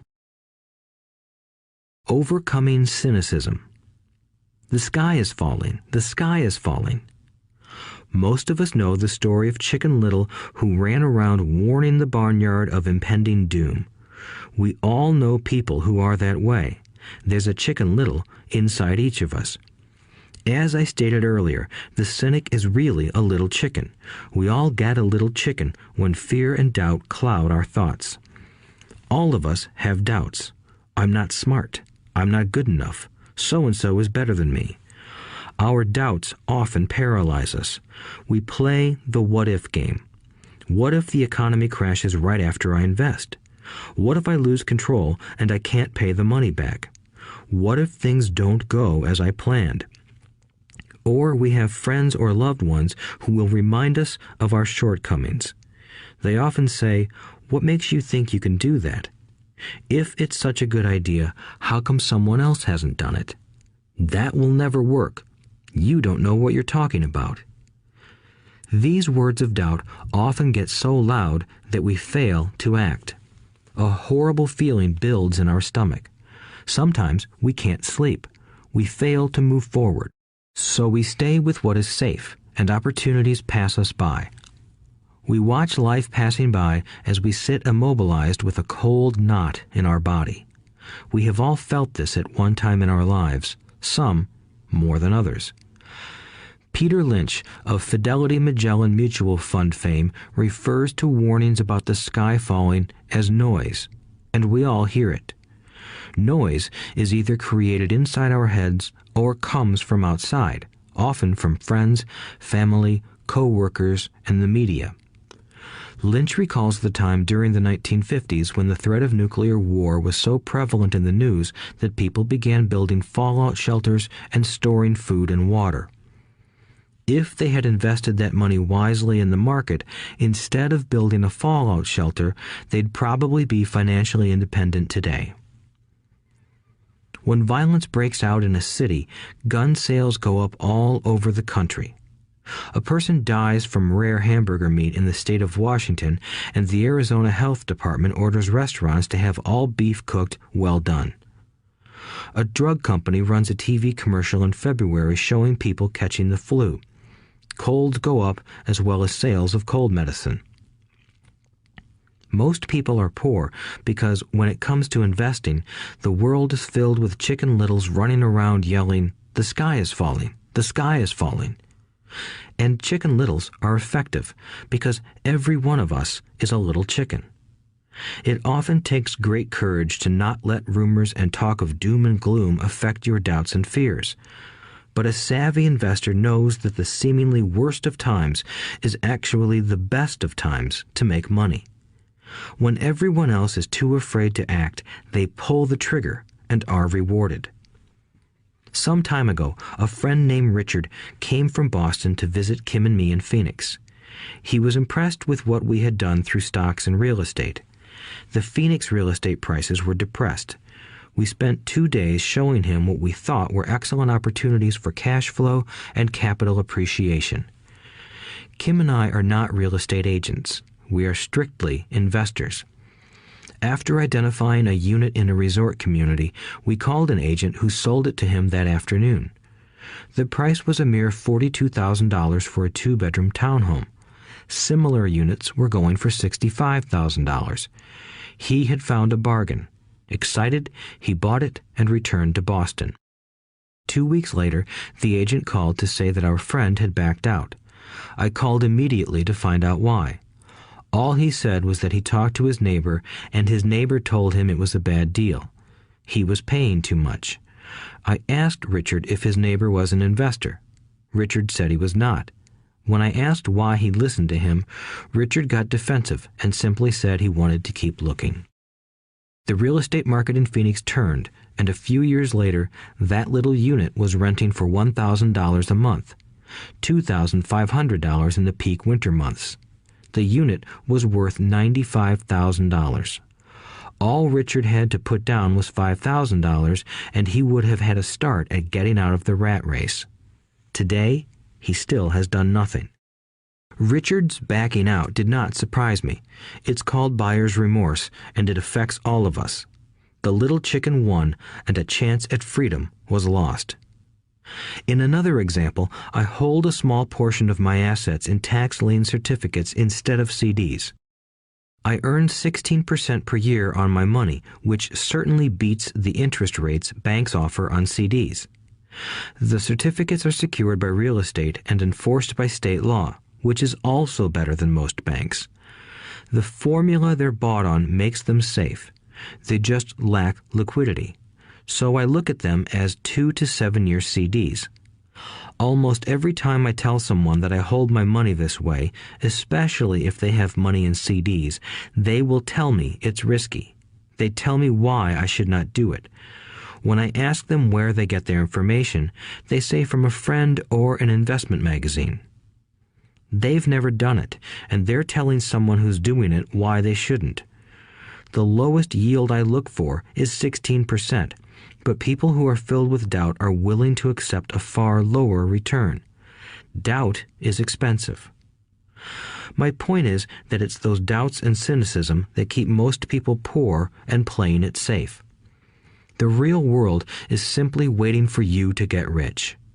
Only a person's doubts keep them poor. As I said, getting out of the rat race is technically easy.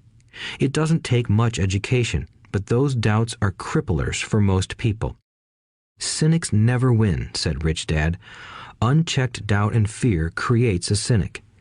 Cynics criticize and winners analyze was another of his favorite sayings. Rich Dad explained that criticism blinded while analysis opened eyes. Analysis allowed winners to see that critics were blind and to see opportunities that everyone else missed. And finding what people miss is key to any success. Real estate is a powerful investment tool for anyone seeking financial independence or freedom. It is a unique investment tool. Yet every time I mention real estate as a vehicle, I often hear, "I don't want to fix toilets." That's what Peter Lynch calls noise. That's what my rich dad would say is the cynic talking, someone who criticizes and does not analyze, someone who lets their doubts and fears close their mind instead of open their eyes. So when someone says, "I don't want to fix toilets, I want to fire back," what makes you think I want to? They're saying a toilet is more important than what they want. I talk about freedom from the rat race, and they focus on toilets. That is the thought pattern that keeps most people poor. They criticize instead of analyze. I don't once hold the key to your success, Rich Dad would say, because I too do not want to fix toilets. I shop hard for a property manager who does fix toilets. And by finding a great property manager who runs houses or apartments, well, my cash flow goes up. But more importantly, a great property manager allows me to buy a lot more real estate since I don't have to fix toilets. A great property manager is key to success in real estate. Finding a good manager is more important to me than the real estate. A great property manager often hears of great deals before real estate agents do, which makes them even more valuable. That is what Rich Dad meant by, I don't once hold the key to your success. Because I do not want to fix toilets either, I figured out how to buy more real estate and expedite my getting out of the rat race. The people who continued to say, I don't want to fix toilets, often deny themselves the use of this powerful investment vehicle. Toilets are more important than their freedom.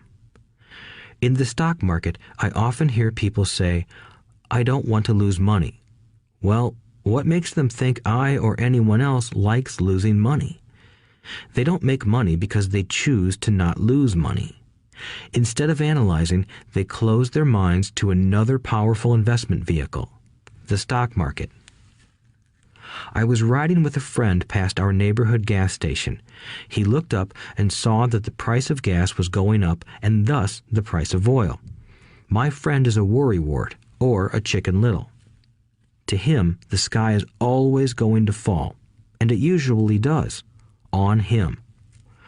When we got home, he showed me all the stats as to why the price of oil was going to go up over the next few years, statistics I had never seen before, even though I already owned substantial shares of an existing oil company. With that information, I immediately began looking for and found a new undervalued oil company that was about to find some oil deposits. My broker was excited about this new company, and I bought 15,000 shares for 65 cents per share. 3 months later, this same friend and I drove by the same gas station, and sure enough, the price per gallon had gone up nearly 15%.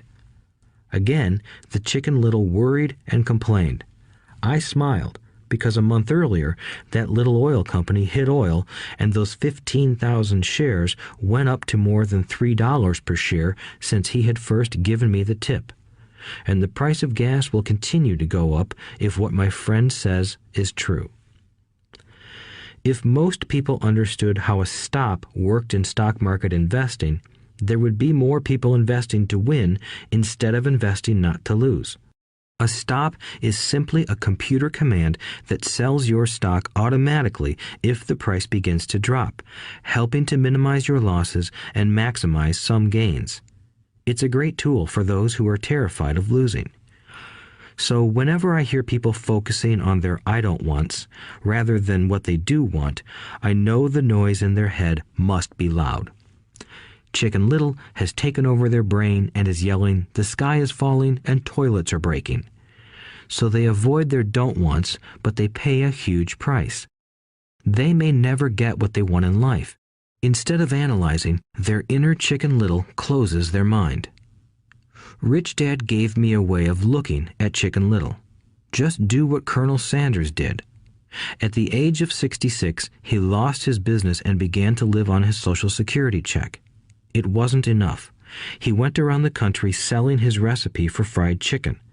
He was turned down 1,009 times before someone said yes, and he went on to become a multimillionaire at an age when most people are quitting. He was a brave and tenacious man, Rich Dad said of Harlan Sanders. So when you're in doubt and feeling a little afraid, just do what Colonel Sanders did to his little chicken. He fried it. Overcoming laziness. Busy people are often the most lazy. We have all heard stories of a businessman who works hard to earn money. He works hard to be a good provider for his wife and children. He spends long hours at the office and brings work home on weekends. One day he comes home to an empty house. His wife has left with the kids. He knew he and his wife had problems, but rather than work to make the relationship strong, he stayed busy at work. Dismayed, his performance at work slips and he loses his job. Today, I often meet people who are too busy to take care of their wealth, and there are people too busy to take care of their health. The cause is the same. They're busy, and they stay busy as a way of avoiding something they do not want to face. Nobody has to tell them. Deep down, they know. In fact, if you remind them, they often respond with anger or irritation. If they aren't busy at work or with the kids, they're often busy watching TV, fishing, playing golf, or shopping. Yet deep down, they know they are avoiding something important. That's the most common form of laziness. Laziness by staying busy. So, what is the cure for laziness? The answer is a little greed. For many of us, we were raised thinking of greed or desire as bad. Greedy people are bad people, my mom used to say, yet we all have inside of us this yearning to have nice, new, or exciting things. So, to keep that emotion of desire under control, often parents find ways of suppressing that desire with guilt. You only think about yourself. Don't you know you have brothers and sisters? Was one of my mom's favorites. You want me to buy you what? Was a favorite of my dad. Do you think we're made of money? Do you think money grows on trees? We're not rich people, you know. It wasn't so much the words, but the angry guilt trip that went with the words that got to me. Or the reverse guilt trip was the, I'm sacrificing my life to buy this for you. I'm buying this for you because I never had this advantage when I was a kid. I have a neighbor who is stone broke but can't park his car in his garage. The garage is filled with toys for his kids. Those spoiled brats get everything they ask for. I don't want them to know the feeling of want are his everyday words. He has nothing set aside for their college or his retirement, but his kids have every toy ever made. He recently got a new credit card in the mail and took his kids to visit Las Vegas. I'm doing it for the kids, he said with great sacrifice. Rich Dad forbade the words, I can't afford it. In my real home, that's all I heard. Instead, Rich Dad required his children to say, how can I afford it? He believed that the words, I can't afford it, shut down your brain. It didn't have to think anymore. How can I afford it opened up the brain and forced it to think and search for answers. But most importantly, he felt the words, I can't afford it, were a lie, and the human spirit knows it. The human spirit is very, very powerful, he would say. It knows it can do anything. By having a lazy mind that says, I can't afford it, a war breaks out inside you. Your spirit is angry, and your lazy mind must defend its lie. The spirit is screaming, come on, let's go to the gym and work out. And the lazy mind says, but I'm tired. I worked really hard today. Or the human spirit says, I'm sick and tired of being poor. Let's get out there and get rich. To which the lazy mind says, rich people are greedy. Besides, it's too much bother. It's not safe. I might lose money. I'm working hard enough as it is. I've got too much to do at work anyway. Look at what I have to do tonight. My boss wants it finished by morning. I can't afford it also causes sadness, a helplessness that leads to despondency and often depression. How can I afford it opens up possibilities, excitement, and dreams.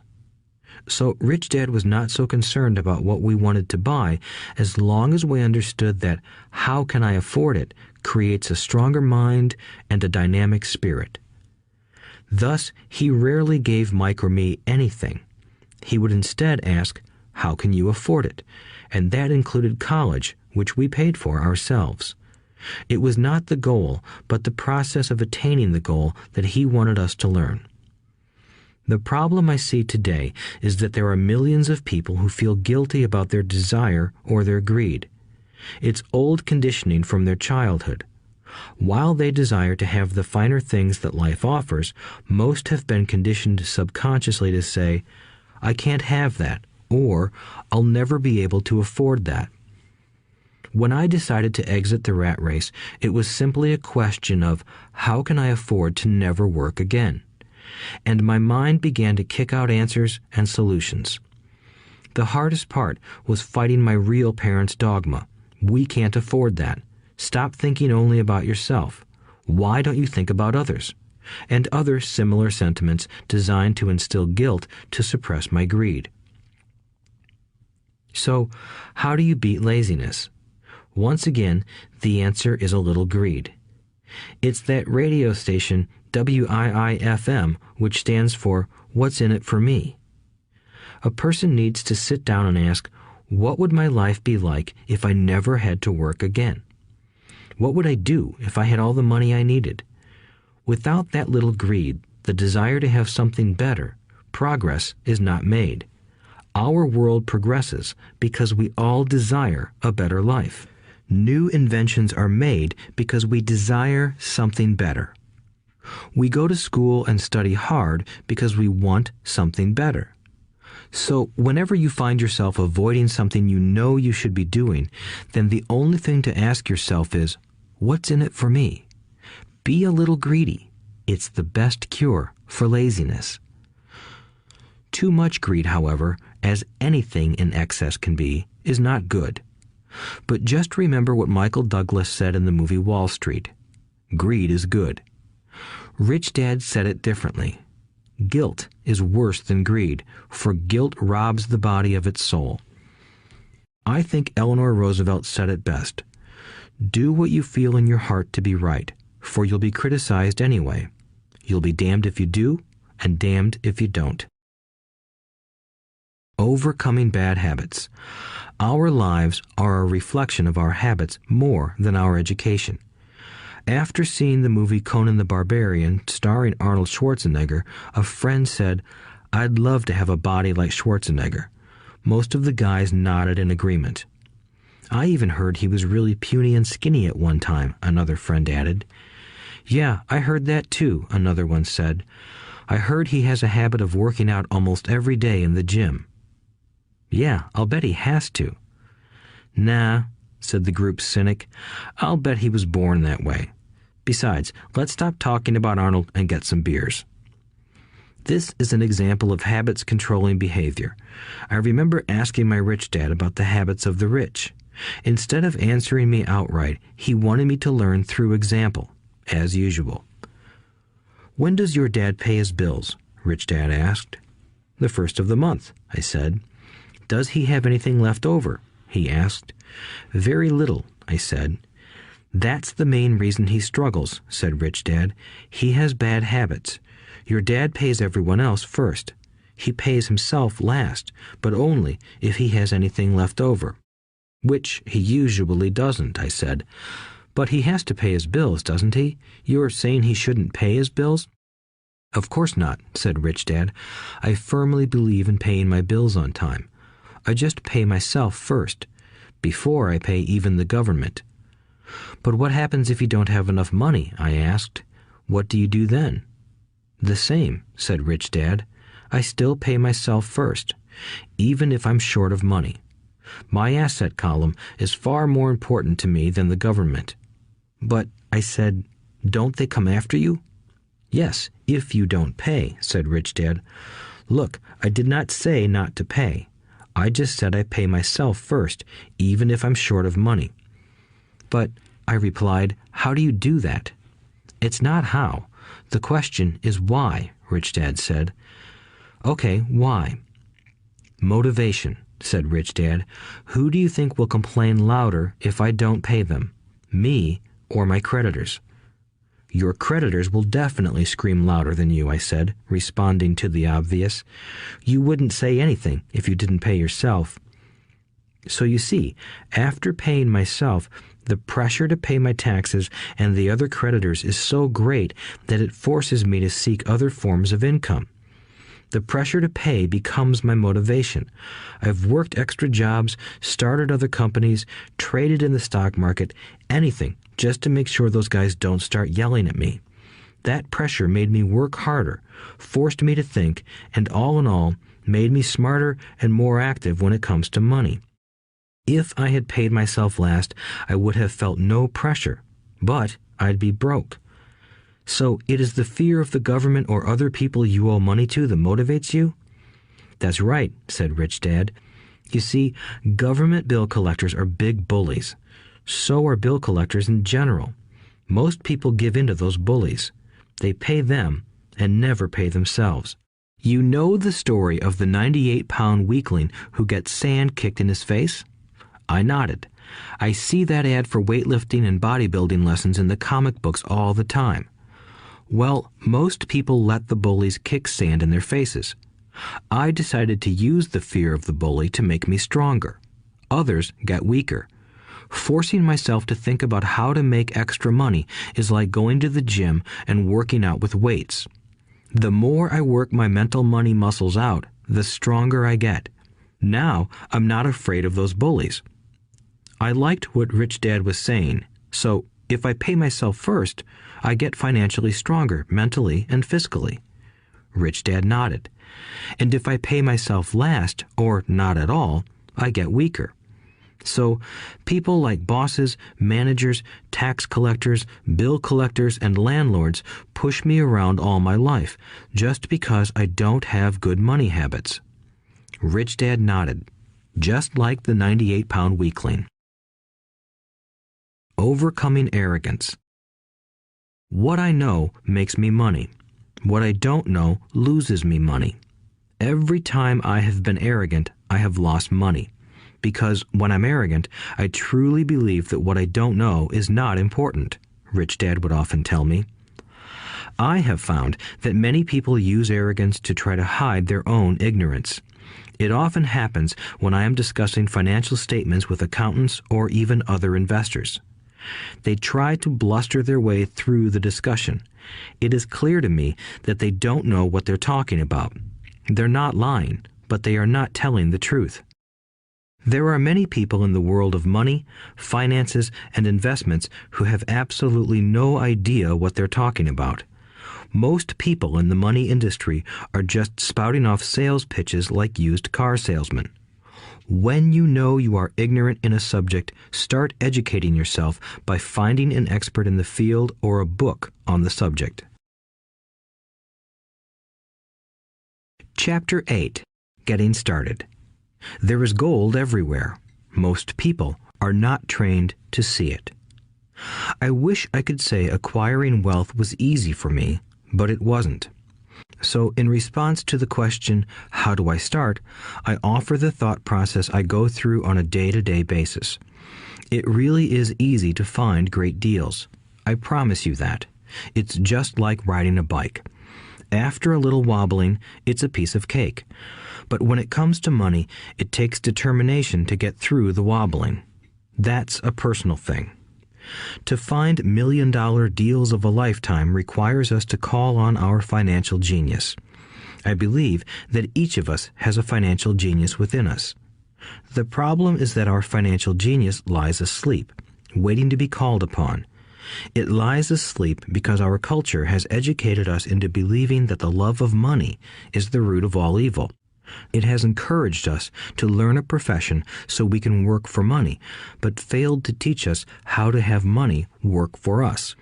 It taught us not to worry about our financial future because our company or the government would take care of us when our working days are over.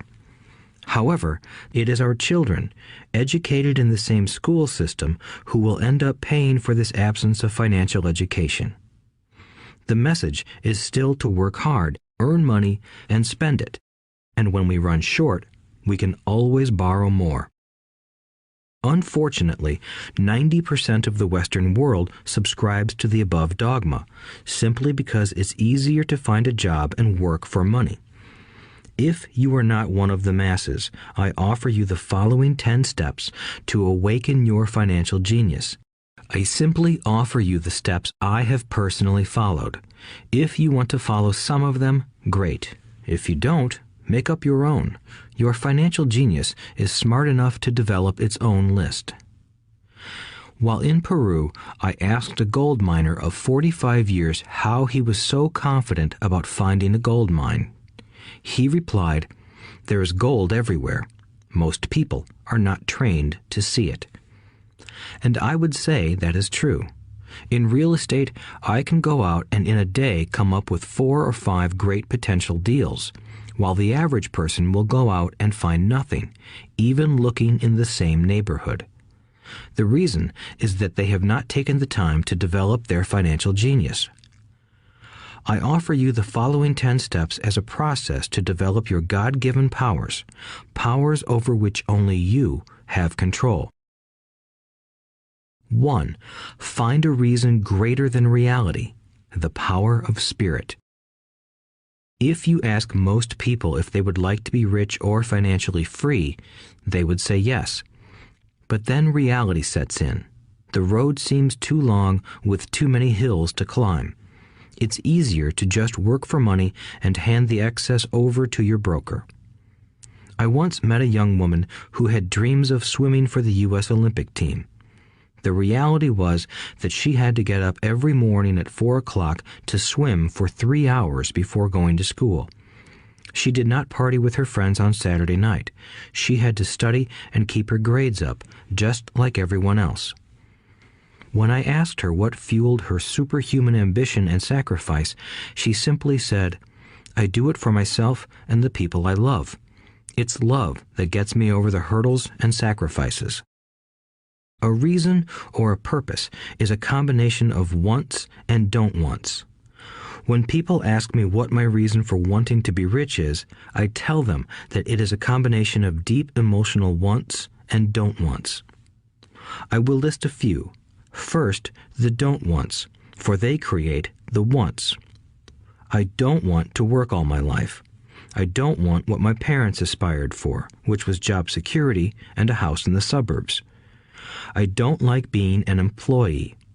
I hated that my dad always missed my football games because he was so busy working on his career. I hated it when my dad worked hard all his life and the government took most of what he worked for at his death. He could not even pass on what he worked so hard for when he died. The rich don't do that. They work hard and pass it on to their children. Now, the wants. I want to be free to travel the world and live in the lifestyle I love. I want to be young when I do this. I want to simply be free. I want control over my time and my life. I want money to work for me. Those are my deep-seated emotional reasons. What are yours? If they are not strong enough, then the reality of the road ahead may be greater than your reasons. I have lost money and been set back many times, but it was the deep emotional reasons that kept me standing up and going forward. I wanted to be free by age 40, but it took me until I was 47, with many learning experiences along the way. As I said, I wish I could say it was easy. It wasn't, but it wasn't that hard either. I've learned that without a strong reason or purpose, anything in life is hard. If you do not have a strong reason, there is no sense listening further. It will sound like too much work. 2. Make daily choices. The power of choice. Choice is the main reason people want to live in a free country. We want the power to choose. Financially, with every dollar we get in our hands, we hold the power to choose our future, to be rich, poor, or middle class. Our spending habits reflect who we are. Poor people simply have poor spending habits. The benefit I had as a boy was that I loved playing Monopoly constantly. Nobody told me Monopoly was only for kids, so I just kept playing the game as an adult. I also had a rich dad who pointed out to me the difference between an asset and a liability. So a long time ago, as a little boy, I chose to be rich, and I knew that all I had to do was learn to acquire assets, real assets.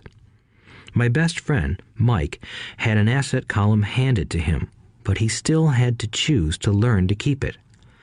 Many rich families lose their assets in the next generation simply because there was no one trained to be a good steward over their assets. Most people choose not to be rich. For 90% of the population, being rich is too much of a hassle. So they invent sayings that go, "I'm not interested in money.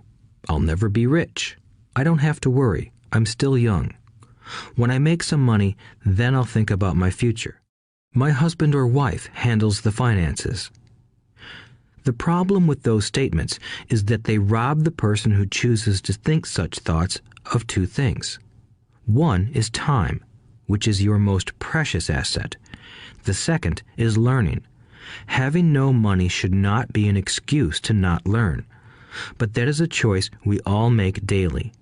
The choice of what we do with our time, our money, and what we put in our heads. That is the power of choice. All of us have choice. I just choose to be rich, and I make that choice every day. Invest first in education. In reality, the only real asset you have is your mind, the most powerful tool we have dominion over. Each of us has the choice of what we put in our brain once we're old enough. You can watch TV, read golf magazines, or go to ceramics class or a class on financial planning. You choose. Most people simply buy investments rather than first investing in learning about investing. A friend of mine recently had her apartment burglarized. The thieves took her electronics and left all the books. And we all have that same choice. 90% of the population buys TV sets, and only about 10% buy business books. So what do? I go to seminars. I like it when they are at least 2 days long because I like to immerse myself in a subject. In 1973, I was watching this guy on TV who was advertising a 3-day seminar on how to buy real estate for nothing down. I spent $385, and that course has made me at least $2 million, if not more. But more importantly, it bought me life.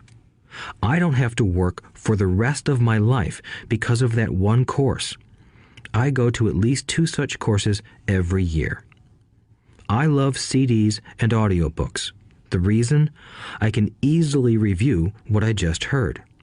I was listening to an investor say something I completely disagreed with. Instead of becoming arrogant and critical, I simply listened to that 5-minute stretch at least 20 times, maybe more. But suddenly, by keeping my mind open, I understood why he said what he said. It was like magic. I felt like I had a window into the mind of one of the greatest investors of our time.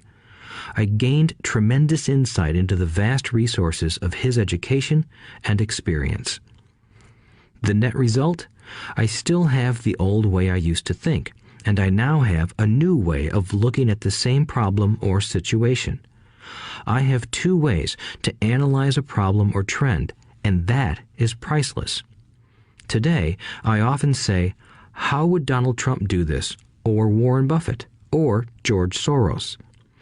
The only way I can access their vast mental power is to be humble enough to read or listen to what they have to say. Arrogant or critical people are often people with low self-esteem who are afraid of taking risks.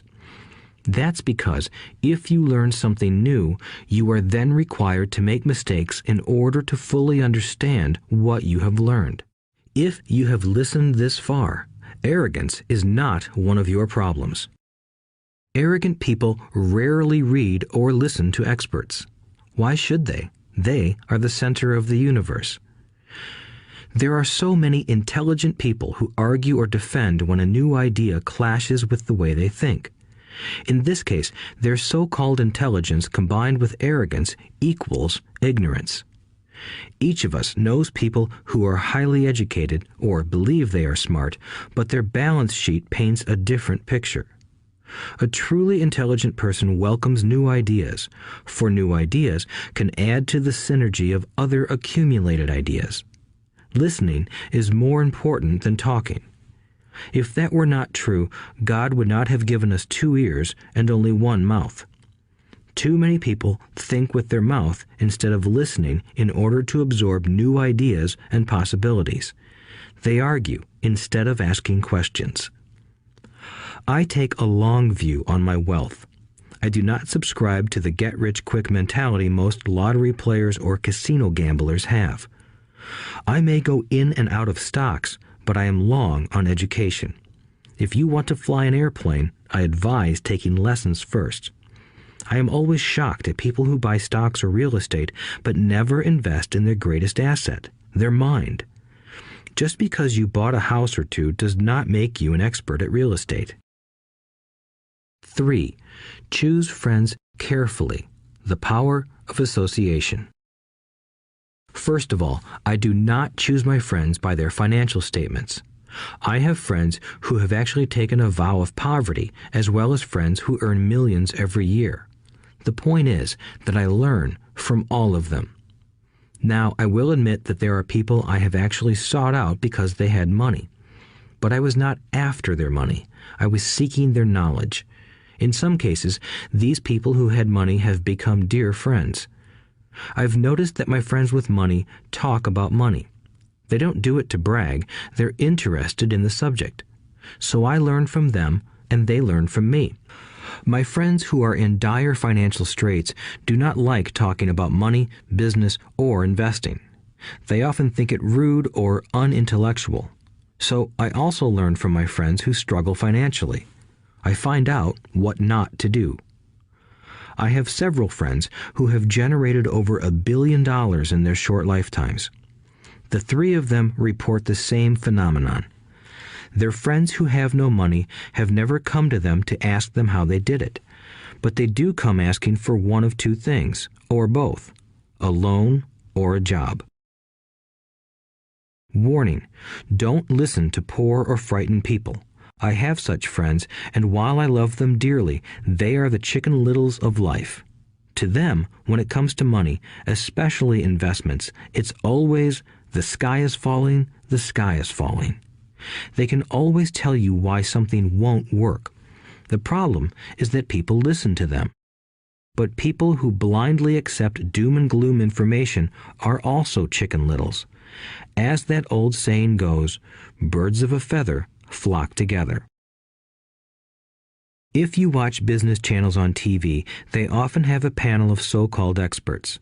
One expert will say the market is going to crash, and the other will say it's going to boom. If you're smart, you listen to both. Keep your mind open, because both have valid points. Unfortunately, most poor people listen to Chicken Little. I have had many close friends try to talk me out of a deal or an investment. Not long ago, a friend told me he was excited because he found a 6% certificate of deposit. I told him I earned 16% from the state government. The next day, he sent me an article about why my investment was dangerous. I have received 16% for years now, and he still receives 6%. I would say that one of the hardest things about wealth building is to be true to yourself and to be willing to not go along with the crowd. This is because, in the market, it is usually the crowd that shows up late that is slaughtered.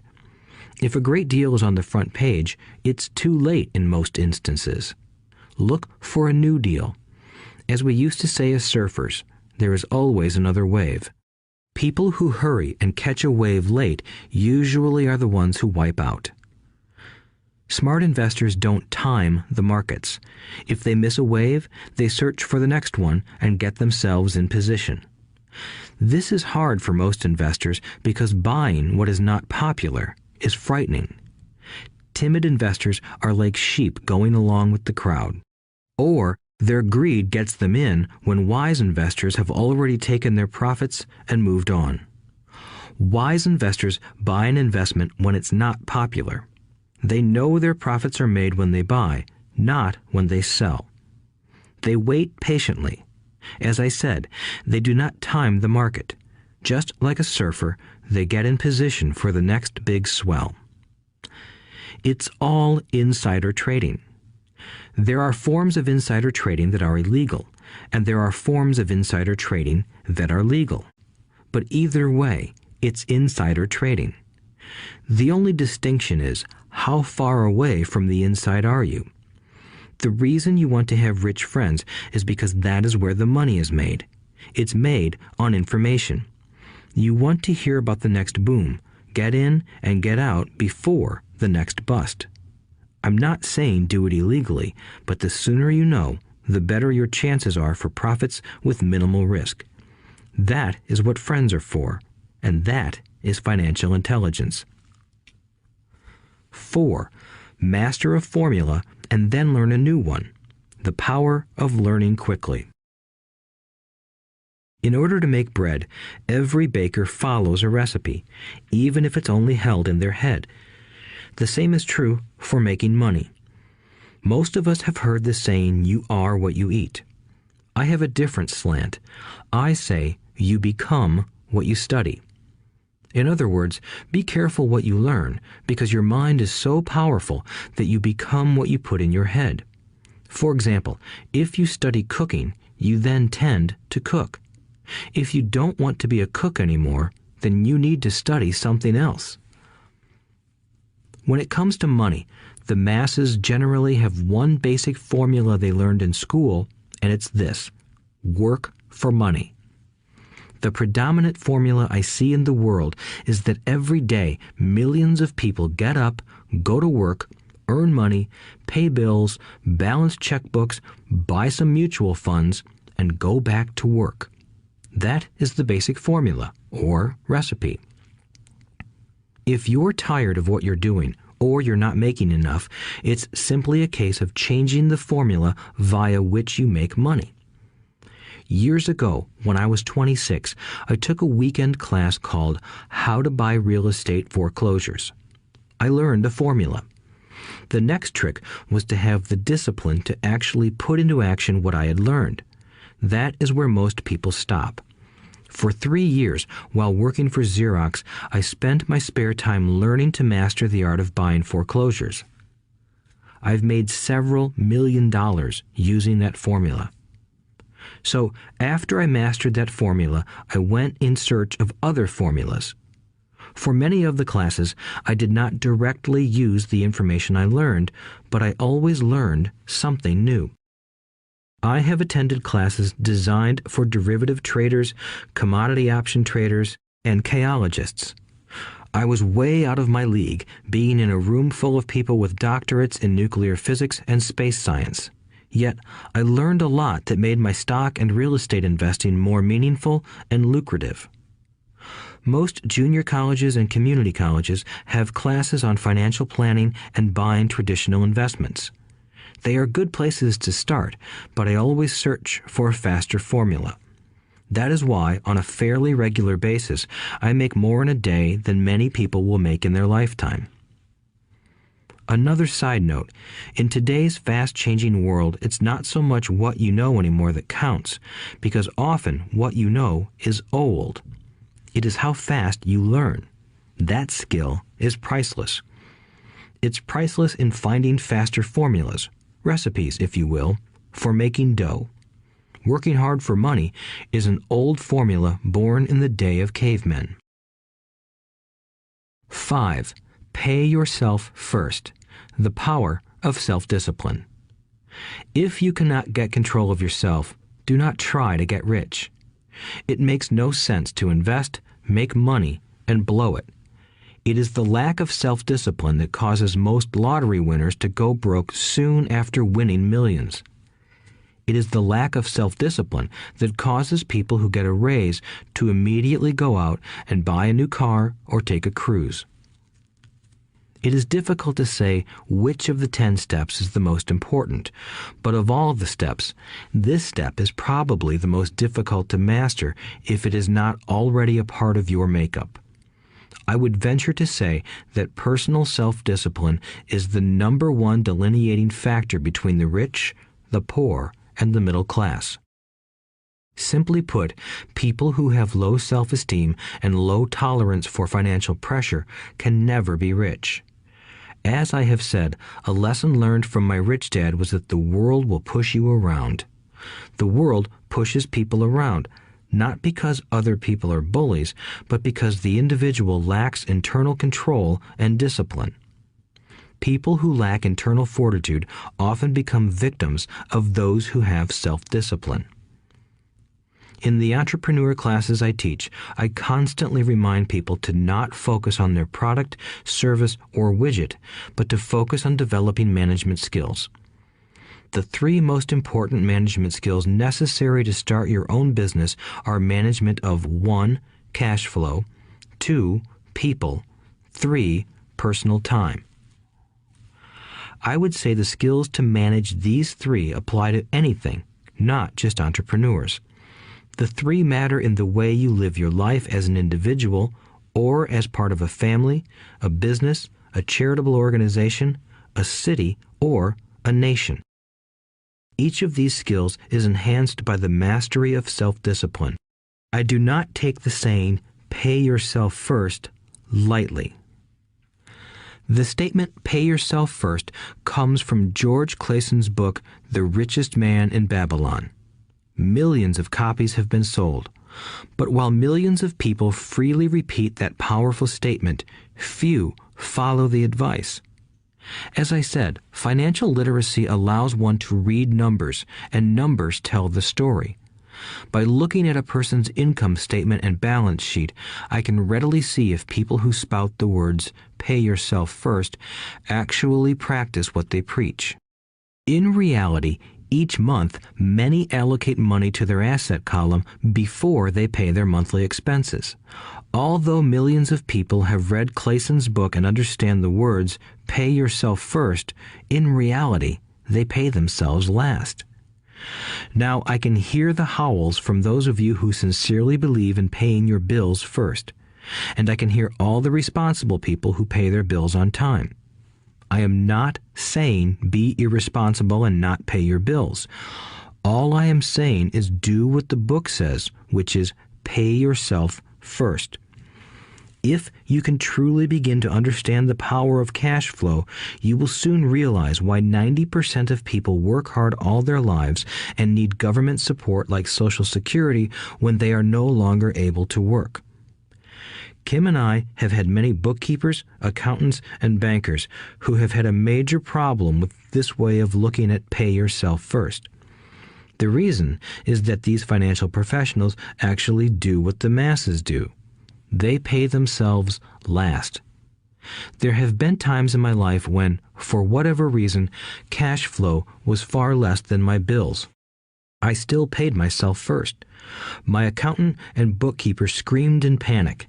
"They're going to come after you. The IRS is going to put you in jail. You're going to ruin your credit rating. They'll cut off the electricity." I still paid myself first. Why, you ask? Because that's what the story, The Richest Man in Babylon, was all about. The power of self-discipline and the power of internal fortitude. As my rich dad taught me the first month I worked for him, most people allow the world to push them around. A bill collector calls and you pay or else. A sales clerk says, "Oh, just put it on your charge card." Your real estate agent tells you, "Go ahead. The government allows you a tax deduction on your home." That is what the book is really about. Having the guts to go against the tide and get rich. You may not be weak, but when it comes to money, many people get wimpy. I am not saying be irresponsible. The reason I don't have high credit card debt and doodad debt is because I pay myself first. The reason I minimize my income is because I don't want to pay it to the government. That is why my income comes from my asset column through a Nevada corporation. If I work for money, the government takes it. Although I pay my bills last, I am financially astute enough to not get into a tough financial situation. I don't like consumer debt. I actually have liabilities that are higher than 99% of the population, but I don't pay for them. Other people pay for my liabilities. They're called tenants. So rule number 1 in paying yourself first is don't get into debt in the first place. Although I pay my bills last, I set it up to have only small, unimportant bills that are due. When I occasionally come up short, I still pay myself first. I let the creditors and even the government scream. I like it when they get tough. Why? Because those guys do me a favor. They inspire me to go out and create more money. So I pay myself first, invest the money, and let the creditors yell. I generally pay them right away anyway. Kim and I have excellent credit. We just don't cave into pressure and spend our savings or liquidate stocks to pay for consumer debt. That is not too financially intelligent. To successfully pay yourself first, keep the following in mind. 1. Don't get into large debt positions that you have to pay for. Keep your expenses low. Build up assets first. Then buy the big house or nice car. Being stuck in the rat race is not intelligent. 2. When you come up short, let the pressure build and don't dip into your savings or investments. Use the pressure to inspire your financial genius to come up with new ways of making more money and then pay your bills. You will have increased your ability to make more money as well as your financial intelligence. So many times I have gotten into financial hot water and used my brain to create more income while staunchly defending the assets in my asset column. My bookkeeper has screamed and dived for cover, but I was like a good soldier defending the fort. Fort assets. Poor people have poor habits. A common bad habit is innocently called dipping into savings. The rich know that savings are only used to create more money, not to pay bills. I know that sounds tough, but as I said, if you're not tough inside, the world will always push you around anyway. If you do not like financial pressure, then find a formula that works for you. A good one is to cut expenses, put your money in the bank, pay more than your fair share of income tax, buy safe mutual funds, and take the vow of the average. But this violates the pay yourself first rule. This rule does not encourage self-sacrifice or financial abstinence. It doesn't mean pay yourself first and starve. Life was meant to be enjoyed. If you call on your financial genius, you can have all the goodies of life, get rich, and pay bills. And that is financial intelligence. 6. Pay your brokers well. The power of good advice. Sometimes I see people posting a sign in front of their house that says, "For sale by owner." Or I see people on TV claiming to be discount brokers. My rich dad taught me to take the opposite approach. He believed in paying professionals well, and I have adopted that policy also. Today, I have expensive attorneys, accountants, real estate brokers, and stockbrokers. Why? Because if, and I do mean if, the people are professionals, their services should make you money. And the more money they make, the more money I make. We live in the information age. Information is priceless. A good broker should provide you with information as well as take the time to educate you. I have several brokers who do that for me. Some taught me when I had little or no money, and I am still with them today. What I pay a broker is tiny in comparison with what kind of money I can make because of the information they provide. I love it when my real estate broker or stockbroker makes a lot of money because that usually means I made a lot of money. A good broker saves me time in addition to making me money. Like when I bought the vacant land for $9,000 and sold it immediately for over $25,000 so I could buy my Porsche quicker. A broker is my eyes and ears in the market. They're there every day, so I do not have to be. I'd rather play golf. People who sell their house on their own must not value their time much. Why would I want to save a few bucks when I could use that time to make more money or spend it with those I love? What I find funny is that so many poor and middle-class people insist on tipping restaurant help 15 to 20%, even for bad service, but complain about paying a broker 3 to 7%. They enjoy tipping people in the expense column and stiffing people in the asset column. That is not financially intelligent. Keep in mind that not all brokers are created equal. Unfortunately, most brokers are only salespeople. They sell, but they themselves own little or no real estate. There is a tremendous difference between a broker who sells houses and a broker who sells investments. The same is true for stock, bond, mutual fund, and insurance, brokers who call themselves financial planners. When I interview any paid professional, I first find out how much property or stocks they personally own and what percentage they pay in taxes. And that applies to my tax attorney as well as my accountant. I have an accountant who minds his own business. His profession is accounting, but his business is real estate. I used to have an accountant who was a small business accountant, but he had no real estate. I switched because we did not love the same business. Find a broker who has your best interests at heart. Many brokers will spend the time educating you, and they could be the best asset you find. Just be fair, and most of them will be fair to you. If all you can think about is cutting their commissions, then why should they want to help you? It's just simple logic. As I said earlier, one of the management skills is the management of people. Many people only manage people they feel smarter than and they have power over. Many middle managers remain middle managers, failing to get promoted because they know how to work with people below them, but not with people above them. The real skill is to manage and reward the people who are smarter than you in some technical area. That is why companies have a board of directors. You should have one too. That is financial intelligence. 7. Be an Indian giver. The power of getting something for nothing. When the first European settlers came to America, they were taken aback by a cultural practice some American Indians had. For example, if a settler was cold, the Indian would give the person a blanket. Mistaking it for a gift, the settler was often offended when the Indian asked for it back.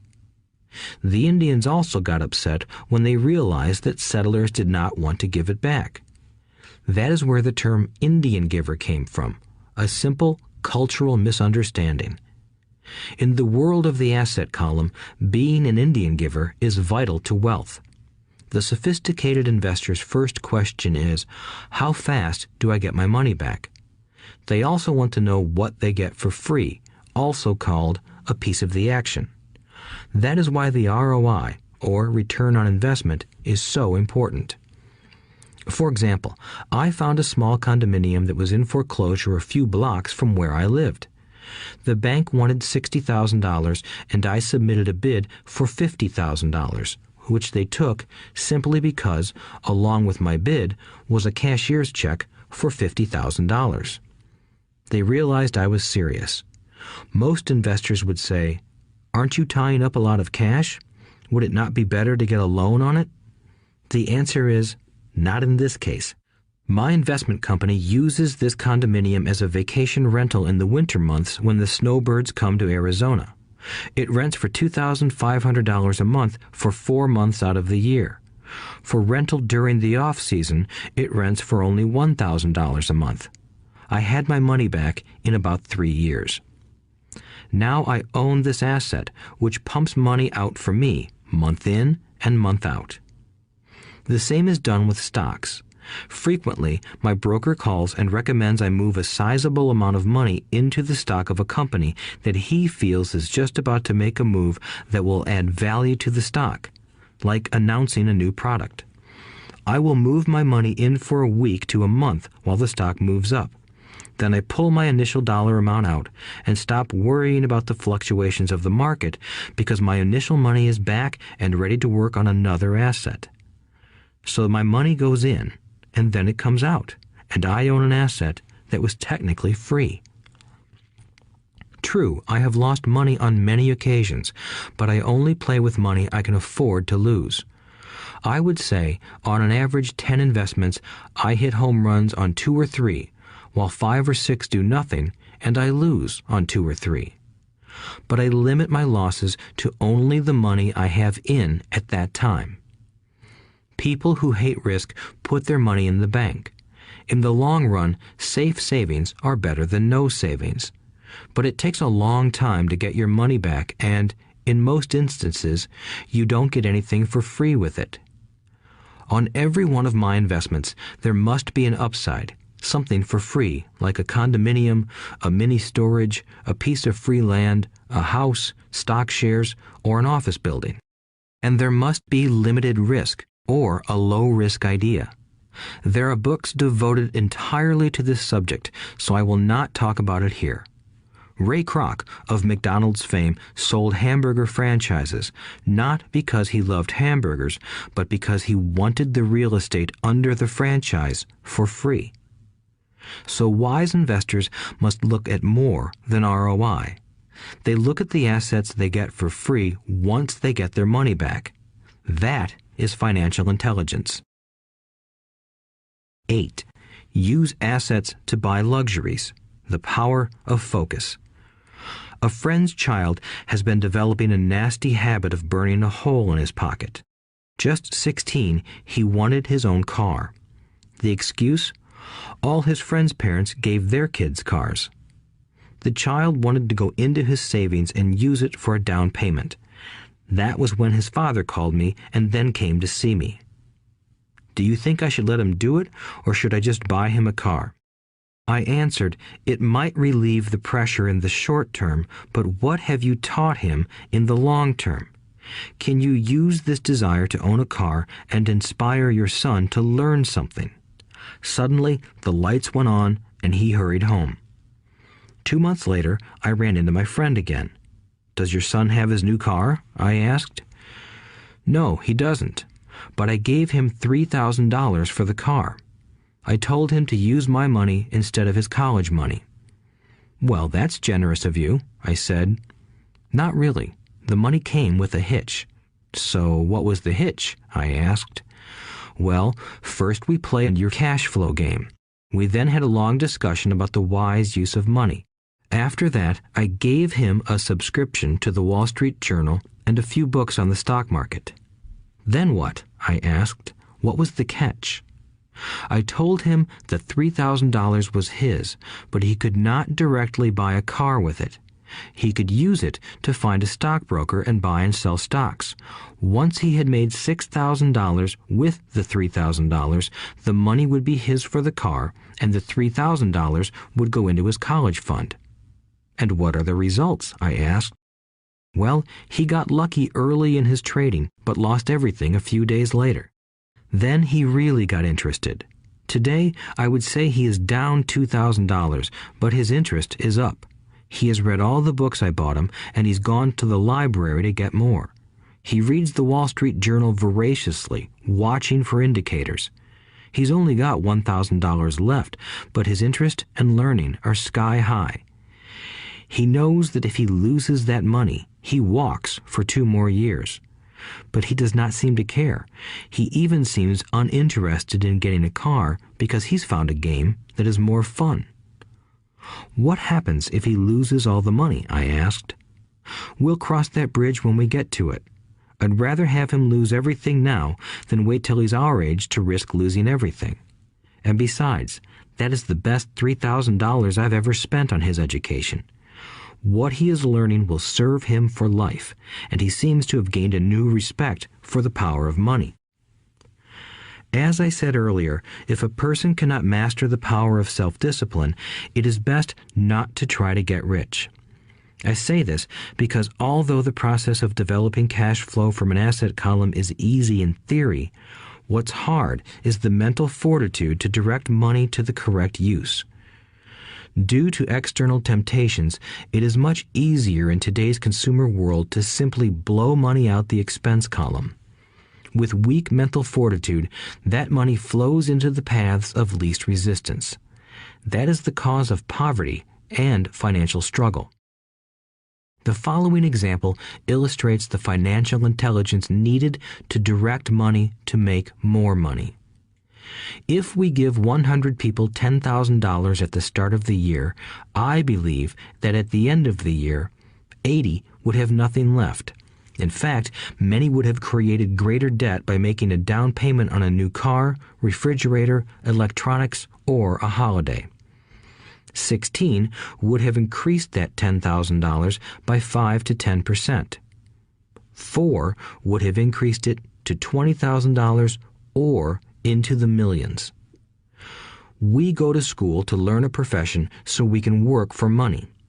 It is my opinion that it's just as important to learn how to have money work for you. I love my luxuries as much as anyone else. The difference is I don't buy them on credit. It's the keep up with the Joneses trap. When I wanted to buy a Porsche, the easy road would have been to call my banker and get a loan. Instead of choosing to focus in the liability column, I chose to focus in the asset column. As a habit, I use my desire to consume to inspire and motivate my financial genius to invest. Too often today, we focus on borrowing money to get the things we want instead of focusing on creating money. One is easier in the short term, but harder in the long term. It's a bad habit that we as individuals and as a nation have gotten into. Remember, the easy road often becomes hard, and the hard road often becomes easy. The earlier you can train yourself and those you love to be masters of money, the better. Money is a powerful force. Unfortunately, people use the power of money against themselves. If your financial intelligence is low, money will run all over you. It will be smarter than you. If money is smarter than you will work for it all your life. To be the master of money, you need to be smarter than it. Then money will do as it is told. It will obey you. Instead of being a slave to it, you will be the master of it. That is financial intelligence. 9. Choose heroes. The power of myth. When I was a kid, I greatly admired Willie Mays, Hank Aaron, and Yogi Berra. They were my heroes, and I wanted to be just like them. I treasured their baseball cards. I knew their stats, the RBIs, the ERAs, their batting averages, how much they got paid, and how they came up from the minor leagues. As a 9-year-old kid, when I stepped up to bat or played first base or catcher, I wasn't me. I pretended I was a famous baseball player. It's one of the most powerful ways we learn, and we often lose that as adults. We lose our heroes. Today, I watch young kids playing basketball near my home. On the court, they're not little Johnny. They're pretending to be their favorite basketball hero. Copying or emulating heroes is true power learning. I have new heroes as I grow older. I have golf heroes, and I copy their swings and do my best to read everything I can about them. I also have heroes such as Donald Trump, Warren Buffett, Peter Lynch, George Soros, and Jim Rogers. I know their stats just like I knew the ERAs and RBIs of my childhood baseball heroes. I follow what Warren Buffett invests in, and I read anything I can about his point of view on the market and how he chooses stocks. And I read about Donald Trump, trying to find out how he negotiates and puts deals together. Just as I was not me when I was up to bat, when I'm in the market or I'm negotiating a deal, I am subconsciously acting with the bravado of Trump. Or, when analyzing a trend, I look at it as though Warren Buffett were doing it. By having heroes, we tap into a tremendous source of raw genius. But heroes do more than simply inspire us. Heroes make things look easy. Making it look easy convinces us to want to be just like them. If they can do it, so can I. When it comes to investing, too many people make it sound hard. Instead, find heroes who make it look easy. 10. Teach and you shall receive. The power of giving. Both of my dads were teachers. My rich dad taught me a lesson I have carried all my life, the necessity of being charitable or giving. My educated dad gave a lot of his time and knowledge, but almost never gave away money. He usually said that he would give when he had some extra money, but of course, there was rarely any extra. My rich dad gave money as well as education. He believed firmly in tithing. If you want something, you first need to give, he would always say. When he was short of money, he gave money to his church or to his favorite charity. If I could leave one single idea with you, it is that idea. Whenever you feel short or in need of something, give what you want first, and it will come back in buckets. That is true for money, a smile, love, or friendship. I know it is often the last thing a person may want to do, but it has always worked for me. I trust that the principle of reciprocity is true, and I give what I want. I want money, so I give money, and it comes back in multiples. I want sales, so I help someone else sell something, and sales come to me. I want contacts, and I help someone else get contacts. Like magic, contacts come to me. I heard a saying years ago that went, "God does not need to receive, but humans need to give." My rich dad would often say, poor people are more greedy than rich people. He would explain that if a person was rich, that person was providing something that other people wanted. In my life, whenever I have felt needy or short of money or short of help, I simply went out or found in my heart what I wanted and decided to give it first. And when I gave, it always came back. It reminds me of the story of the guy sitting with firewood in his arms on a cold, freezing night. He is yelling at the pot-bellied stove, "When you give me some heat, then I'll put some wood in you." And when it comes to money, love, happiness, sales, and contacts, all one needs to remember is to give first. Often, just the process of thinking of what I want and how I could give that to someone else breaks free a torrent of bounty. Whenever I feel that people aren't smiling at me, I simply begin smiling and saying hello. Like magic, the next thing I know, I'm surrounded by smiling people. It is true that your world is only a mirror of you. So that's why I say, teach and you shall receive. I have found that the more I teach those who want to learn, the more I learn. If you want to learn about money, teach it to someone else.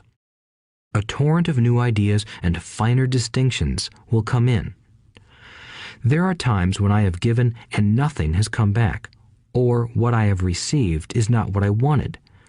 But upon closer inspection and soul-searching, I was often giving to receive in those instances, instead of giving for the joy that giving itself brings.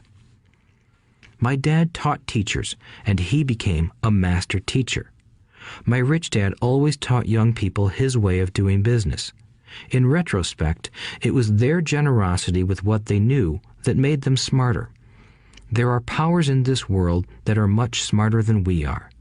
You can get there on your own, but it's easier with the help of the powers that be. You only need to be generous with what you have. Chapter 9. Still want more? Here are some to-dos. Many people may not be satisfied with my 10 steps. They see them more as philosophies than actions. I think understanding the philosophy is just as important as the action. There are many people who want to do instead of think, and then there are people who think but do not do. I would say that I am both. I love new ideas, and I love action. So for those who want a to-do list on how to get started, I will share with you some of the things I do in abbreviated form. Stop doing what you're doing. In other words, take a break and assess what is working and what is not working. The definition of insanity is doing the same thing over and over and expecting a different result. Stop doing what is not working and look for something new. Look for new ideas. For new investing ideas, I go to bookstores and search for books on different and unique subjects. I call them formulas. I buy how-to books on formulas I know nothing about. For example, in the bookstore I found the book The 16% Solution by Joel Moskowitz. I bought the book and read it, and the next Thursday I did exactly as the book said. Most people do not take action, or they let someone talk them out of whatever new formula they are studying. My neighbor told me why 16% would not work. I did not listen to him, because he's never done it. Find someone who has done what you want to do. Take them to lunch and ask them for tips and tricks of the trade. As for 16% tax lien certificates, I went to the county tax office and found the government employee who worked in that office. I found out that she, too, invested in the tax liens. Immediately, I invited her to lunch. She was thrilled to tell me everything she knew and how to do it. After lunch, she spent all afternoon showing me everything. By the next day, I found 2 great properties with her help that have been accruing interest at 16% ever since. It took a day to read the book, a day to take action, an hour for lunch, and a day to acquire 2 great deals. Take classes, read, and attend seminars. I search newspapers and the internet for new and interesting classes, many of which are free or inexpensive. I also attend and pay for expensive seminars on what I want to learn. I am wealthy and free from needing a job simply because of the courses I took. I have friends who did not take those classes who told me I was wasting my money, and yet they're still at the same job. Make lots of offers. When I want a piece of real estate, I look at many properties and generally write an offer. If you don't know what the right offer is, neither do I. That is the job of the real estate agent. They make the offers. I do as little work as possible. A friend wanted me to show her how to buy apartment houses. So one Saturday, she, her agent, and I went and looked at 6 apartment houses. 4 were dogs, but 2 were good. I said to write offers on all 6, offering half of what the owners asked for. She and the agent nearly had heart attacks. They thought it was rude and would offend the sellers, but I really don't think the agent wanted to work that hard. So they did nothing and went on looking for a better deal. No offers were ever made, and that person is still looking for the right deal at the right price. Well, you don't know what the right price is until you have a second party who wants to deal. Most sellers ask too much. It is rare that a seller asks a price that is less than something is worth. Moral of the story: make offers. People who are not investors have no idea what it feels like to try to sell something. I have had a piece of real estate that I wanted to sell for months. I would have welcomed any offer. They could have offered me 10 pigs and I would have been happy. Not at the offer, but just because someone was interested. I would have countered, maybe for a pig farm in exchange. But that's how the game works. The game of buying and selling is fun. Keep that in mind. It's fun and only a game. Make offers. Someone might say yes. I always make offers with escape clauses. In real estate, I make an offer with language that details subject to contingencies, such as the approval of a business partner. Never specify who the business partner is. Most people don't know that my partner is my cat. If they accept the offer and I don't want the deal, I call home and speak to my cat. I make this ridiculous statement to illustrate how absurdly easy and simple the game is. So many people make things too difficult and take it too seriously. Finding a good deal, the right business, the right people, the right investors, or whatever is just like dating. You must go to the market and talk to a lot of people, make a lot of offers, counter-offers, negotiate, reject, and accept. I know single people who sit at home and wait for the phone to ring, but it's better to go to the market, even if it's only the supermarket. Search, offer, reject, negotiate, and accept are all parts of the process of almost everything in life. Jog, walk, or drive a certain area once a month for 10 minutes. I have found some of my best real estate investments doing this. I will jog a certain neighborhood for a year and look for change.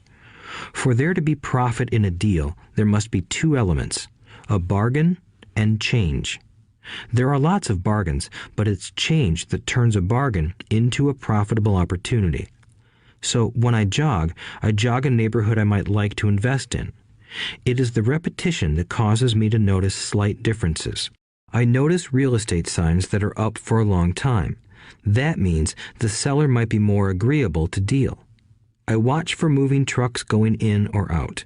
I stop and talk to the drivers. I talk to the postal carriers. It's amazing how much information they acquire about an area. I find a bad area, especially an area that the news has scared everyone away from. I drive it for sometimes a year, waiting for signs of something changing for the better. I talk to retailers, especially new ones, and find out why they're moving in. It takes only a few minutes a month, and I do it while doing something else, like exercising or going to and from the store. Shop for bargains in all markets. Consumers will always be poor. When the supermarket has a sale, say on toilet paper, the consumer runs in and stocks up. But when the housing or stock market has a sale, most often called a crash or correction, the same consumer often runs away from it. When the supermarket raises its prices, the consumer shops somewhere else. But when housing or the stock market raises their prices, the same consumer often rushes in and starts buying. Always remember, profits are made in the buying, not in the selling. Look in the right places.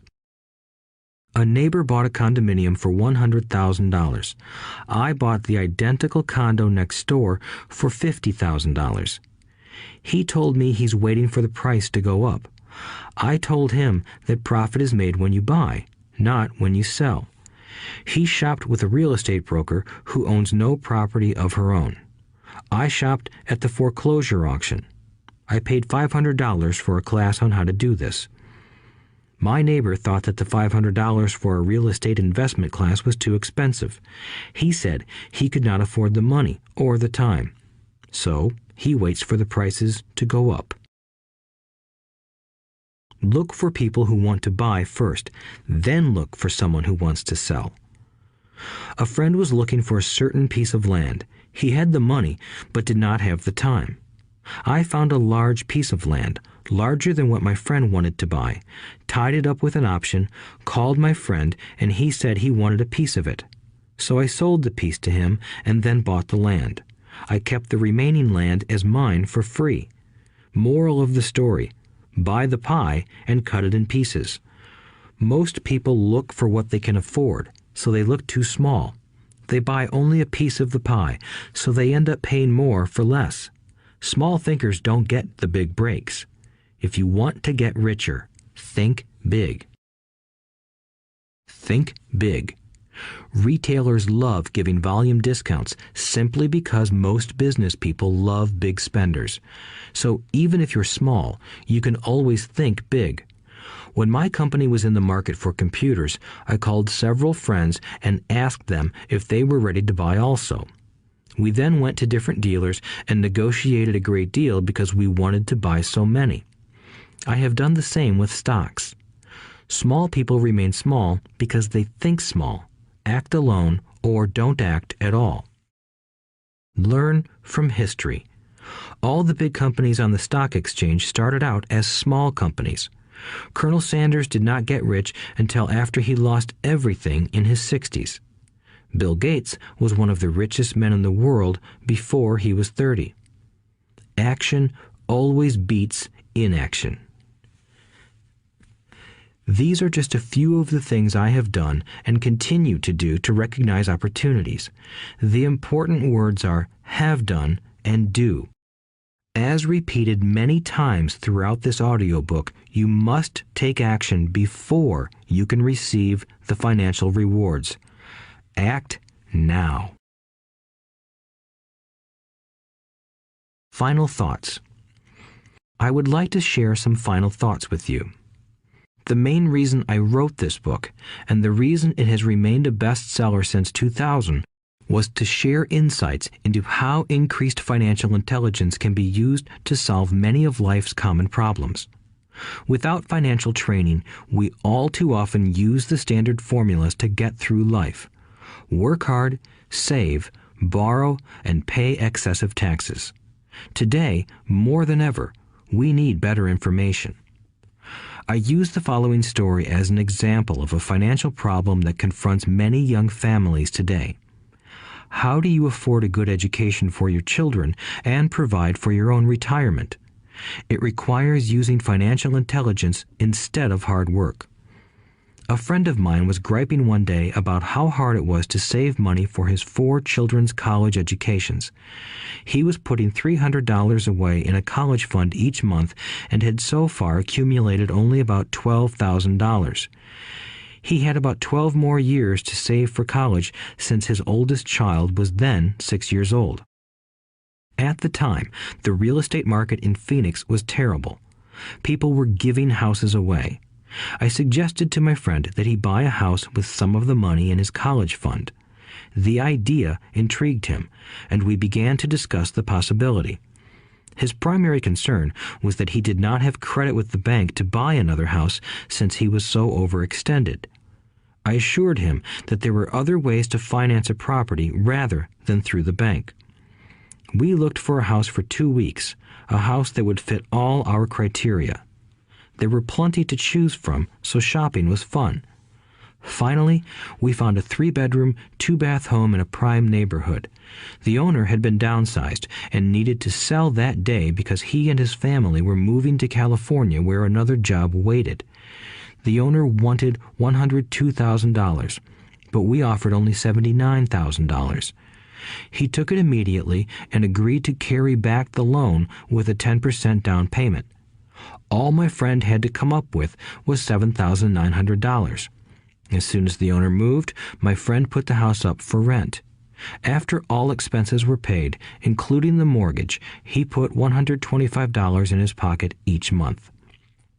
His plan was to keep the house for 12 years and let the mortgage get paid down faster by applying the extra $125 to the principal each month. We figured that in 12 years, a large portion of the mortgage would be paid off and he could possibly be clearing $800 a month by the time his first child went to college. He could also sell the house if it had appreciated in value. 3 years later, the real estate market greatly improved in Phoenix, and he was offered $156,000 for the same house by the tenant who lived in it. Again, he asked me what I thought.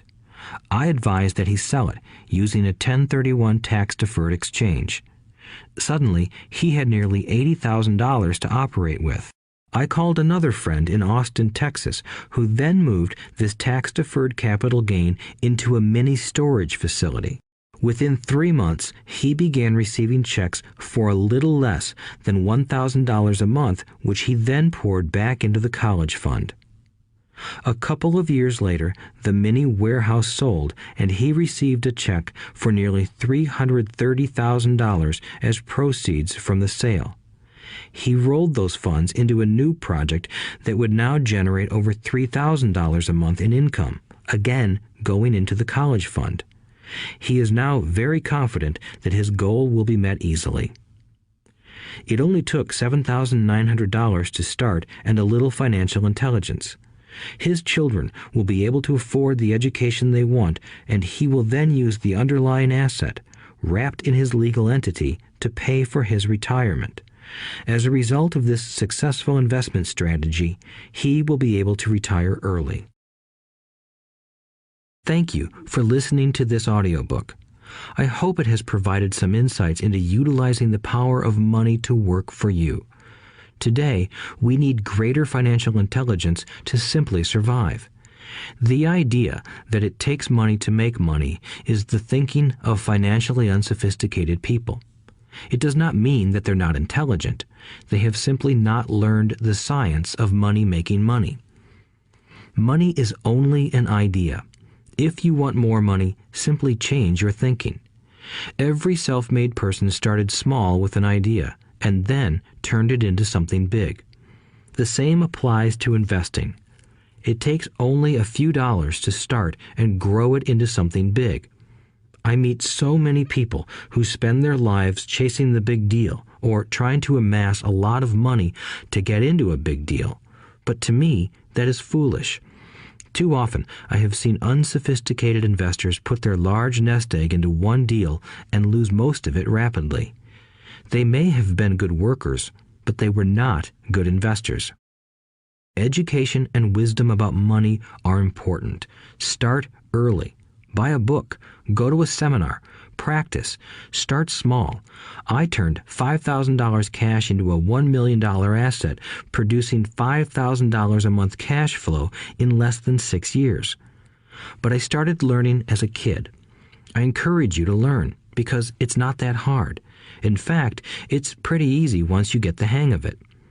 I think I have made my message clear. It's what is in your head that determines what is in your hands. Money is only an idea.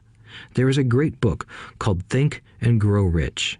The title is not Work Hard and Grow Rich.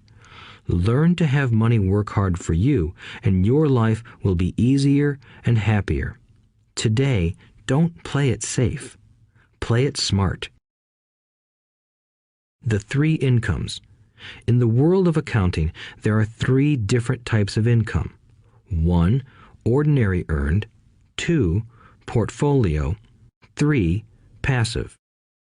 When my poor dad said to me, "Go to school, get good grades, and find a safe, secure job," he was recommending I work for earned income. When my rich dad said, "The rich don't work for money, they have their money work for them," he was talking about passive income and portfolio income. Passive income, in most cases, is income derived from real estate investments. Portfolio income is income derived from paper assets such as stocks and bonds. Portfolio income is the income that makes Bill Gates the richest man in the world, not earned income. Rich Dad used to say, the key to becoming wealthy is the ability to convert earned income into passive income or portfolio income as quickly as possible. He would say, taxes are highest on earned income. The least taxed income is passive income.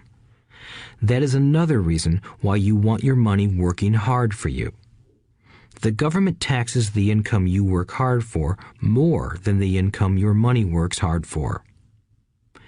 In my second book, Rich Dad's Cash Flow Quadrant, I explain the 4 different types of people who make up the world of business. They are E, employee, S, self-employed, B, business owner, and I, investor. Most people go to school to learn to be an E or an S. The cash flow quadrant is written about the core differences of these 4 types and how people can change their quadrant. In fact, most of our products are created for people in the B and I quadrants.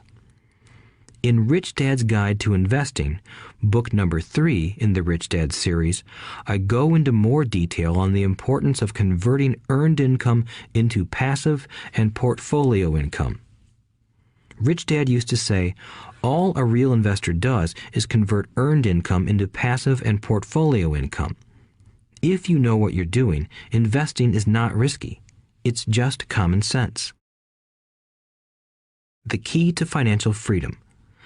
The key to financial freedom and great wealth is a person's ability to convert earned income into passive and/or portfolio income. My rich dad spent a lot of time teaching Mike and me this skill. Having this ability is the reason my wife Kim and I are financially free, never needing to work again. We continue to work because we choose to. Today, we own a real estate investment company for passive income and participate in private placements and initial public offerings of stock for portfolio income. We also went back to work to build a financial education company so that we can continue to create and publish books and games. All of our educational products are created to teach the same skills my rich dad taught me, the skills of converting earned income into passive and portfolio income. The games we create are important because they teach what books cannot teach. For example, you would never learn to ride a bicycle by only reading a book. Our cash flow games for adults and cash flow for kids game are designed to teach players the basic investment skills of converting earned income into passive and portfolio income. They also teach the principles of accounting and financial literacy. These games are the only educational products in the world that teach people all of these skills simultaneously. Cash Flow 202 is the advanced version of Cash Flow 101 and requires the game board from 101 as well as a full understanding of 101 before it can be played. Cash Flow 101 and Cash Flow for Kids teach the principles of fundamental investing. Cash Flow 202 teaches the principles of technical investing. Technical investing involves advanced trading techniques such as short selling, call options, put options, and straddles. A person who understands these advanced techniques is able to make money when the market goes up, as well as when the market comes down. As my rich dad would say, a real investor makes money in an up market and a down market. That is why they make so much money. One of the reasons they make more money is simply because they have more self-confidence. Rich Dad would say they have more self-confidence because they are less afraid of losing.